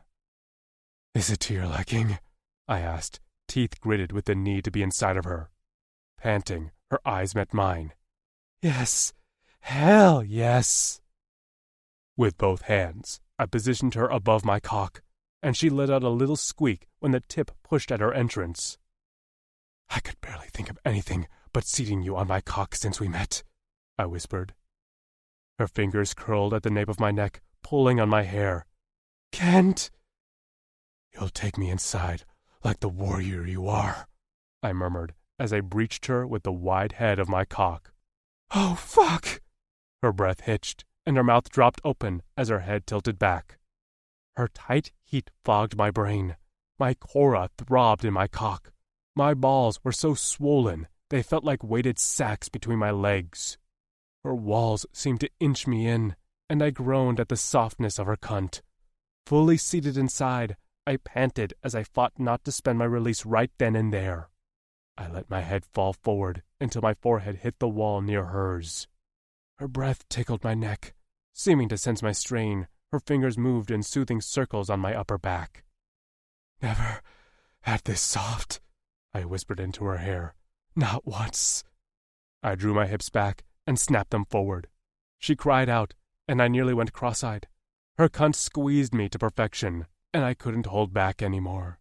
I pounded into her relentlessly, rolling my hips with every thrust to reach every place inside of her. My subcock that rested above my cock extended and latched onto the butt of hers that made her moan the loudest. She shrieked when she felt it, and combined with the way her walls shuddered and pulsed around my cock, I knew I couldn't hold off much longer. "I want to hear you scream again, warrior," I grunted, as I clutched her face and forced her eyes to meet mine. She gazed at me with unfocused pupils and a slack mouth. Suddenly, her eyes rolled, her body shuddered, and that was all it took for me. My cock pulsed and released inside of her while my balls drained themselves dry. My hips bucked, my vision shorted out, and that coil of pleasure that had been held back all my life unleashed like a spring. I threw back my head and roared. Tasha. With my fur cape thrown over my shoulders and Kent's head resting on my lap, I sat against the rock cliff trying to catch my breath. I hadn't thought of what Kent would be like post-coital, but I hadn't expected this. If anything, he looked shell-shocked. Every once in a while, a shiver shook his big body, and I found myself holding his massive head, careful of his pointy horns, and soothing him as he pressed his face into my stomach. He hadn't said a word since he came. He'd let out a roar of what sounded like anguished release, and then hit the ground on his knees like he could no longer support his own weight. I was trying to sort through my own feelings about what we'd just done. This time, he didn't run away or act like it didn't happen. He clung to me, his arms wrapped around my waist, while I combed my fingers through his long hair. We were twisted together like two halves of a pretzel. He seemed to like the silence. Eventually his shivers faded, and he let out a long, contented sigh before soft violet eyes lifted to meet mine. He didn't smile, but the tense lines in his face, caused by his usual shrewd concentration, were now smooth. "I haven't ever mated a female before," he said quietly, and the puzzle pieces of his behavior began to fit together. My hand stilled in his hair as he continued in a low voice. "I hope I didn't fail in giving you pleasure. I am not well versed in it." He did all that by instinct. I wasn't sure how he could have been any better. I enjoyed everything we did. I smiled at him. His gaze dropped to my lips, where his eyes crinkled in the corners. "I'm glad." "You knew last night, didn't you?" I kept my tone light. I wasn't angry anymore, far from it. But we had some things to discuss. He didn't need me to be specific. He knew what I meant. He nodded. "Why didn't you tell me?" "Because I knew what your reaction would be, and I didn't trust myself to do what Kutzel instructed me to do, which was to stay away from you." "Why did you have to stay away from me? If this was how you felt, why didn't you tell me?" He exhaled roughly and rolled onto his back. His gaze drifted to the clear sky over our heads.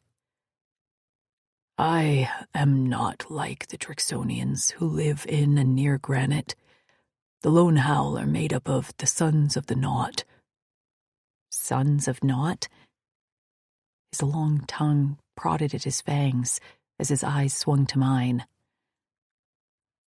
Every male Drixonian up to a certain age is a trained warrior.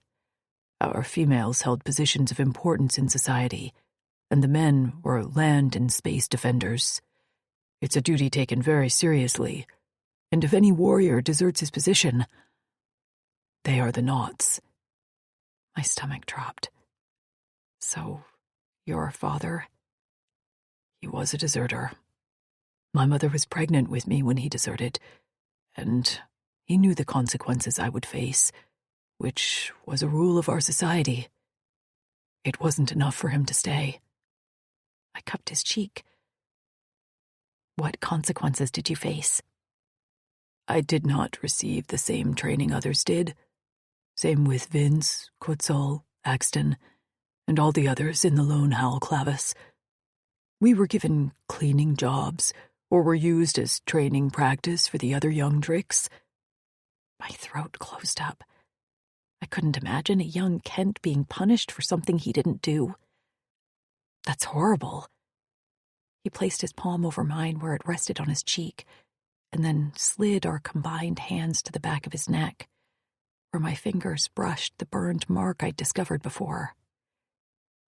This is the brand of the Sons of Naught. They'd fucking branded him? I inhaled through my nose and out through my mouth as my stomach knotted, and a heated anger flared in my chest. Most importantly, he brought our hands back to his cheek. I cannot mate. The breath rushed from my lungs. You can't... What?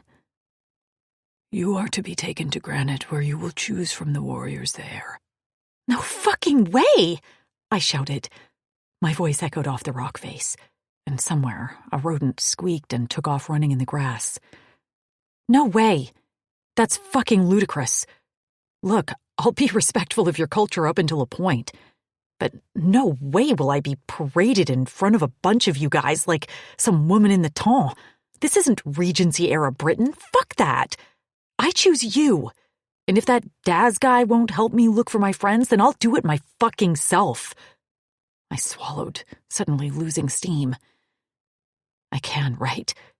I can find them? Kent sat up and reached for me, wrapping his big hand around my neck. We have to go to Granite. No, I barked in a pout. And watch them treat you like shit? No way. What's shit? Poop. Excrement. Bad stuff.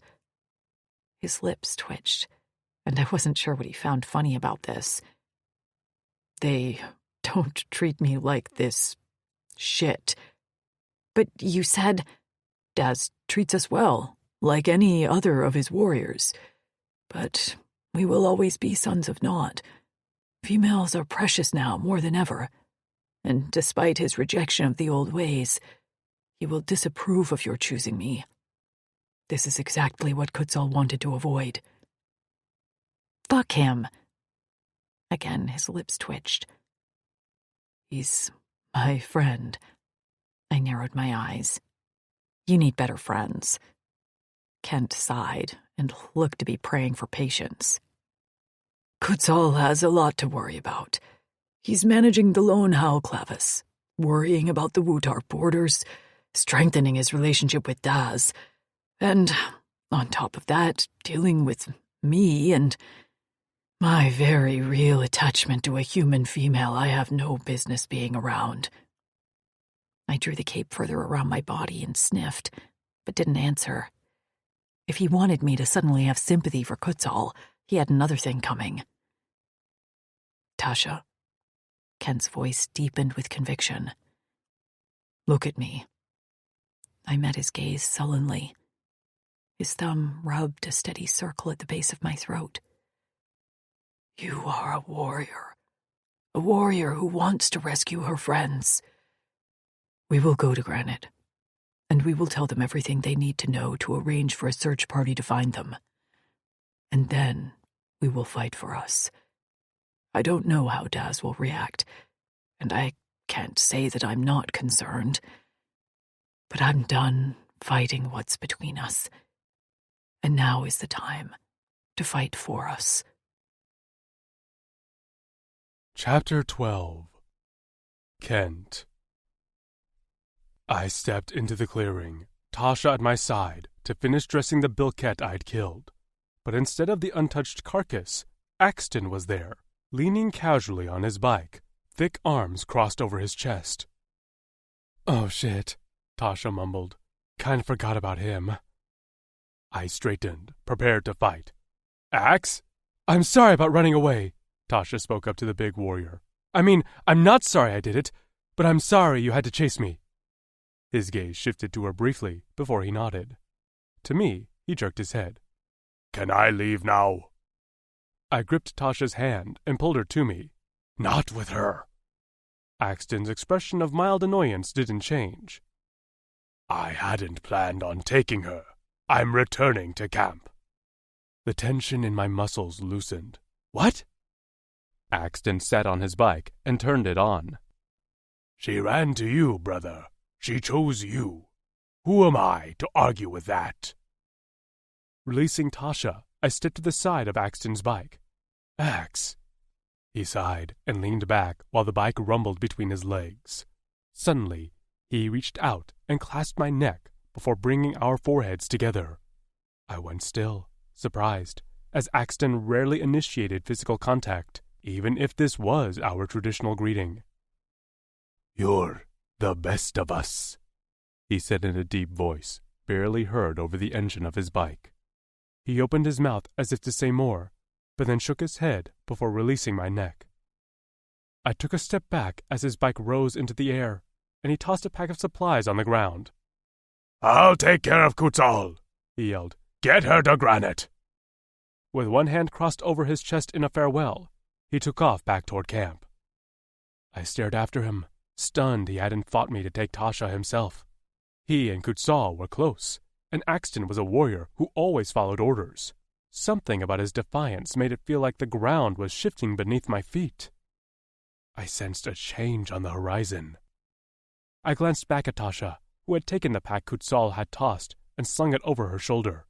Hair tied behind her back, clothes wrinkled, and fur cape settled on her shoulders, she was a perfect human warrior. I knew, no matter the change that would be coming, that she was worth it. She grinned. "That was easier than I thought. Think you'll hold a grudge against me?" "Axton? No," she grimaced. "Kutzal?" I didn't answer right away, and her laugh rang out. "Yeah, thought so." "Vince likes you." "Vince has crazy eyes." I barked out a hoarse laugh that surprised Tasha as much as me. "He has his reasons. I have a feeling once you get to spend a little more time with him, you'll see why I tolerate that annoying fleck." I found Axton had dressed the bilket for me. He'd taken the skin, likely to tan it back at camp to make leather, and to cut the meat up into chunks, which he wrapped in leaves and tied with vines. He'd taken most of it, likely for his journey home, and left some with us to cook on our way to Granite. I had nowhere to store all the meat, so I was fine he'd claimed most of my kill. Maybe it would go a little ways to appeasing Kutzal. "How long will it take to get to Granite?"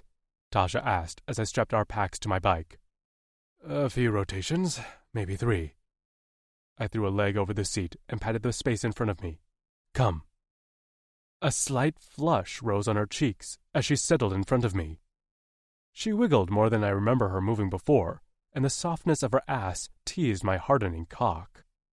I grasped her around the waist and tugged her back tight against me. She let out a small gasp as I turned on the bike, which rumbled beneath us. "Do you know how hard this was for me before? Riding with your soft heat against my cock, thinking that was the closest I'd ever get to your cunt?" Her chest rose as she inhaled sharply. "Do you think I couldn't feel you? It was hard for me, too." I groaned, wishing I could take her here and now, but we had to get going, and the blood on the ground from the bilket I'd killed would soon attract predators. "Well then, we both get to be tortured now, because I don't have time to take you." "Jesus," she whispered, gripping the handlebars in a white-knuckled grip. "I created a monster, didn't I?" When I nipped her ear with my fangs, she squeaked. and a shiver ran down her spine. I could smell her, and knew this entire ride until our first break was going to be flecking miserable. "Try not to move too much," I growled as I lifted the hoverbike in the air.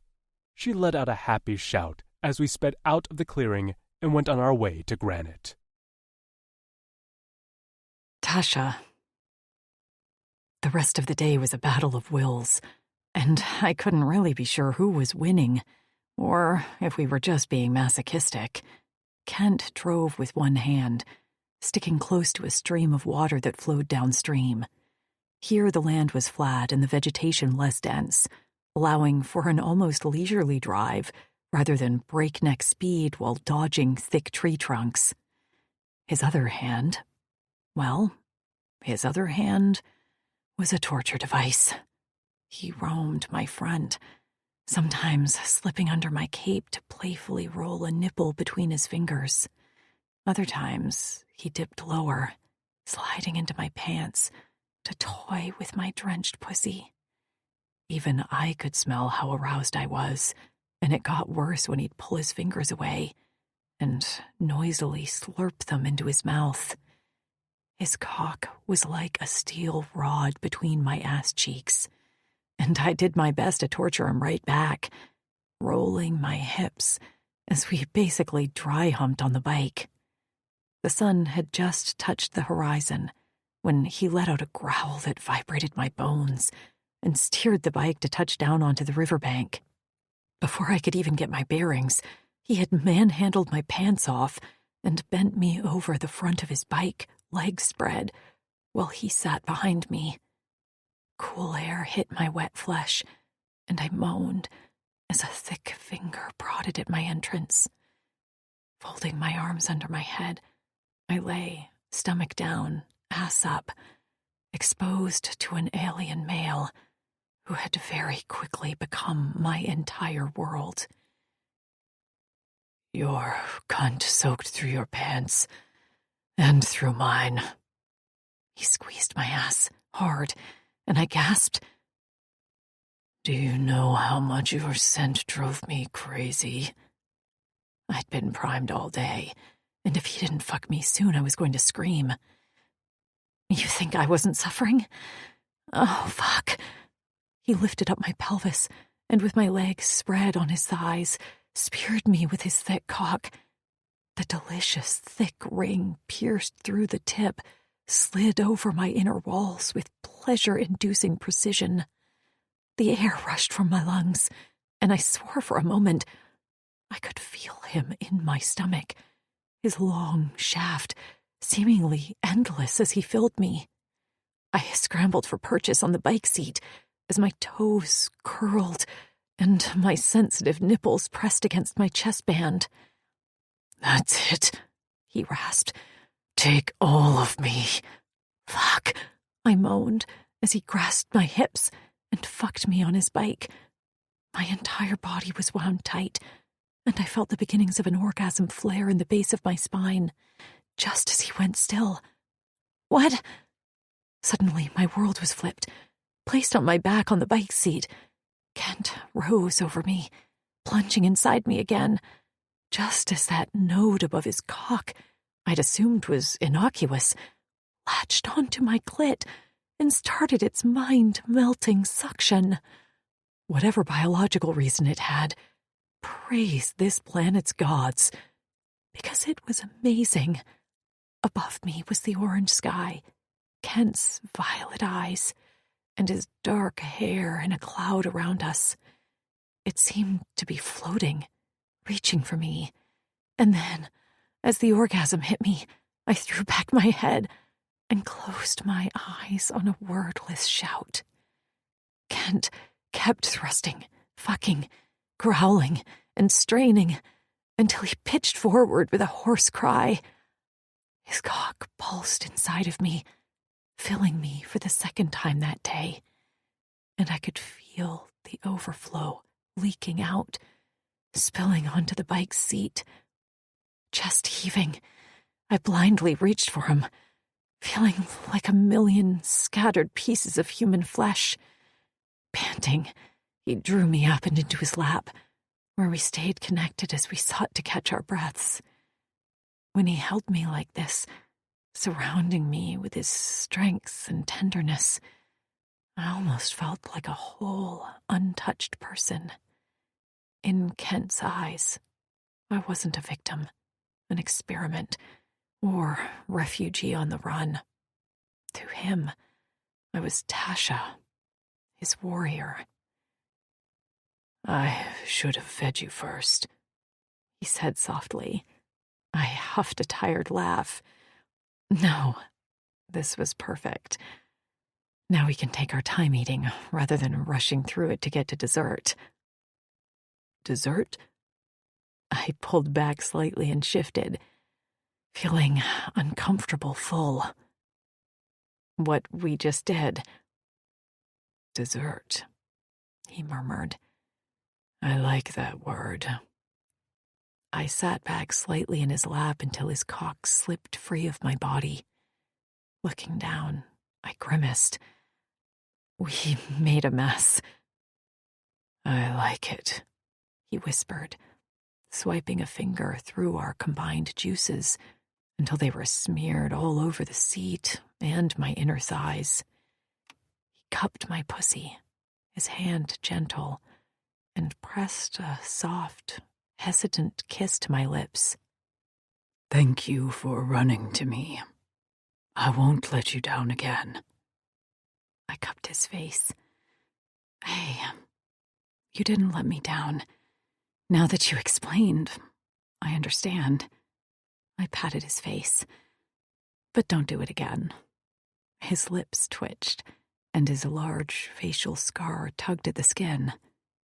I won't. I ran a finger over the scar carved into his cheek, and while he flinched, he didn't pull away. How did you get this?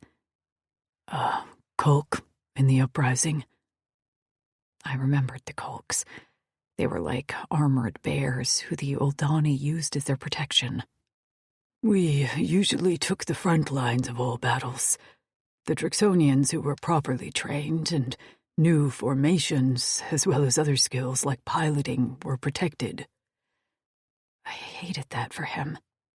I couldn't imagine what it was like for him to, time and time again, be sent to the front lines, forced to sacrifice himself for a society who had always treated him like an outcast. Everything I know about how to fight was gained from experience. He flexed his forearms, and the blades rose slightly before settling back down. Now I'm as deadly with my machetes as any other Drixonian. And those machetes are a part of you? He nodded. Our best defense. So, despite everything, you still fought for the Drixonians? Why didn't you and Kutzel just leave? Some Sons of Naught did, but that was never an option for us. We wanted to contribute to remaking the Drixonian society, and we decided to trust Dazim. His father often fought against the way generations of Naught were treated. So, there's hope he will accept us? There is hope, he said tentatively. But the future of the Drixonian race is at risk now. Right, I murmured. He drew me to him, and I snuggled into the warmth of his chest. We can eat now. Get some rest. I was reluctant to move. I was cozy where I was. I need to clean up. He huffed. Don't. I like your smell. I'll wait until morning. Is that a compromise? His chest rumbled, vibrating like a purring cat. I accept that. What is this sound you do? I pressed my hand at the base of his neck. It's called prushing. I haven't ever done it before, but it's instinct when we are with our mates. We use it to soothe, and also when we are happy. I remember he's used it on me before to calm me down, and it had worked like a shot of good whiskey. So you can prush me to sleep? If you wish. I do wish. I wish very much. I opened my eyes with a twitch of my nose. The extinguished fire smoked gently near us, and the sun had just begun to rise over the horizon. Behind me, Kent slept quietly with his big arms clutching my back to his chest. My nose twitched again, and that was when I smelled them. Wutarks. The stench was unmistakable. I sat up, and my action woke Kent immediately. "What?"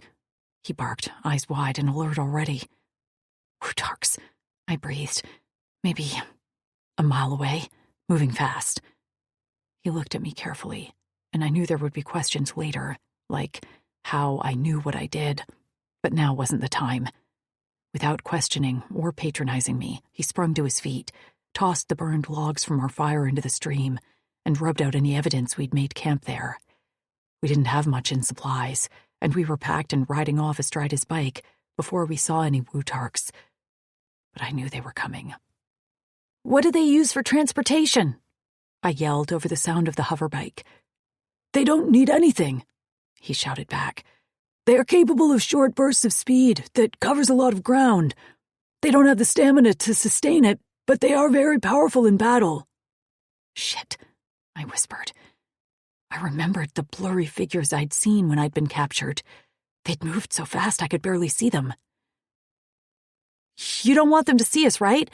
If they see us—" "We can't allow them to see us," he said. "What if they do?" "They cannot," he insisted through gritted teeth.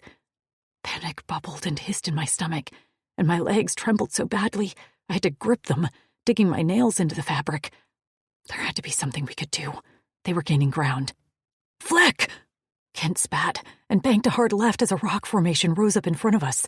The bottom of his bike hit the rock face, and I covered my ears with a high-pitched, ear-splitting creak, like nails on a chalkboard. I looked behind us to see a part of his bike break off and careen into the rocks with a loud thwack. Then another smell hit me, and I whipped my head in the direction from where it emanated. I recognized the scent right away. Rhinophants. And if my nose was right, which it usually was, an entire herd raced toward us. I pointed in the direction from where I could smell them, which was the opposite direction of where the Wutarks tracked us. "Rhinophants!" I shouted over my shoulder. "What?" came Kent's confused reply. Shit, I'd never asked him what the hell those things were called. "The baby you saved by the river! The big horned animals! A herd is coming, that way!" We had only one direction to go. The Rhinophants were bearing down on us from the front, the Wutarks at the back, while a cliff blocked our right. A loud rattle emanated from the back of his bike, and the entire machine shuddered violently. Whatever damage had occurred affected the elevation of the bike as we rode close to the ground, closer than seemed safe. Up ahead, the beginning of the herd could be seen breaking through the thin trees, trampling the branches with the thunderous vibrations of their giant feet. Dust kicked up, stones flew, and I dodged a pebble that nearly took out my eye. "Hold on!" Kent cried, and I gripped the handlebars tightly as he wrenched it left. But this bike wasn't taking commands well anymore. The entire thing tipped. Something sputtered beneath us and backfired, and what happened next felt like an out-of-control roller coaster. The bottom of the bike hit the ground, the front clipped a tree, and the bike kicked up. I screamed as an arm came around me and we were launched off the bike. A big body curled itself around mine, which softened the blow when we hit the ground with a bone-crunching thud and a skid. I gasped, flailing, as Kent let out a pained groan that sent a chill down my spine. "Kent?" I cried out, just as the horn blare of a rhinophant blasted my eardrums. I shrieked and covered my head as a giant foot blotted out the sunlight. Was this it? Were we going to die underneath the massive feet of some alien animal? Kent curled himself around me again, tail tucked over my head. I waited for the first stomp. The pain. The deafening stampede kicked up dust so thick I could barely breathe. But not a foot came near us. Slowly, Kent's tail slipped down, and I looked up to find the rhinophant herd parting around us, like a rock in the middle of a river. In the distance, the grunts and war cries of the Wutarks could be heard. But soon they were replaced by pain groans. Their shouts reversed direction, driven back by the advancing rhinophant herd. When the Wutark cries faded, the herd began to slow and crowded around us while snorting and stomping. Kent and I remained on the ground, his ruined bike some distance away. "Don't make any sudden moves." Kent's arms squeezed me. "I don't know what they want from us." "They won't eat us, will they?" I whispered. "No, but if they think we are a threat..."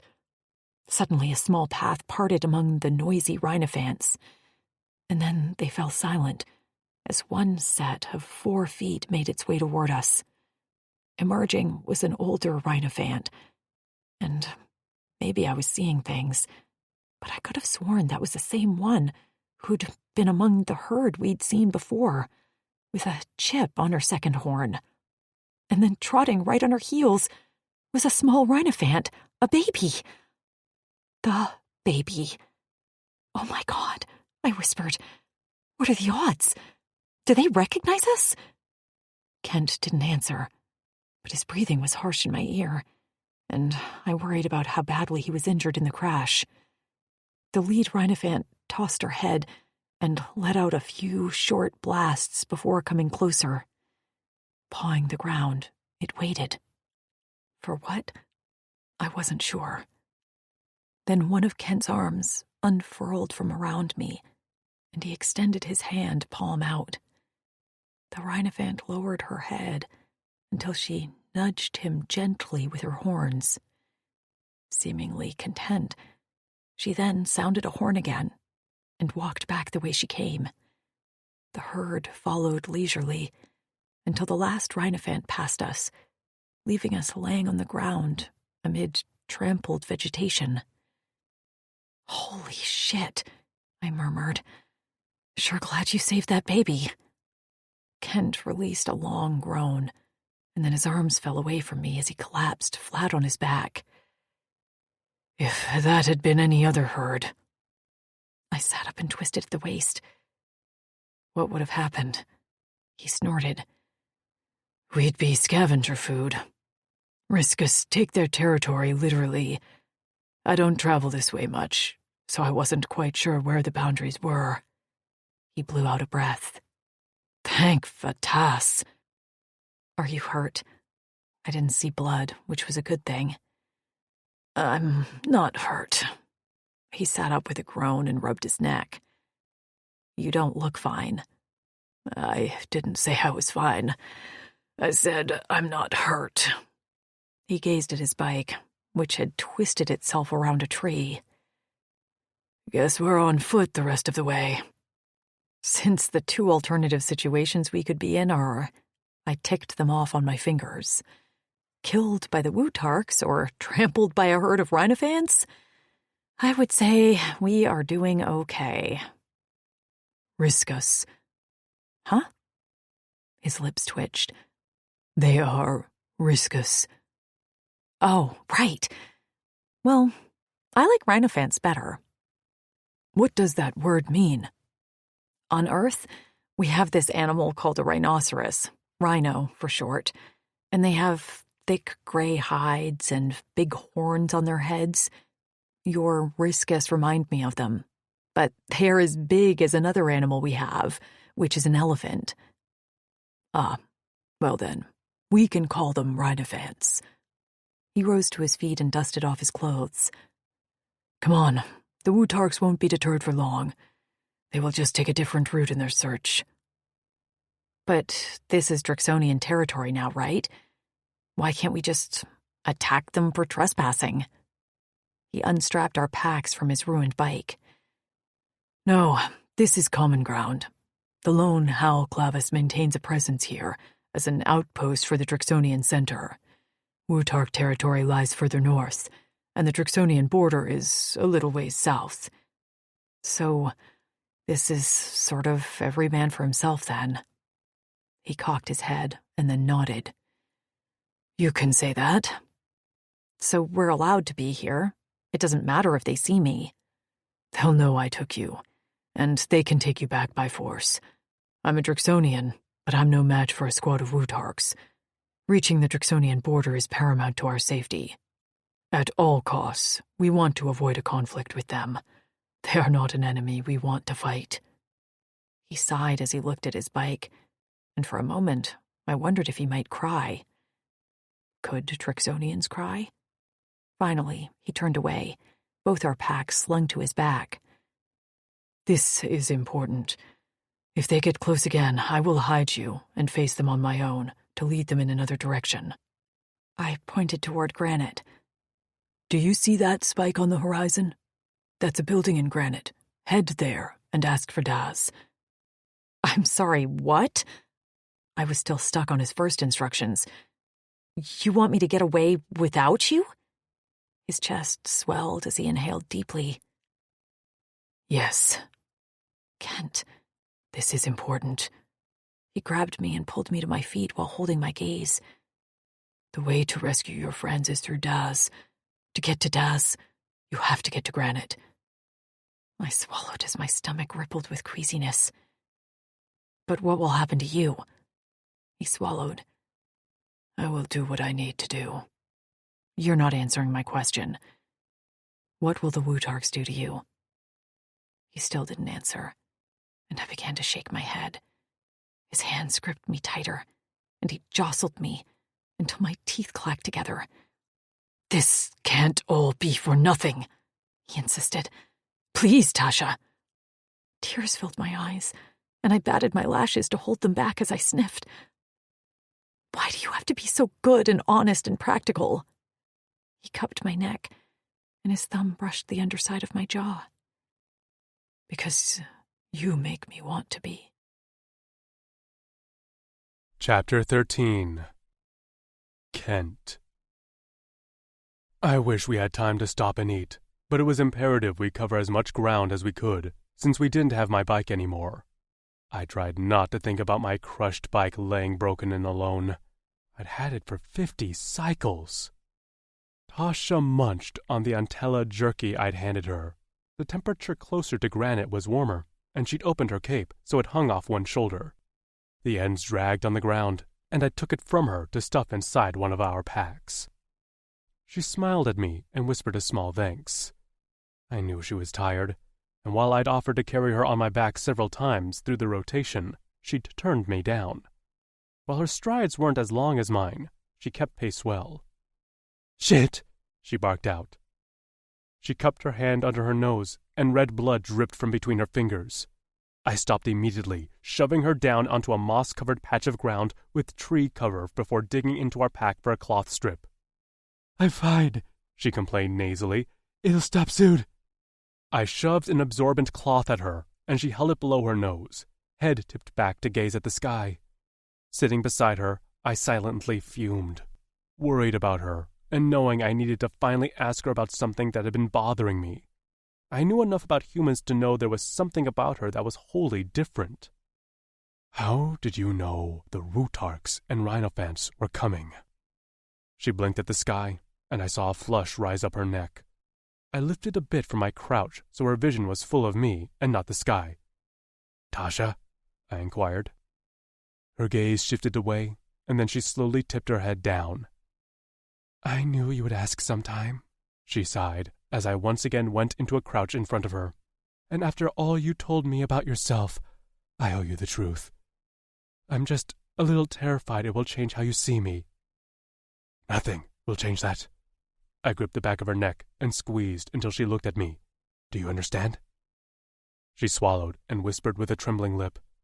"But it might." "Tell me," I urged softly. She wrinkled her nose. "I wasn't always on this planet. I used to be on Torin in the Uldani fortress." I sucked in a breath as my suspicions were confirmed. "The Uldani had you?" She nodded. "For a few years. As far as I know, it was just the 6 of us. But there were many, many rooms underground." "They kept you?" My stomach lurched. "Underground was—" "The prisons and the laboratories, yes." Her sad eyes met mine. "You think you're tainted, but I actually am, Kent. All my friends and I are. The Uldani experimented on us for different reasons. I have a sense of smell beyond normal human ability, but it causes," she pointed at her nose, "this. I don't know what other long-term effects it caused. Maybe one day my eye will fall out, I don't know." There had been many, many times where rage directed at the Uldani threatened to overwhelm me, but never as badly as now. I'd seen the rooms. I'd heard stories from Drixonians who'd been underground. Sax's mate had been captured and kept there in order to breed her against her will with Drixonians. Barbaric didn't begin to describe how they were treated. I curled my hands into fists, doing my best to quell my anger. "I didn't want to tell you," she whispered. "And most importantly, I don't want Daz to know. What if he decides my friends are too damaged to rescue?" I began to shake my head. "He won't." "But what if he does?" "The Uldani experimented on his own brother. You'll see when you meet him. He didn't return home for a long time because he feared not being accepted. Daz welcomed him with open arms." "But that's his brother," I whispered. I squeezed her neck again. "Then we don't have to tell Daz. What happened to your friends is their experience to share if they choose, just like it was your choice to share now." She dropped the blood-stained cloth into her lap. "It doesn't change anything?" "You are not tainted." "I am, a little bit," she smiled. "So I guess we fit. I'm not a perfect human mate for their ideal of a perfect Drixonian warrior, but we're perfect for each other." Their ideal. Those words repaired something inside of me. My chorus skipped a beat, and I itched at my chest as an invisible wound knitted shut. I'd so badly wished to be the ideal Drixonian warrior. But what did that even mean? It was someone else's idea of perfection. For Tasha, I was perfect, and she was perfect for me. Unsure what to say, overwhelmed at finding someone like Tasha, I picked up the bloody cloth and cleaned the remnants of blood from her nose. "That's why I feel so guilty about what happened to my friends. Lou has visions of the future, and we know they are accurate. She had one that warned us something was nearby, and I made the decision for all of us to stay another night." Her throat tightened. "And it was the wrong one. I tried to tell you that by the camp that night. It really was my fault." "You had a good reason for staying, right?" "Yeah, but—" "I'm sure you made the right decision for the information you had at the time." She snorted.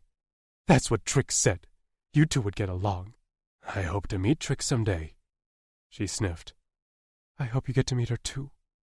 I pulled her to her feet. "Come on, I have something to show you." She jogged to keep up with my pace as I set off into the lines of trees. "Oh, but aren't we in a hurry?" "It's on the way, and I think it's important." "Okay," she agreed quickly. I hadn't been to the tower since we'd arrived back on Corin, and I had been conflicted about returning. But with Tasha at my side, I knew it was time to take a necessary detour. When we reached the base of the cracked stone stairs leading up the mountain, I stopped and took a deep breath. "We're going up there?" Tasha asked. I still gripped her hand and squeezed it gently. "We are." She didn't ask any more questions, and when I took the first step, I felt like I was 3 again, following my mother. Her torn, dirty skirt swayed in front of me, and her bare feet barely made any sound. Back then, the stairs seemed so wide I could barely step up with one stride, and I swore it took half a day just to climb to the top. When we reached the last step, Tasha gasped. I lifted my head slowly, and the current state of the tower meshed with my memories. A large stone ring, cracked and covered with vines, surrounded a swath of silver dirt called Mirth that most Drixonians believed to be Fatas blessed. The grains sparkled in the sunlight, only marred by the large shadow of the stone spike in the center that reached up to the sky. The tower. Vines twisted in and out of the carvings etched into the stone, created many, many generations ago by the first Drixonians to ever settle on this planet. Every day, this was where my disgraced mother, formerly the wife of a prestigious general in the Drixonian army, knelt in the Mirth and made her prayers to Fatas. Tasha's hand slipped from mine as she crept forward, taking in the space with wide eyes and a slack mouth. "What is this place?" "The Fatah's Tower." I explained to her how it worked, that Drixonians, mostly the females, would kneel in the ring, rub the mirth between their hands, and make a request to Fatas. When Tasha asked what Fatas was, I described her as a guide in our lives. She decided what we could handle and how much. Good deeds earned good rewards. Bad deeds would be reaped in kind. She turned around, one hand on the stone ring, which rose to about her waist. "Did you ever do it?" I shook my head. "Only once, but I came with my mother every day." "Every day?" "Our lives weren't easy. She had held a high position in society when my father was in the army, but when he deserted..." I lifted my gaze to the tower. "She fell far. I never knew what it was like to have prestige. I was born after he deserted." "I'm sorry," she whispered. "Do you want to know what she wished for?" She studied me a moment before shaking her head. I stepped closer. "No? Why not?" "Because you never tell anyone your wishes. Not when you toss a penny in a fountain or blow out your candles. As soon as you tell someone your wish, it doesn't come true." She answered so honestly, and for a moment sounded so much like my mother, that I barked out a laugh. She immediately scowled. "Hey, I'm serious, don't laugh!" "I'm not laughing at you. It's that my mother said the same thing. All the females did. You never told anyone the request you made to Fatas at the tower. If you did, it didn't come true." "So, you don't know what your mother wished for?" "Not even on her deathbed, when she took her last breaths. She refused to tell me." Eyes bright, Tasha smiled. "Then that means her wish is still working." "How so?" "It probably had to do with you." She shrugged. "You never know. It might be why you're still alive. Why that scar on your face is only a scar and didn't kill you." I fingered the uneven skin at my lip. I'd assumed my mother wished for my father to return, to have a plausible reason for his desertion. Had she made her request for me? I hadn't considered that. "Can I make a request to Fatas?" Tasha asked. "I'll respect if it's only for Drixonians." There was no rule, and she likely would be the first human to make a request at the tower. But if anyone was worthy, it was her. "You can." With a smile, she reached forward and grabbed my arm, tugging as she took a step over the stone ring. "Great! You do it too." I balked at first, digging in my heels. She noticed my resistance right away. "You don't want to?" I gazed up at the tower. I'd stared at it so many times when I was young, so much that I swore I could draw the etchings myself. Many were nearly undetectable now, smoothed over from weather and time. "That one time I came here was when my mother was dying. I never believed, and sometimes was disrespectful about her visits. But when she was dying, I had no idea what to do. That was before we realized the extent of the virus, that it was incurable, that it would kill all our females. So I requested Fatas to save my mother." I swallowed as I stared up at the tower, remembered the way I'd spent all day kneeling in the mirth until my legs went numb and my back ached. And she didn't grant my request. Tasha's arms wrapped around my waist. "You said Fatas isn't like a god, that she's more of a guide. It sounds like she doesn't make the road. She just helps a little with directions." My gaze dropped to hers. Throat tight, memories battering me one after another, I gripped the hand of my perfect match and nodded. She returned my gesture with a smile. "Come on," she said softly. "Kneel with me." Tasha. The sand shifted beneath my knees like quicksand, and for a moment I thought I'd sink in. But then the grains seemed to congeal and hold. Next to me, Kent remained silent, his gaze downcast at the silvery grains. I dug my fingers into the sand and sifted it through my fingers, the grain so fine it reminded me of well-ground Himalayan pink sea salt. The silver shimmered in the sunlight, and I rubbed the sand between my palms until they were coated in a fine layer of silver dust. Closing my eyes, I thought back to my friends. We'd met at the worst times of our lives, but we'd overcome. Escaping in the night, we'd snuck onto a cargo ship destined for anywhere but a life with the Oldani. It had crashed on Torin's sister planet, Corin, and while a few of the women didn't make it, the 6 of us emerged, dirty, injured, but free. And we'd made a life as much as we could, nomadic as it was. Trix and her bravery, Lou and her attitude, covering up her anger and fear, Maisie and her desire to be loved, Nev, the quiet observer who always seemed to know what to do to make us feel better, and Amber, the one who sacrificed so much for us, despite her vulnerable side effect. I missed them. I feared for them, and I felt hopeless that I couldn't save them all on my own. Please, Fatas, let us all be reunited safely. The sand sifted beneath my palms. My knees ached, and the sun warmed the top of my head. Please, Fatas, let us all be reunited safely. Nothing grand happened. No lightning strike split the sky, or animal sounds. Just the breeze blowing my hair. I opened my eyes. Kent was silent beside me, head tilted back, eyes closed. His lips moved, but he didn't make a single sound.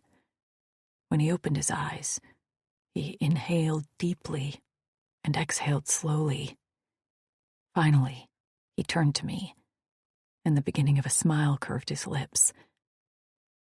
Thank you. I was worried I'd asked too much. No, he shook his head. I'm glad you encouraged me. He reached out and ran a hand over the back of my hair, gaze following the path of his palm. I never thought I'd have a positive memory here.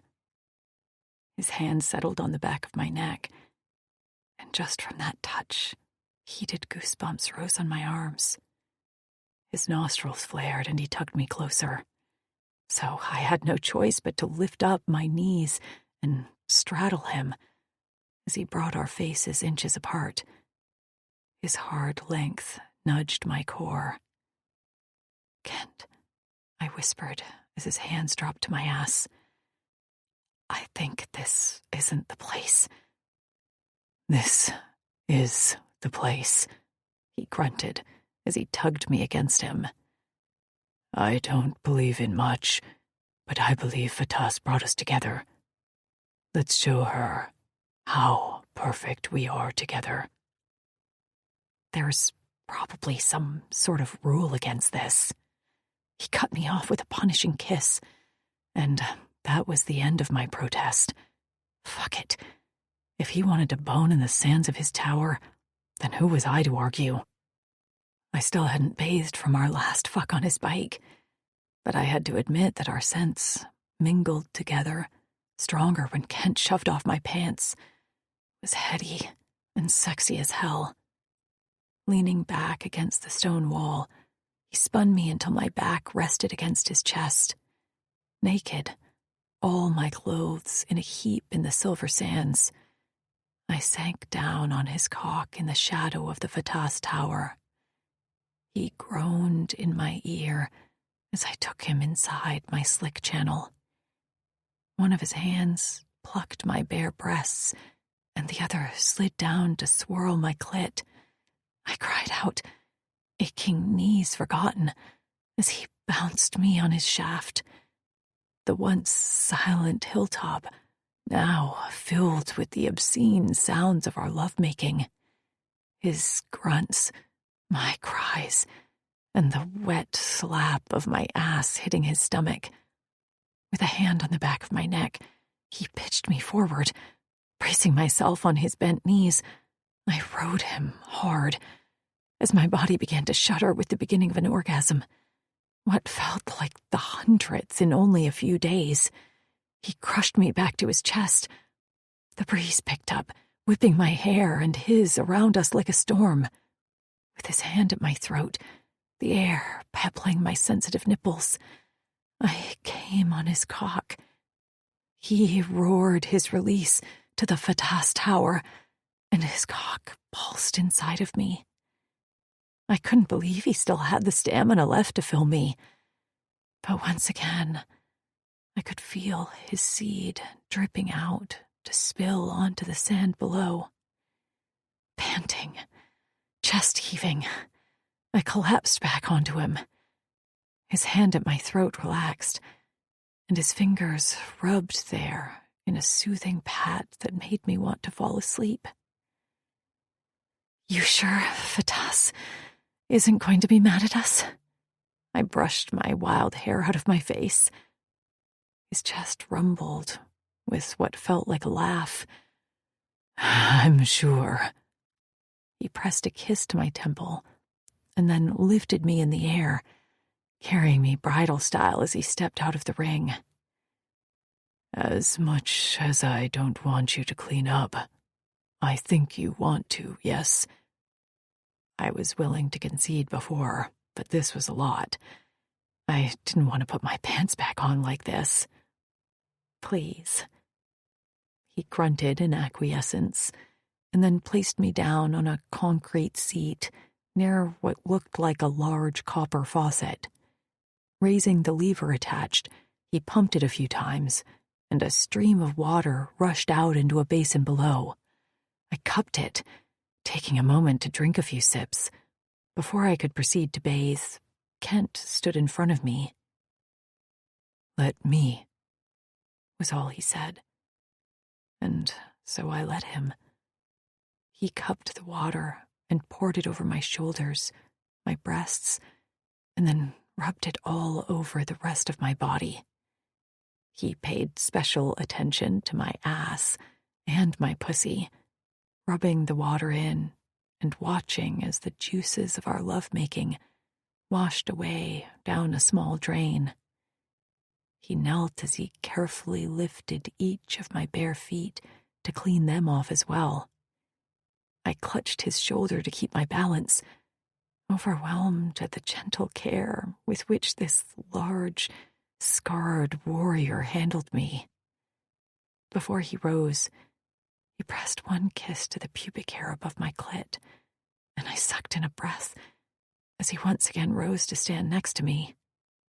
After a quick, cursory splash to clean himself, I noticed he was very haphazard on himself. He led me back to my clothes to get dressed. Once clothed again, I tied my hair back, while Kent stood silently outside the sand ring, studying the tower. Stepping next to him, I gripped his hand. We can stay longer if you'd like. He shook his head. No, we'll leave now. We don't have that much further to go. I nodded and reached down to sift a handful of sand through my fingers. I glanced up at the Fatah's tower and made one last wish, in case she was feeling generous. This time, I wished for the same thing Kent's mother did. I yawned and gave myself a slap. We'd been walking for a solid day, broken only by a short sleep on some rocky ground. Blisters covered my feet, and my face felt hot to the touch from the scorching sun. My human body was flagging, while Kent looked, well, he looked the same. That stupid Drixonian bastard. His pace never slowed. He never appeared tired. He stalked along with the same long strides, his alert eyes scanning the forest. I had another nosebleed this morning, and held a cloth firmly under my nose to stem the bleeding. Kent had offered to stop, but I told him no. I was used to the nosebleeds, and my only worry was anemia, so I currently chewed on a strip of medium-rare meat from a bilkit Kent had caught and cooked this morning. The taste was terrible, but I knew the iron was good for me. I'm sure the females will have plenty of food prepared, he said. I've been to a few of their feasts, and they've been able to do a lot with the resources on this planet. My mouth watered thinking about it. If we'd had access to the game the Drixonians could hunt, as well as proper cooking instruments, I was sure my friends and I could have cooked up some tasty food as well. I was certainly proud of the sweetbread we'd managed to bake. Do you like the females? I asked. As excited as I was to learn there were safe and happy humans on this planet, I worried they wouldn't be excited to see me. Were they catty court ladies of Drixonian royalty? I'd lived in the wilderness for years, surviving on scraps and willpower. I wouldn't be able to handle social norms and weird politics among women. They are good females, Kent said. Frankie is Daz's mate, and she is kind. That assured me somewhat. If he told me they treated him terrible as a member of Lone Howl, then I wasn't going to be very tolerant. I dropped the cloth from my nose. If you say so. I inhaled, my nose finally free of blood, and caught a whiff of a scent so strong that I stumbled. Grabbing my arm to keep me on my feet, Kent's concerned face swung down to face me. What's wrong? Dread weighed down my limbs, and terror paralyzed my tongue as I tried to form words. Wutarks, close! Kent let out a strangled sound and immediately scanned the horizon. How close? I can't. My nose is still a little stuffed from the blood. How close? He shook me, and the movement rattled my tongue loose. I pointed in the direction I could smell them. Coming from there, not far. Kent's eyes were wild as he frantically looked around. We were in a meadow near a spring and had zero cover. We're so close to the Drixonian border, he growled as he swung me into the air and took off running with me. Kent, I gasped, gazing at the tree line. They're here! Just as we ducked behind a dense bush, a rallying cry rang out in the meadow. Half a dozen Wutarks, holding sabers and wearing armor, emerged from the tree line at a steady jog. Fleck! Kent spat. He gripped my head with his hands. Listen to me, Tasha. This is important. Do you see that large tree in the distance, the one topped with a black flag? I nodded. It was maybe a mile away. That is our boundary. I'd run there now, but we'd never beat the Wutarks at their top speed. We cannot allow them to see you. You follow this stream and reach the black flag. They will know you're there and send someone to rescue you. Understand? I didn't understand. Not at all. What do you mean? Where will you be? His jaw clenched. I'll be distracting the Wutarks in the meadow. Once I engage them, you get the fleck gone. What? I gasped. I reached for him, but he was already rising to his feet. I clutched his arm, feeling like I was losing a limb. No, you can't. We can do this together. We do this together and we die, he growled. I'll tell them I ran away, and you saved me in mutual territory. Please, Kent. He shook his head. We can't take that chance. He bent down again and gripped my neck. Remember your friends, Tasha. Be a warrior for them. His jaw worked, and he glanced down. Thank you. Just being by your side has given me more honor than I could ever have imagined. Be safe, be happy, and always fight. He pressed a fast kiss on my lips, and before I could shout out a protest, he stepped into the meadow. The Wutarks saw him immediately and fanned out in a triangle formation, 1 in the front, 2 in the second row, and 3 bringing up the back. Frozen with fear, sorrow, and heartbreak, I watched as Kent walked closer to them, chin lifted. I couldn't understand the Wutark language, but Kent's voice rang out loud and clear. You seem to be tracking me. Can I ask why? The lead Wutark, the guard who'd struck me, and who Kent had distracted the night he rescued me, stepped forward to bellow out a series of grunted words. Kent held his ground, but I saw the ripple of his machetes lifting for just a moment before settling back under his scales. His tail remained poised above the ground, the armored, spiked tip shining in the sunlight. I haven't seen a human, Kent answered. The Wutark took a step forward and stamped his spear on the ground. I jerked, startled by the aggression. Kent remained firm. There are no humans here, and any within our boundaries belong to us. You know it's close by. That was meant for me. I was sure of it, but I couldn't seem to move my limbs. My brother's ring on my finger seemed to weigh 50 pounds, and I rubbed it with my thumb. This felt all too familiar. My life on Earth felt like 1,000 years ago, but my brother's death would always be like yesterday. I could still smell the smoke and the blistering heat on my skin. Trapped in the basement with fire raging all around me, I could barely see through the thick gray smoke. My throat burned and my eyes watered. And then my brother had emerged seemingly out of nowhere. He'd tossed a water-drenched blanket over my head and pulled me up the stairs. We'd been upstairs in the front room, so close, when the floorboards beneath our feet cracked. Nathan shoved me out the front door. But he never made it. He fell through the floor, back to the basement below, and by the time the fire crews went in to save him, it was too late. As the Wutarks surrounded Kent, and one of them swung their spears at the back of his legs, forcing him to kneel, my heart lurched. Red-hot blood spread through my veins. My brother had sacrificed himself for me, and I'd be fucked if I let someone else I cared about do it again. Chapter 14. Kent. She'd left by now, I was sure of it. I just had to draw this out and waste more time. All that mattered was that she crossed the Drixonian border. Nero had sensors there, so he'd know she'd entered, and they'd send a squad on bikes to rescue her.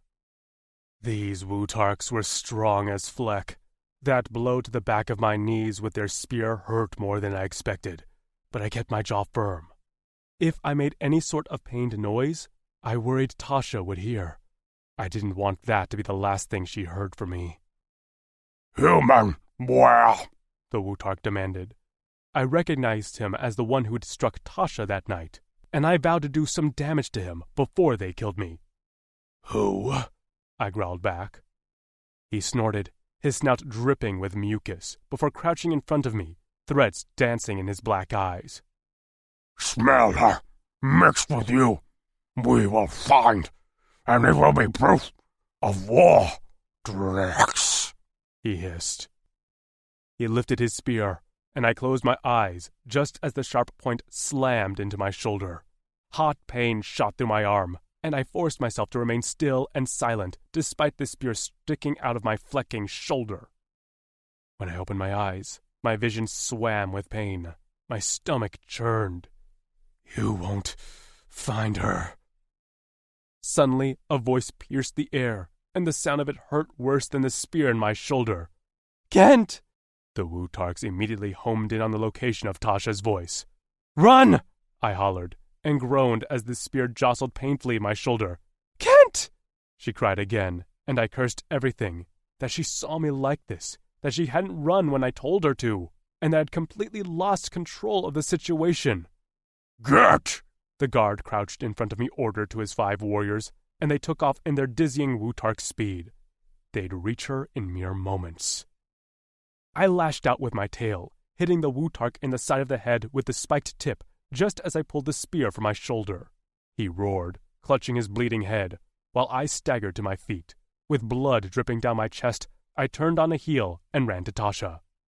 I expected to hear her screams as the Wutarks grabbed her, but instead, the first sound to reach me from the tree cover where she hid was a pained, garbled shout from a Wutark. The Wutark I'd struck had recovered and was on my heels. I burst past the tree line, skidding to a halt, before I careened into the stream and swung to race down the bank. A body collided with mine, taking me off my feet, and I flailed as I went sailing through the air. The Wutark I'd struck sneered at me as he raced past. I hit the stream with a splash and gulped a lungful of qua before I surfaced, sputtering, limbs aching, shoulders screaming, and hope flagging that we'd get out of this alive. I nearly drowned with the weight of despair. Oh, I rasped hoarsely to myself as I struck out toward the bank with strong strokes. I had to get out. I had to fight until the very flecking end for Tasha.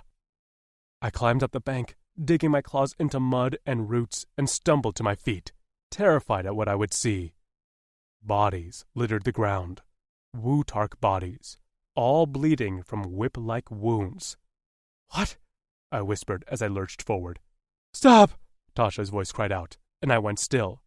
Swinging my head toward the source of her voice, I saw what had killed the Wutarks. Harukan plants. Hidden behind a dense nest of vines, a whole cluster had taken out the Wutarks when they chased her voice at full speed. I had nearly run into them too, but Tasha's voice had saved me. But not all of them. The guard I'd struck remained. He snorted and stomped, black eyes on Tasha, as she carefully kept the cluster of Harukan plants between them. 6 Wutarks against 1 Drixonian wasn't a fair fight, but Tasha had now eliminated their advantage. All I had to do was seize it. I crossed my arms at my neck and unleashed my machetes.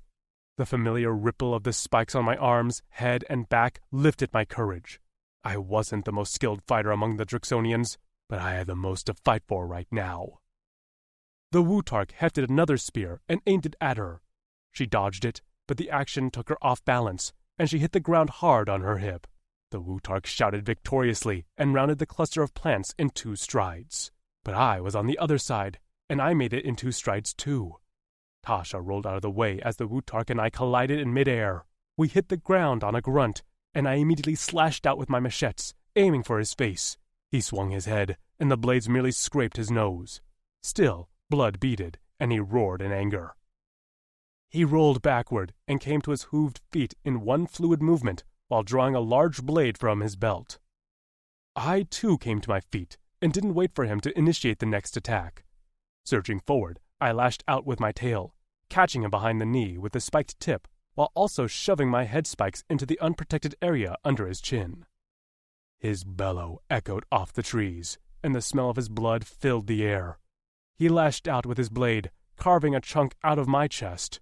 We traded blows after that, until my entire body was one bloody source of agony. I didn't let up, despite the pain coursing through my body. I had to kill all of them. The only way to prevent a war, to save Tasha and myself, was to silence any witnesses about what happened here. Roaring my last battle cry, I came at him in a volley of punches and slashes. He reeled from my attack and fumbled his blade. It was the only in I needed. Planting a foot in his chest, I kicked out. Before he even hit the ground, I raked my forearm machetes across his neck. Blood spurted, and when he landed flat on his back, he let out a few gurgles before falling silent. Clutching my shoulder, I fell to my knees. Woozy with pain and fatigue, I kept my eye on the Wutark, worried he'd somehow get up again to continue the battle. But he remained still, not even a finger twitch.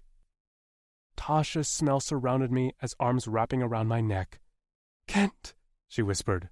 Her hair tickled my nose and my lips, and her fingers trembled as they slipped through the bloody mess of my chest.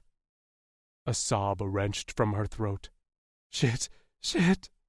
She grabbed my face and looked into my eyes.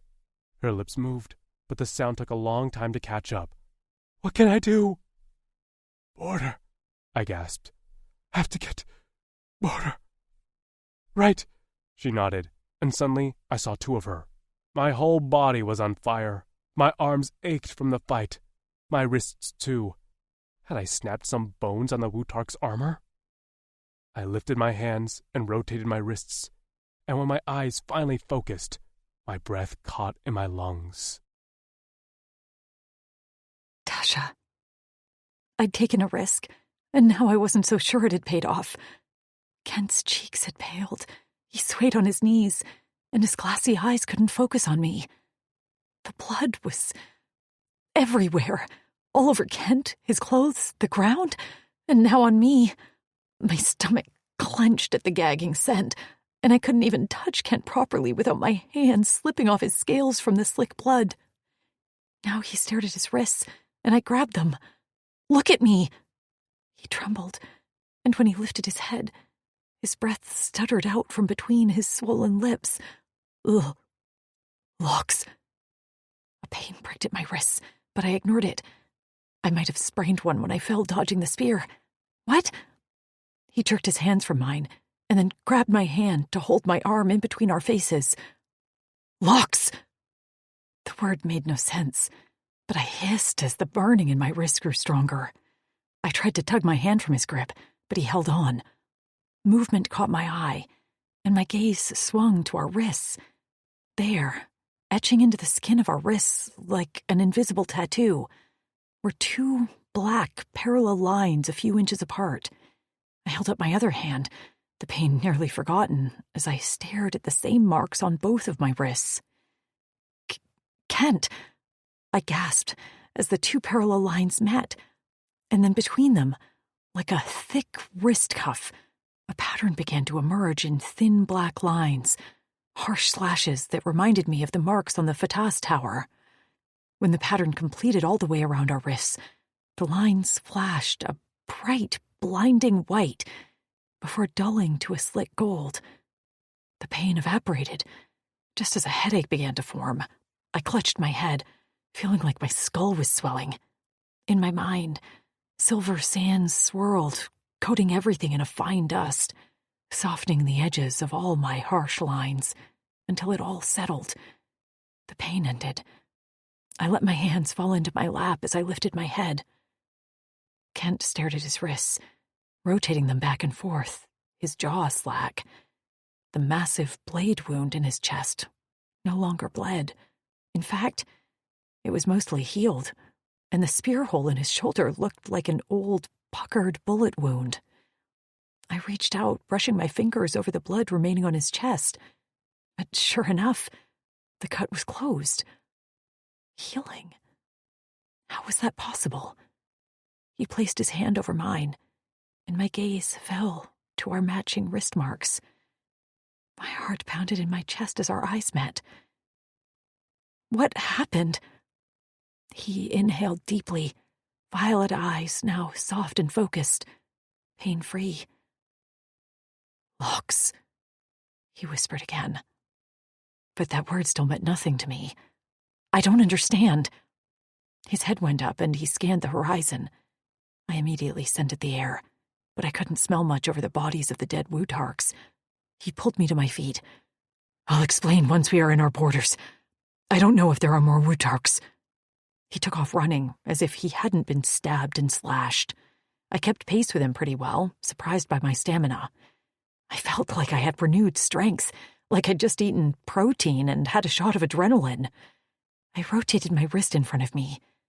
Did these marks have something to do with him healing and my energy? By the time we reached the tree with the flag, Kent was nearly sprinting.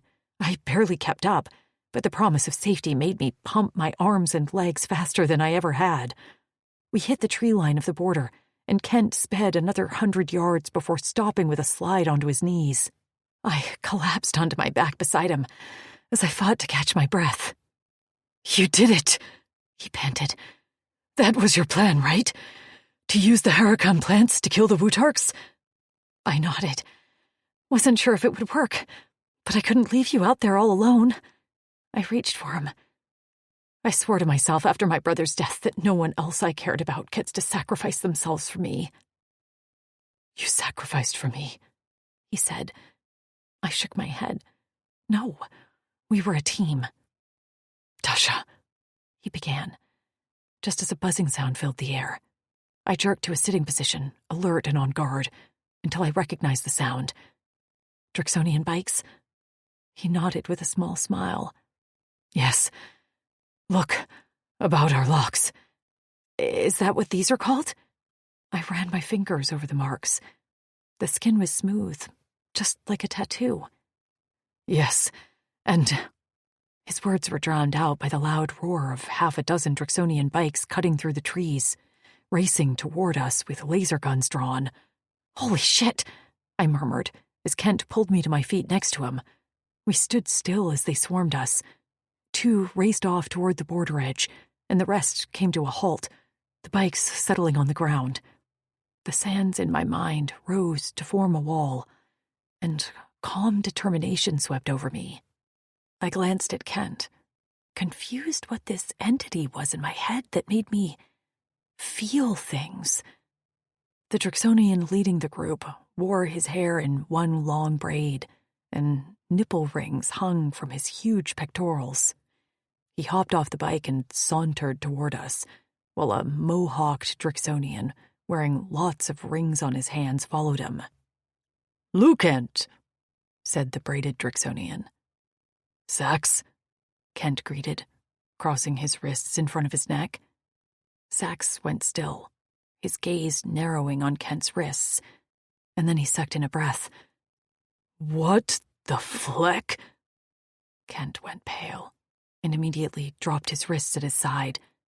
His chest heaved, and a weird tension filled the air. Hi, I waved to Sax, who immediately swung his gaze not to my face, but to my wrists. "For fleck's sake," he muttered. The mohawk Drixonian let out a cackle, the sudden sound making Kent flinch at my side. "Another one bites the dust." Sax turned with a frown. "What does that mean?" The other one rolled his eyes. The action so human I was taken aback. "Val doesn't teach you anything fun." Kent had remained motionless during this conversation, but suddenly took a step forward. Sax's nubbed brow lifted as if surprised by the action. Kent lifted his chin in the air. "This is Tasha. Tasha, this is Sax and Xavi of the Night King's Clavis." Sax nodded at me. "Nice to meet you." Xavi waved. "Hey there." "This is the female you rescued from the Wutarks?" Sax asked. Kent nodded. "Did Kutzal leave out the Korra Eternal part on purpose, or—" Sax hooked his thumbs in the waistband of his pants. The way he'd said the words weren't exactly unfriendly, but they weren't friendly either. I stepped closer to Kent and gripped his arm for support. But this Kent was different than the one who'd backed down to Kutzal. He gazed at Sax with steady confidence. "That happened on the way." "You mean these?" I held up my wrist and looked up to Kent. "What are they called?" His expression remained neutral. "Locks." "Yeah, so these just happened. I don't know what they mean, though." I rubbed at my wrists and looked to Sax. He was carefully watching Kent, and I didn't like the slight amount of mistrust there. "What's going on?" I asked. "Why are you looking at him like that?" Sax's lip curled into a smirk. "How do you want me to look at him?" "Like he's a hero who rescued me, kept me alive, and is now helping me find the rest of my friends who are out there somewhere?" I flung my hand behind me. "What else is he to you?" Sax asked. I wasn't sure what word to use that would make sense to a Drixonian. They didn't have husbands here, did they? And mate didn't accurately describe to me what he was. I slipped my hand into his and laced his fingers together. "He's mine," I said, "and I'm his." The sand door in my mind shook and then collapsed into a small hill. Sax held my gaze for a moment before huffing out a small laugh. "Just checking." He looked at Kent with a nod. "Let's get you to Granite, hero. The welcome committee is waiting." Chapter 15. Tasha. We rode into Granite like a parade. One of the warriors gave up their bike to Kent, so I could ride with him. I leaned back against his chest and gripped his thighs as we made our way down a wide paved street. Buildings rose on either side of us, many with scaffolding supporting ongoing repairs. The road curved and then widened, and I gasped as a large building rose in front of us. "Wow," I whispered to myself. Large blocks the size of a small sedan, and colored a light jade made up the walls. Some were cracked and stained with time, but made an impressive structure. Newer wooden planks and a mud caulking was mixed in, leading me to believe that the building had seen some repairs in order to be habitable. Standing at the top of a set of wide stone stairs were a fleet of Drixonians. My palms began to sweat, and Kent, seeming to sense my nerves before I did, patted my stomach. "I'll be with you, warrior." He knew just what to say. He didn't placate me by telling me everything would be okay, or that the women would just love me. He offered his support, which is all I really wanted. I laid my palm over his hand and gave it a squeeze in acknowledgement as the bikes came to rest at the bottom of the stairs. I gazed up and recognized who must be Daz. He stood slightly in front and wore an armband that was red and tinged with gold, while the rest wore plain red. His violet eyes watched me carefully. The elevated position with which he looked down at us made me uncomfortable. Kent helped me dismount, and the sands in my mind swirled restlessly. Suddenly, a small figure with pale skin and long dark hair darted out from behind Daz and ran down the stairs on flat sandals. Behind her, 2 more women skipped down, one also pale with messy purple hair, and the other a black woman with long braids. They ran so fast, the one with long dark hair tripped and would have went flying if the braided woman hadn't grabbed her in time. "Slow down before you break something," she admonished. "Frankie!" bellowed, who I believed to be Daz, as he made his way down the stairs. "I'm fine," she called over her shoulder before sliding to a stop in front of me. Shorter than me by a few inches, she beamed, her flushed cheeks highlighting the freckles dotting her nose. Suddenly, she launched herself at me, throwing her arms around my neck. "I'm so glad you made it here safely." Stunned at her enthusiastic greeting, I stood stiffly as she pulled back and smiled. "I'm Frankie, Daz's mate." "I'm Miranda," said the woman with braids. "And that's Tabitha." She jerked a thumb toward the woman with purple hair and an intricately carved white necklace. She gave me a little wave. "Hi." Daz and the rest of the warriors made their way down the stairs, so no longer were they standing above us like some weird power move. His mate, Frankie, was here now, welcoming me with a kind smile. I'm Tasha." Kent's warm body at my back comforted me. "Nice to meet you." "There are more of us," Frankie explained. "More women, some kiddos, a few pets, but we have pared down the welcoming committee to reduce anxiety. A survey conducted recently expressed that we can be, and I quote, overwhelming and loud," which was a hard pill to swallow, but I take my position as president of the committee seriously. Frankie smiled brightly. I blinked, a bit taken aback by the whole organization of it all. I'd been living off the land for years, and here these women were with clothes, mates, kids, and a fucking city. I didn't begrudge them, but I couldn't deny that I wasn't envious as hell. I swallowed. I think that's a wise choice. "She looks overwhelmed with just 3 of us," Tabitha elbowed Miranda. "I told you we should just send Frankie." "Frankie can't be trusted alone." "What does that mean?" Frankie turned around with a whip of her hair. "You told her about the survey. That's weird, Frank." "It's not weird. I just don't want her to think they only let a few of us about in the daylight or something like that." I lifted a hand. I wouldn't think. I think she knows about Drixonians by now, Frankie. She has freaking locks." "What?" Frankie screeched and whirled around to face me. Dax, who'd greeted Sax and was on his way to us, stopped suddenly, his gaze swinging quickly to his mate. "What?" he barked as he made it to her side in one step. "Fleck," Kent muttered under his breath. I tried to hide my wrists, but it was too late.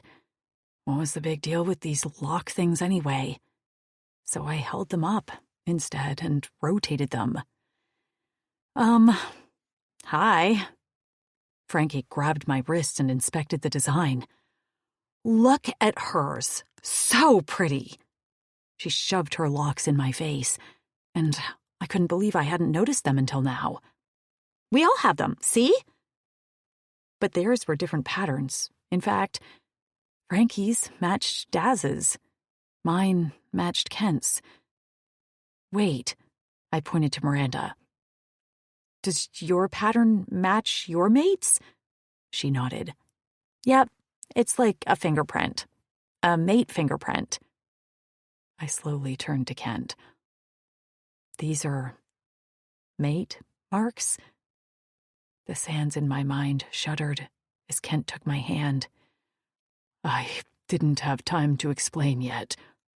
He glanced at Frankie and licked his lower lip nervously.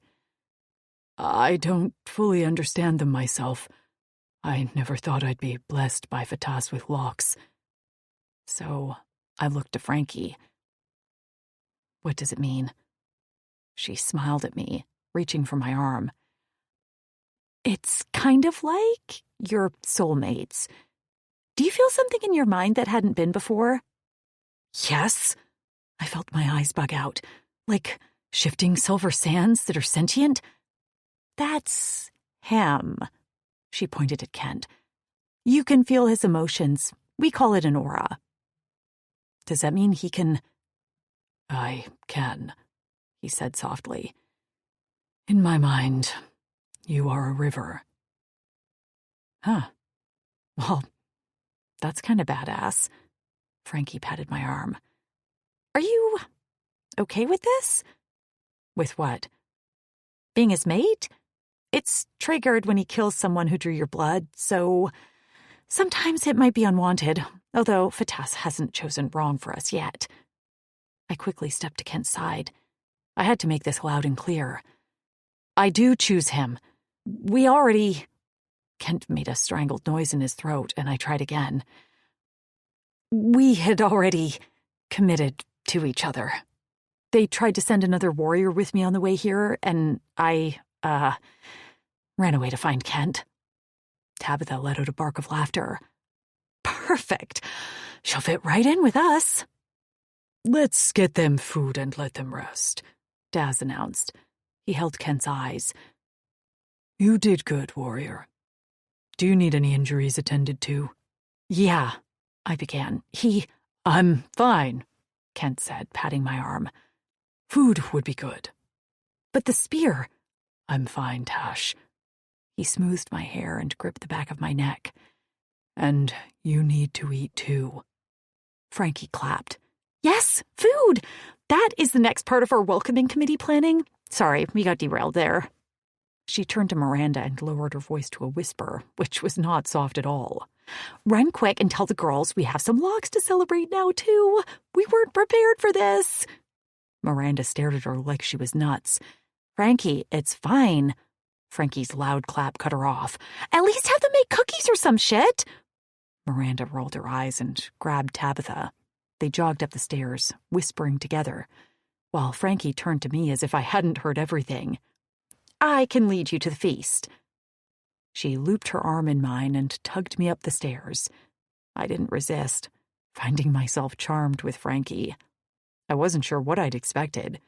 Maybe to be marched before some sort of court with scary alien men and their adorned and pampered human women. But despite the grandness of the city, these women were kind. Daz didn't bark orders or lord over anyone. I looked over my shoulder to see him walking amongst the warriors like anyone else. Next to Kent, Xavi talked animatedly, and I caught a few words about making spirits.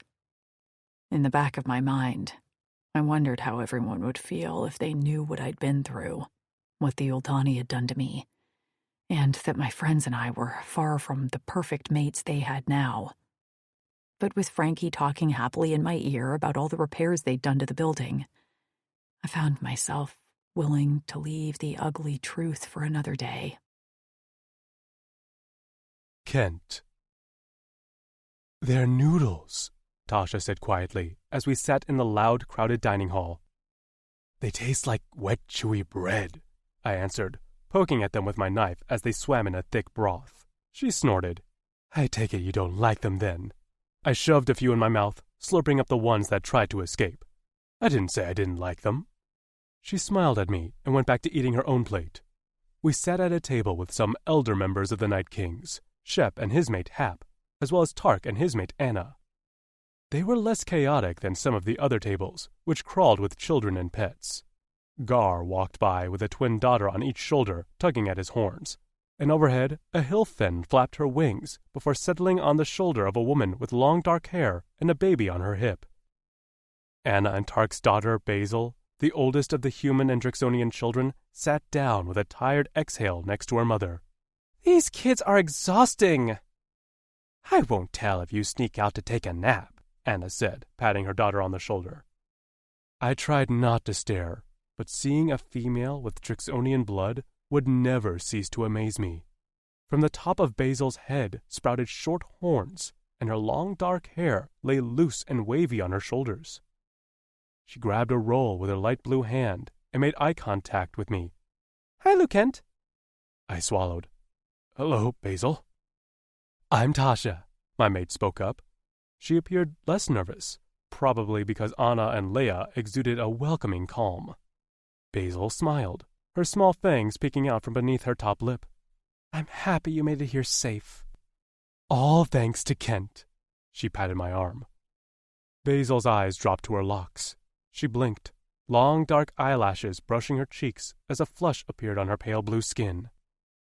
"I see you're mated." She glanced down with a slight pout. "All the warriors here treat me like I'm a baby." Tark's back snapped straight. "You are a—" "I'm not a baby! Mom said I'm past puberty!" "Oh, man," Hap whispered while Shep coughed. "Basil, we can have a conversation about this, but now is not the time," Anna said with a gentle kindness. "It'll never be the time," Tark whispered under his breath, which earned him a smack on the stomach from Anna. He grunted and shoved food in his mouth. Basil seemed happy with the promise of a future conversation and let out a sigh as she glanced around. "I'm going to take you up on that promise of a nap. Cover for me if someone comes looking for a babysitter." Anna nodded. "You can count on me. Go now." Basil smiled, gave us a wave, and jogged out of the dining hall. "That girl," Tark began around a mouthful of food. "It's normal for her to start to have interest, Tark. This city is full of single warriors who look at her like she's a steak," Anna snapped. "Who?" Tark barked. "Point them out to me." Anna rolled her eyes. "You going to take on everyone?" "Try me."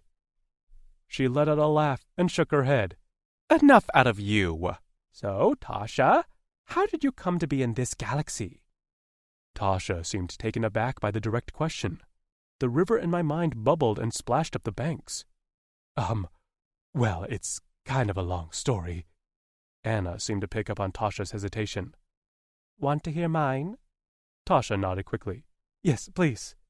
Anna regaled us with a story I'd heard before, but never tired of. How she crash-landed on Torin and was captured by Tark and Shep's Klabas, but the Drexel at the time had decided to abandon the Drixonian honor and wanted to sell her to the Uldani. Tark risked his life and saved her.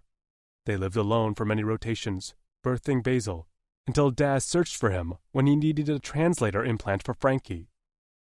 "We had been scared for so long of being found," Anna said. "Our trust in Drixonians had been broken, but Daz renewed it. We joined him shortly after, and it's been wonderful for Tark, for Basil, and for me to be around humans again. Basil gets to learn about both of her cultures." "I'm so glad Tark rescued you," Tasha said quietly. I gripped her hand under the table. She knew all too well what would have happened if Anna would have been sold to the Uldani. Anna fell silent, watching Tasha carefully, who sat with her eyes downcast. Suddenly, she jerked her hands to her nose and swung her alarmed gaze to me. I smelled her blood just as a small drop slipped down her lips. I grabbed a cloth and shoved it to her nose, just as Anna stood up quickly and called to a table next to us. Val, come here. Sax's mate and healer rushed over. A nosebleed? She immediately directed Tasha to lean her head back. Did something happen? I spoke up for Tasha. She gets them sometimes and knows how to handle them. She'll be fine. She gets frequent nosebleeds, Val said with a frown. That shouldn't be happening. She knelt next to Tasha. Did this happen after you arrived in this galaxy? Tasha stared at her, and the river in my mind crashed against a rock, spraying white foam. Tugging Tasha to my side, I directed Val's attention to me. Thanks, Val. She'll be okay. Val studied me for a moment, while Tasha remained silent, a slight tremble to her limbs as she kept the cloth pressed to her nose. Nodding, Val stood and placed a hand on Tasha's shoulder. I'm here if you want to talk or have me run any tests. She smiled as her voice dropped to a soft tone. Nothing is off limits here, okay? None of us are the same. Tasha swallowed, gazing up at the female before nodding. Thank you, she whispered. Val nodded, patted her shoulder, and then returned to her table to sit back down beside Sax. He threw an arm around her, talking loudly, but Val's eyes kept drifting toward Tasha. I slowly drew a silent and shivering Tasha to her feet. I think it's best we get some rest. Hap leapt up. Let me show you to your room. Much appreciated, I said. I should find Frankie and thank her, Tasha mumbled from behind the cloth held to her nose. This has been such a nice welcome. Anna waved her off. No need. Go rest. I'll tell her that you appreciated it. Are you sure? Go, Anna insisted. We've all been where you are at one point. We get it. Rest. The tension in Tasha's shoulders faded. Thank you. Take care of her, Kent, Shep said solemnly. This is a lot for anyone. I nodded, and we followed Hap out of the raucous dining hall. Chapter 16. Tasha. Away from the din of the dining hall, the tension slowly eased from my body. Guilt followed on its heels. Everyone had been so kind to us, and they'd made a damn feast. But after being alone for so long, with only a few of my friends, the large crowd was all too much for me to handle.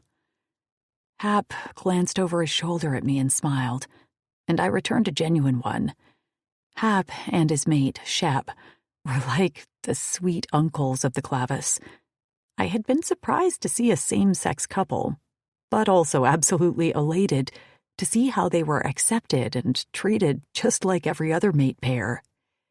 The inside walls of the hall were lined with newly constructed wooden planks, and I ran my hands over the smooth boards as we walked down a hallway lined with lanterns.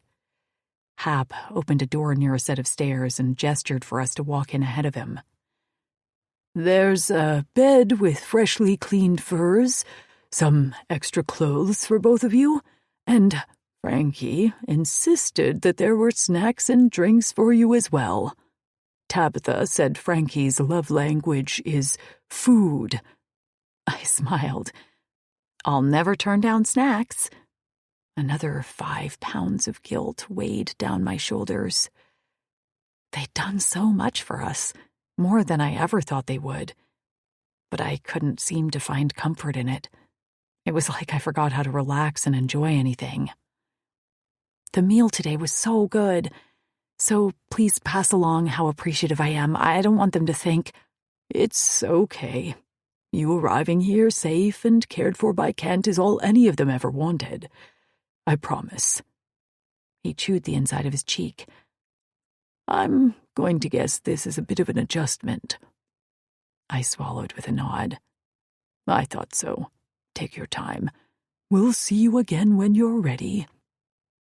Kent stepped up to my side. Thank you, Hap. Hap bade us goodbye and then left. When the door clicked shut behind him, my knees buckled. Kent caught me, brow knitted in concern. The day had caught up to me. The horror of watching that Wutark slam a spear into Kent's shoulder. The trepidation as I led the Wutarks into the Hurricane plant trap. And then the locks. No wonder I hadn't been the best guest. On top of that, I was nervous for the meeting with Daz tomorrow. Kent basically shoved me inside the cleanser, where I stripped myself of all my filthy clothes, some of them mostly rags, and stood underneath the air until I felt like a new person again. When I emerged, Kent helped me into a large, soft shirt that hung down to my knees. I hugged it to my chest as he dropped a kiss on my nose and retreated to the cleanser himself. While he'd wiped off most of the blood on his skin before the meal, he still bore evidence of his deadly battle. While I sat on the bed, munching on a soft cheese, he emerged from the cleanser, naked, my mouth open, full of cheese, as he strode toward me, half-hard cough. Sometimes all we need is a few minutes of soft music to come back to ourselves. This is your moment. Thank you for being here.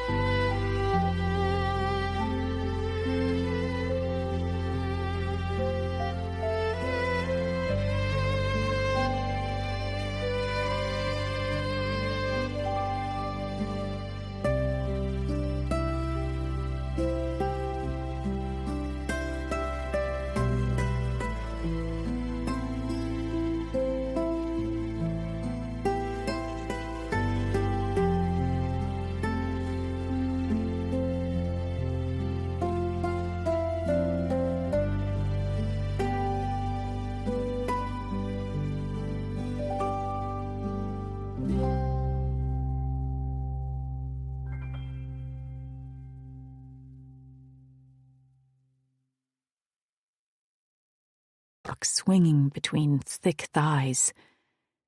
His tail swung lazily, and his loose hair flowed down his back. Even without his clothes or his weapons, he looked every inch a warrior. He caught me looking and slowed down to look at his chest. His clawed hands brushed the large scar from the Wutark's blade. Does it look that bad? I shook my head, finally chewing and swallowing. I wasn't looking at that. I barely notice your scars, any of them. They're just a part of you. His eyes crinkled at the corners as he collapsed onto the bed next to me and reached out his arms. Come, lay with me, he murmured, like I was going to turn that down. I snuggled into his side while his strong fingers massaged the back of my neck. Are you feeling more relaxed now? You could tell. Dash, you were strung so tight I thought you'd snap. There were just so many people. I'm not used to it either. I'm rarely even at the lone howl camp. I prefer to patrol alone. I shifted my head on his biceps so I could see his face. Where do I fit into that? I still prefer to be alone. With you. Will I patrol with you? He dipped his chin. Whatever we do, we'll decide together. Lifting myself slightly, I dropped a kiss on his lips before pressing our foreheads together. You always say the right thing. I say what I mean. I know. I cupped his cheek and ran my thumb along his lip scar. That's what makes it even better. You're still a little tense, though, he remarked. I sighed. Of course I am. Of all times for my nose to bleed, it was tonight where everyone could see. I know Val suspected something else was going on, and I'm nervous for the meeting with Daz tomorrow. What if he deems searching for my friends too dangerous? What if... I let out a grunt as Kent rolled me onto my back. Tasha. What? I huffed. There's no sense in worrying about it now. What will be, will be. But Kent... His eyes gleamed as his fingers brushed my inner thigh. I sucked in a breath and tried to glare. You're distracting me. Is it working? With a sensual slide, he settled himself further down the bed between my legs. I tried to push him away to continue our conversation, but there was no moving the Drixonian with a pussy-licking plan. With his eyes fixed firmly on me, he extended that long, pierced tongue of his and lapped at me. He lifted one of my legs to settle over his shoulders as he took his time spreading my folds with two long fingers while alternating between dipping into my entrance and toying with my clit. He worked me achingly slow, like he was savoring an expensive meal. He built me up slow, but as soon as my legs began to tremble, he backed off. I reached down and gripped his hair hard, but he only grinned at me wickedly with a grunt. Where do you learn this? I growled at him. He didn't answer, only he ate at me harder, backing off again until I was tugging his hair harder and kicking his back with my heels. Only then did he spear me with that talented tongue, while I came against his mouth on a scream of release. He rose over me, eyes glowing, and plunging his thick cock inside of me, rocking his hips with a tantalizing rhythm until I came again. He covered my mouth with his, groaning out his orgasm down my throat as he spent himself inside of me.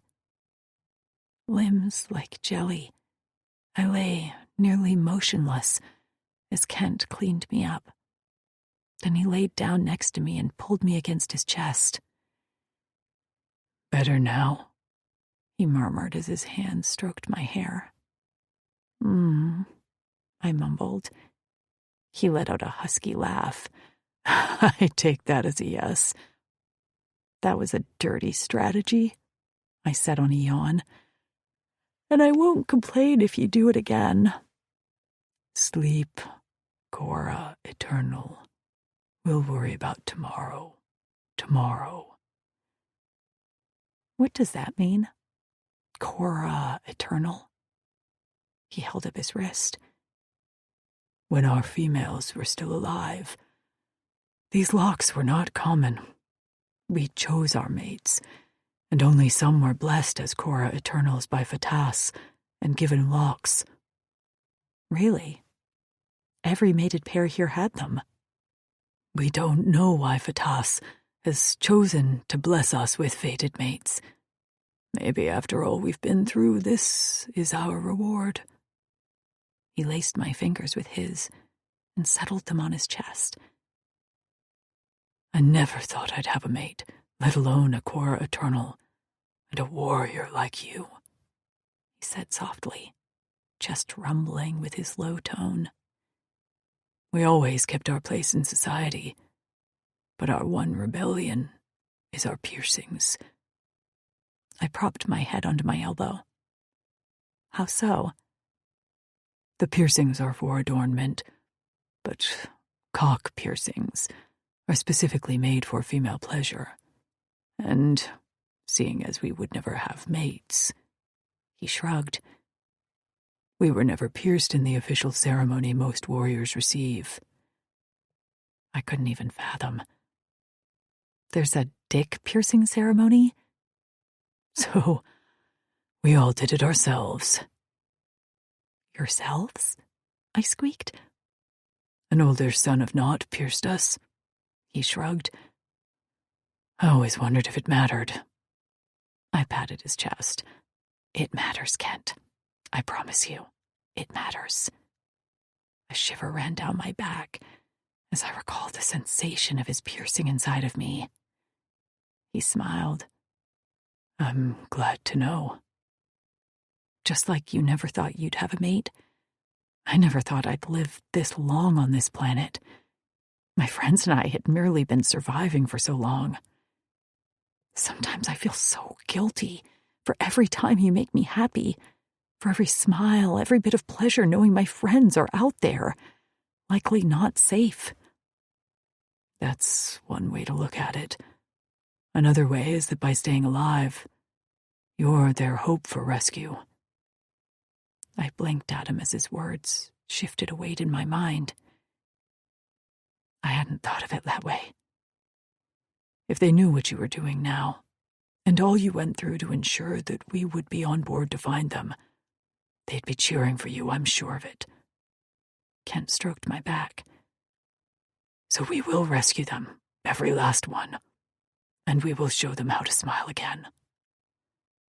I closed my eyes, sending up one last wish to Fatas. She'd kept Kent alive, and now we just had to bring my friends home. Kent.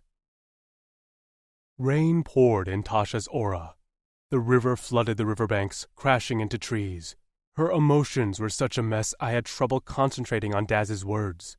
I knew she could sense my emotions too, so I forced myself to stay calm and steady. If only she knew. If only she knew that whatever request she'd made of Fatas, I'd bolstered it. Because my request? I'd asked Fatas to please make Tasha's wish come true. That was all I wanted.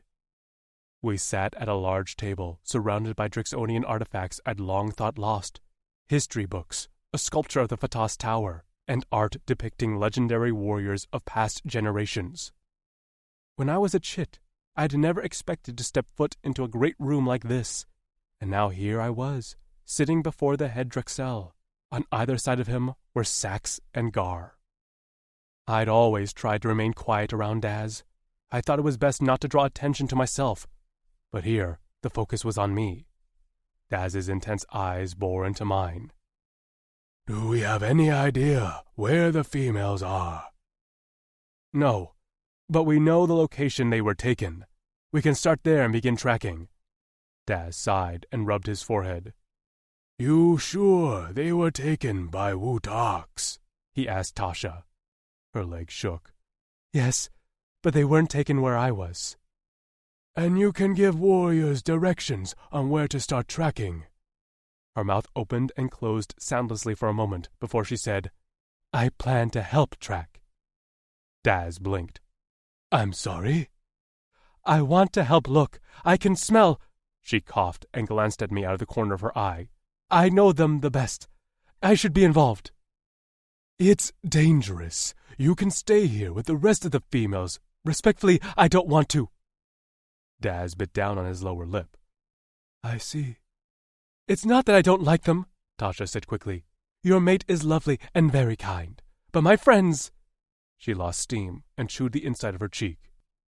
She is every bit the warrior that I am, I cut in. Tasha's head bowed and her lower lip quivered.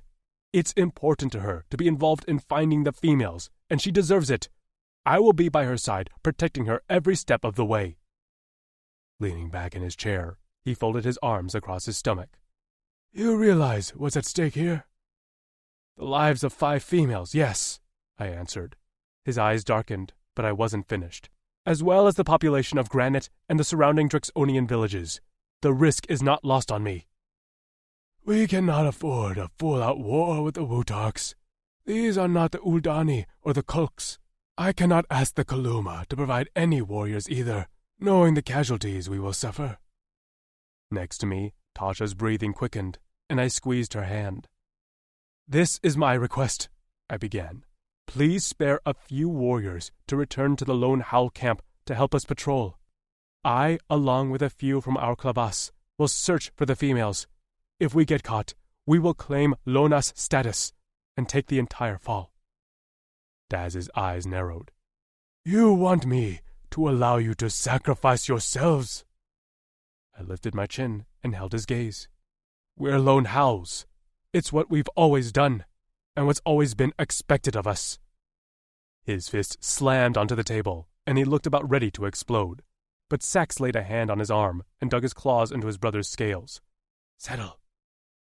I kept still while inside my heart pounded out of my chest, and my stomach had twisted itself into 1,000 knots. Daz dropped his head between his shoulders and unclenched his fist slowly until his palm lay flat on the table. I have been neglectful. I frowned. Excuse me?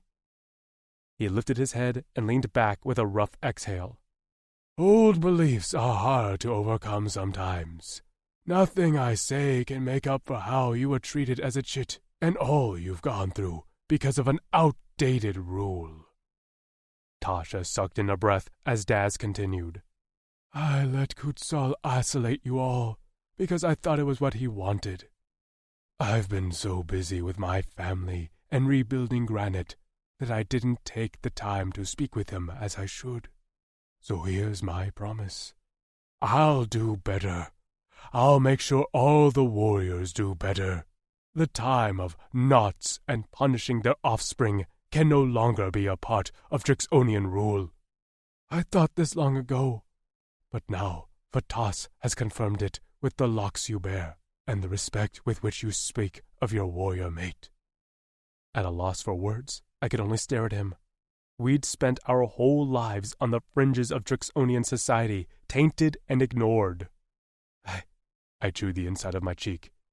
It is hard to change a belief in one generation. It is, he agreed, but it can be done. He spread his arms out. Look what we've accomplished so far. We've returned to Granite and have rebuilt. We can also get rid of the idea of the Sons of Naught. But, I said softly, as the brand in my neck burned, we cannot undo what's been undone. For many of us. Daz's hands curled into fists on top of the table. I understand that. All I can say is that it ends now. This will not carry on for your offspring. I nearly choked as Tasha gripped my hand and offered me a smile. I had never imagined I'd have my own chits. It had been forbidden for me, and no Drixonian female would have even gotten close to me. But now, I had a Korra Eternal, a warrior human who could potentially grow round with my chit. I nodded, unable to speak. Some of my clavas would remain skeptical, I was sure, and others, like Vin's, would never fit into the main hub of Drixonian society. But lifting the sanctions put in place by a long-ago council would do a lot to healing some wounds. I will send warriors with you to help patrol. Once you have more information on where the females are, we can reassess support. For now, the Lonas defense is our strategy. I cannot risk the entirety of the Drixonian Society. He tapped his finger on the table. And I'm also curious why they sent so many warriors for one female who they plan to sacrifice anyway. There's more to this, and until we have all the information, I don't want to risk the delicate agreement we have with the Wutoks. I nodded. I understand, and this is all we asked. The lone Howl Clavas will find them, and we will bring them home safe and sound. Home is subjective, Daz said. He looked to Tasha. You want to stay with Kent at his camp? She nodded quickly. Granite is beautiful, and I appreciate the welcome we received, but my home is with Kent. Daz smiled. That's the answer I expected. I'll break it to Frankie, who'll probably shed a few of her tears over it, but she only ever wants happiness for the females. She has said that many choices have been taken from them, and so she wishes that they be given the chance to make their own choices moving forward. If only Frankie knew just how many choices had been taken from Tasha. I glanced at her as a few tears spilled over her bottom lashes to slip down her cheek. She swayed in her seat and then said on a cracked whisper, "Thank you." Chapter 17. Tasha. Did we do it? I tugged on Kent's hands as we walked back to our room after the meeting with Daz. Did we get permission? Kent smiled. We did. And I think it's a good compromise. We can protect the Drixonian population as it's beginning to grow, while still prioritizing finding your friends. Are you sure Kutzal and the rest of your Clavis will be on board? I chewed my lip. Kutzal had been like a brick wall. He smoothed my hair off my head. I promise. Most will look forward to the task. It's an honor to be of service to females. A shiver ran down my back from excitement. I can't wait to get started. Daz said we can leave in 2 rotations with the reinforcements. Can't come soon enough. A little skip entered my step. Kent had been right. Instead of feeling guilty about the happiness I felt with him and the safe life I was living now, I felt encouraged that this was the way to save my friends. When we reached the door to our room, a pretty woman was standing outside. She wore simpler clothes than some of the other women I'd seen. Just a shirt and a loose pair of pants, and had dark hair down to her shoulders. I'd remembered meeting her briefly, but it had been so chaotic. "Hi," she waved. "Hello," I said back. She smiled. "You probably don't remember my name. Yesterday was a lot. I'm Rianne. I was wondering if you wanted to take a walk with me." "Me?" I placed my hand on my chest. Kent snorted at my back. "She's not talking to me." Heat rose in my cheeks. "Right. Sure." While Kent retreated to our room, I stepped in line with Rianne as we made our way downstairs and out the front of the hall. The sun shone brightly, and from this view, I could see down the main street of the city. Drixonian warriors stood in scaffolding repairing buildings, and some women walked, holding baskets of grains and other produce.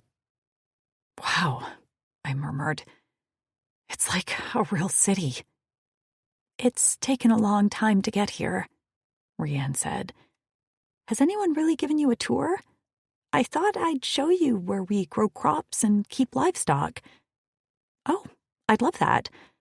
Tour guide isn't one of Kent's skills." She laughed. "I don't think any of them are. I met Maiko in a prison pit on a desert planet, so a tour was truly the last thing I wanted." I stopped and turned.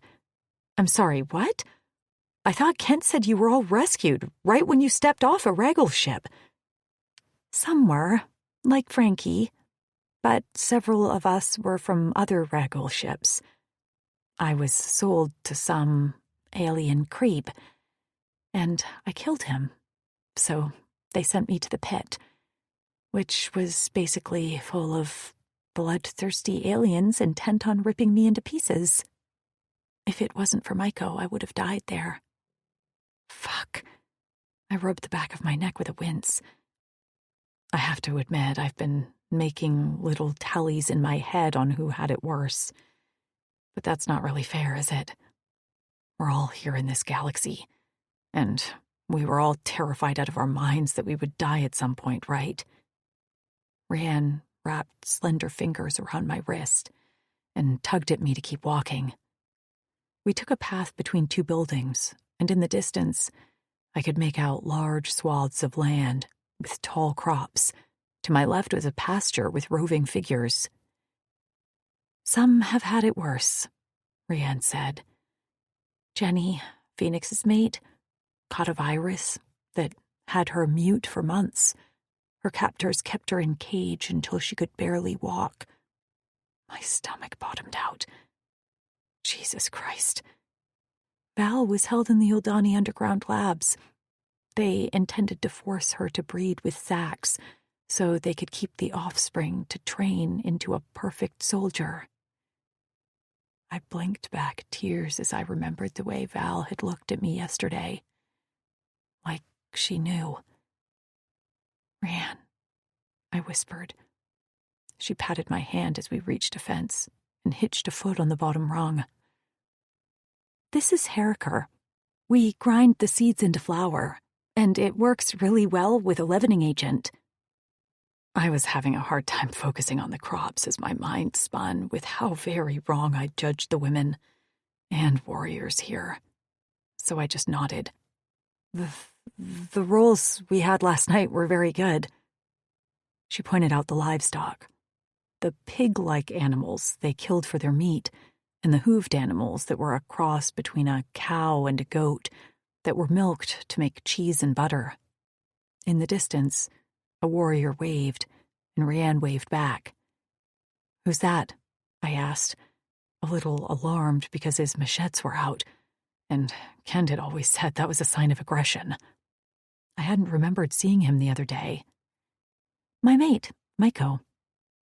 "Why is he—" I swallowed. "Is he angry?" "Probably," she laughed. "He's angry a lot. But no, his machetes are like that because he's one of the stolen warriors." "What? Did Kent tell you about Rex, Daz's brother?" "I heard he'd been," I swallowed, "experimented on by the Ildani." My voice cracked, and I cleared my throat as I looked away. Maiko jogged toward us along with another warrior with a bright orange mohawk and black gloves. I don't remember meeting them at the meal. They weren't there because they were leading up some border patrols when you and Kent arrived to be sure no more Wutarks tried to break through. "Oh," I said. "That's good." Maiko can eject his spikes from his arms, head, and back. They regrow, but it's very painful. Rex can sprout wings, but again, it's not fun. His back gets ripped open every time. Phoenix, he's a fire starter. My stomach rolled. Fire starter? He wears gloves because, with a flick of his fingers, he can create fire in his palm. His hands and forearms are burned, badly. I placed my hand over my mouth as bile rose in my throat. The memories assaulted me one after another. The lab, the pain, the needle pricks, and the straps tying me down, rendering me helpless. "I'm sorry," I whispered as my legs buckled. "I need to sit down." Rianne's eyes widened in alarm, and she grabbed me to help lower me gently to the ground. "Shit, I'm sorry, Tasha, I thought—" I waved a hand. "It's okay. I just need a moment." "Rianne!" a concerned voice bellowed. "What's going on?" "I'm fine," I called out hoarsely. "Just something I ate." I blinked as two shadows fell over us. Two pairs of violet eyes looked down in concern. "Do we need to get Kent?" Phoenix asked. This was so fucking embarrassing. "No, I just need a moment." Rianne bit her lip. "I think it's my fault. It's not your fault. Reaching for the fence, I hauled myself to my feet to look at the two warriors. One of the few beings on this planet other than my friends who really knew what I'd been through. They deserved my respect, not to watch me huddle on the ground pathetically. Sorry, it's nice to meet you. No apologies necessary. Maiko braced his hands on the fence. Want us to walk you back? No, shoo! Rian wiggled her fingers. We're having a talk. Oh, an A and B situation, so I'll see myself out? Maiko snarked. She glared at him. Who taught you that? Basil. He sniffed, as if offended she didn't laugh at his joke. He looked at me. I'm funny, right? Affection for the two warriors welled in my chest. They were so very much like me, but they had no idea. Yes, you're hilarious. Don't encourage him. Rian wrapped her arm around my shoulders and turned me away from the Drix. See you back at home. Yeah, mate, Maiko called after her. She rolled her eyes at me as we walked on the path back to the city. He's more than a handful. So, the other Drix, they treat him and the other stolen warriors the same? I bit my lip. I'm sorry if that's a rude question. She nodded. It's not a rude question. Rex didn't want to return home because he feared how the others would see his changes. I think, she sighed, I think there was some embarrassment and shame, too, which is natural, but they didn't ask for what was done to them. They returned, and they are treated the same as every other warrior, and that's not just because Rex is Daz's brother. I nodded, still mulling over blurting out my truth. What held me back was that if I told everyone now about what was done to us, that took away my friend's choice. Nev still hadn't told us what was done to her. What right did I have to disclose their vulnerabilities? HIPAA wasn't a thing here, but still. I can hear you thinking, Rian said. And this is all I'll say. You'll be accepted however you are, and however much you want to tell us. There are things Sekri went through that most of us will never know. And that's his right. You're allowed to keep some privacy here. She smiled and knocked her hip into mine. And these warriors are a bunch of gossips, so it's best to keep it to yourself. We're okay with what you decide. Do you know? I whispered. I don't know, she answered. But we can tell there's a lot of you that you're holding back. And that's okay. Don't feel guilt over keeping it close to your chest. We respect that. We're here whenever you decide you're ready. And if you're never ready, that's okay too. I sniffed as tears pricked my eyes. I can't explain how much your words mean to me. She clapped my shoulder before skipping ahead of me and walking backward while swinging her arms. We try to be understanding here. We've all been through shit and process it differently, you know? I nodded. Yes, I do know. My friends, we're all in different stages of grief and anger. I get it, she sighed. I know you leave soon, and since you'll have some Drixonian warrior pack mules, let's get some supplies together, like extra clothes for you and the other women. They'll want something new to wear when you rescue them, right? I swiped at my eyes and smiled. Yes, they absolutely will. Kent. I paced the room alone 4 times before I left. I hadn't been separated from Tasha since the morning she left with Axton. Her aura in my mind rocked and swayed, sometimes babbling happily, and other times lurching and foaming. I reached the top of the stairs of the hall and looked out over the city of granite. I didn't catch sight of her and was about to set off to find her when a warrior stepped to my side. I turned to find Nero with his hands clasped behind his back, rocking back and forth on his heels. I tried to recall if I'd ever had a conversation with Nero and couldn't recall, but I owed him a lot. He was the tech genius of the Night Kings, and he was the reason we'd been rescued so quickly. He had what he called his eyes, which detected all movement and heat sources at our borders in order to keep us safe. "I'm not sure we've ever really met. I'm Nero," he said. This was a little surreal, to be meeting with the warriors who'd led our uprising from the Uldani, and our subsequent war with them. I nodded in acknowledgement. "Worried about your mate?" he asked. "She is taking some time to adjust to being around so many others," I explained. "Fair," he commented. "My mate still doesn't like being around everyone." He grinned. I recalled his mate, Justine, as smart as he was, blunt, and a little standoffish. "I talked to Daz, and I'd like to send some more supplies with you. A few translator implants in case you meet females that don't have any. Also more updaters. We should also get you stocked with weapons. Oh, you'll need your bike too, right?" I blinked at him. I expected to leave here with the pack I'd brought in. "It is inoperable." He smiled. "Nah, we got it back. Been working on it non-stop. And while we had to replace some parts, I think you'll be glad most of it is still original." My jaw dropped, and I quickly snapped it shut before responding, "Are you serious?" "Absolutely." "I didn't expect that. Thank you." "We wish we could do more. We don't like this situation with the Wutarks, and we all know a war with them might be coming. But we'd like to prolong it as much as possible until Granite is fully functional, and we can begin regular training with the Clavasses in villages outside the walls." "I understand." "I hope Tasha isn't upset." "She's not. I think she feared Daz would forbid us. She didn't know what to expect before she came here, and I think she was expecting the worst." Nero looked down at his feet. "She's been through a lot, right?" I swallowed. "An understatement. But she isn't ready to share." "Psh!" he scoffed. "No one wants to hear what she's not ready to tell." He clapped me on the back.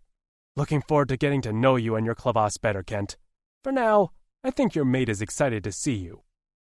An excited shout boomed from the bottom of the stairs, and I looked down, at first seeing nothing but a pile of fabric, but then Tasha's flushed and beaming face peeked out from behind the stack in her arms. "Look! Clothes for my friends! They will be so excited!" Her laugh flowed through my blood like a shot of Xavi's spirits, and I rushed down the steps to help her carry the load. Epilogue. Tasha. Over the flickering flames of the fire, I held Kutzal's purple gaze. I wasn't angry with him that he'd tried to separate me and Kent. I understood his motivations and saw that he was only doing what he thought was best. Still, our relationship wasn't what I'd call good. We'd arrived back at the camp with the extra warriors early that day. It had been a whirlwind of getting them settled, storing the supplies, and preparing a large meal to feed everyone. Kutzal had barely spoken to Kent and hadn't said a word to me, but I found him watching us often, his gaze drifting to our locks before he looked away with a clenched jaw. I wondered if he was waiting for a chance to take Kent aside and ream him for disobeying, but so far he hadn't done so. Some warriors milled around, drinking spirits or smoking a sweet-smelling herb that mellowed them out like a good sativa. Axton sat near us, leaning back with his eyes half closed. He'd welcomed me back with a nod and had nearly sent me flying with a swift pat on my back. He'd muttered an apology for his strength and then avoided me for the rest of the day. Sitting beside me on the log, Kent chewed on a sweet taffy dessert that the women had sent along from Granite. He'd just finished relaying to Kutzal what Daz had said about finding my friends. "So," Kutzal said in a low, quiet tone that made my heart throb in my toes, "you volunteered members of this Clavas." Kent straightened. "Are you saying you don't want to look for the females?" Kutzal's jaw clenched, and he looked away for a moment. "My warriors have risked a lot for the good of our race all their lives, I will only take volunteers, and won't require anyone to search if they don't want to." Kent nodded, seemingly unbothered. "That's fine. I'm sure many will be eager to accept the honor." He turned to the large warrior dozing near the fire. "Axton." "You will help find the females, right?" "Yes," he answered. That was it. He didn't elaborate, but his quick acceptance caused my heart to soar. "You need to explain they cannot all expect mates," Kutzal said. "You might have been blessed by Fatas, but many of these warriors are not you, Kent." "I'm not that much different than any of them." He leaned forward to eye his Drexel. "And that includes you." Kutzal's eyes glowed fiercely, and his nostrils flared. He took a long gulp of the clear liquid in his canteen, which I knew contained spirits, not water. He swiped the back of his mouth on a grimace. "I haven't said this yet, but I need to congratulate you both. I'm not sorry for what I did, because at the time I thought it was the right decision. But I'm glad Fatas made you find each other." My skin flushed at his words. I hadn't expected kindness from Kutzal. While a total dick at times, there were layers to Kutzal, and I imagined a very difficult past that made him like he was. If there was anything I learned since I'd arrived in this galaxy, it was to judge each other less. I definitely had a reality check in Granite. "Thank you, Kutzal. I don't fault you for what you did." His gaze swung to me, and his lips twitched as if to smile. "Really? You've been sending me silent death threats with your eyes all day." "I was worried you'd try to punish Kent." "I wouldn't punish him for something Fatas decided." He pursed his lips, and then fingered the canteen in his hands. "And I can't punish him for doing everything he could to stay by your side." He inhaled sharply and rose to his feet. "It's time for me to sleep." "Kutz." Kent stood. The Drexel waved him away. "I'm fine. Tomorrow. We'll talk to the warriors about beginning the search. Too bad Vince has gone on a mission. He'd be the first to volunteer." "Where is he?" I had noticed his absence, but hadn't had a chance to ask Kent. "We had a report from a scout in our northern boundary of a breach. Vince was all too happy to head where it's ball-busting cold." "Death wish," Axton muttered, his eyes still closed. Kutzal stepped around the fire, eyes glassy from the drink, and reached out quickly to grab Kent by the back of the neck. I let out a surprised gasp as he knocked their foreheads together and then held him there. In a low voice, with slightly slurred speech, Kutzal whispered so softly I could barely hear him. "The best of us." Kent grasped his friend tightly until his claws dug into the skin of Kutzal's neck. "Your time will come." "Bah!" Kutzal shoved him away and staggered back one step. I lurched forward, as if I would have been able to stop the 400-pound Drixonian warrior from falling. He caught his balance and let out a humorless chuckle. "I'm fine. Going to sleep it off." His gaze swung to me. "Glad you're here, Tash." His soft smile while saying the shortened version of my name pinched my heart. "I'm glad I'm here too." With a wave, he walked away, stumbling a few steps, but always catching his step. Kent stared after him, nubbed brow furrowed. I placed a hand on his arm. "Will he be okay?" Kent didn't answer for a long time, until finally he seemed to break out of his thoughts and glanced at me. "Kutz?" "Yeah, he'll be fine." "He's always fine," Axton echoed. "Which means he's never fine." Kent snorted and nudged him with his foot. You need to sleep it off too. Unlike our great Drexel, I am fine. Warm and fed.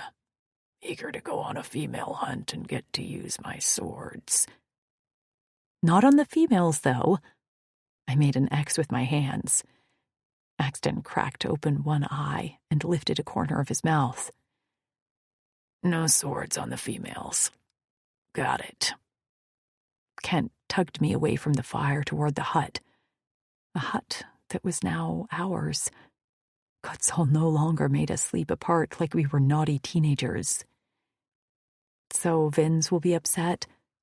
Very, Kent said. He loves to track, and would be more than happy to claim Lona's status and take the fall if he got to rescue a female while doing it. Well, I'm sure he'll have his chance, depending on when he returns. Most likely. Do you think Kutzal will help? Kent kicked a stone and it skittered ahead of us as he made our way down the stairs of the cliff to our ledge. It's hard to say. He has dedicated his life to protecting us outcasts. And I know the thought of one of us claiming Lona's status without support from the rest of the warriors is hard for him to fathom. I understand that. I bit my lip.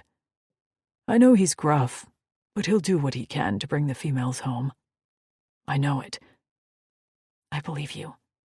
I wrapped my arms around his waist and burrowed into his side. I don't know what I'll do when I see my friends again. And I have to believe I will. We'll bring them home and make them smile again, right, Kent? Of course, warrior. He pressed a kiss to my forehead. Every last one of them. This concludes The Alien's Sacrifice by Ella Maven, narrated by Reagan West and Gabriel McKnight. Copyright 2022 by Ella Maven. This unabridged audiobook is published by arrangement with Ella Maven, care of Corvisiero Literary Agency, and was produced in the year 2024 by Tantor Media Incorporated, a division of Recorded Books, which holds the copyright thereto. Please visit tantor.com for more information on our growing library of unabridged audiobooks.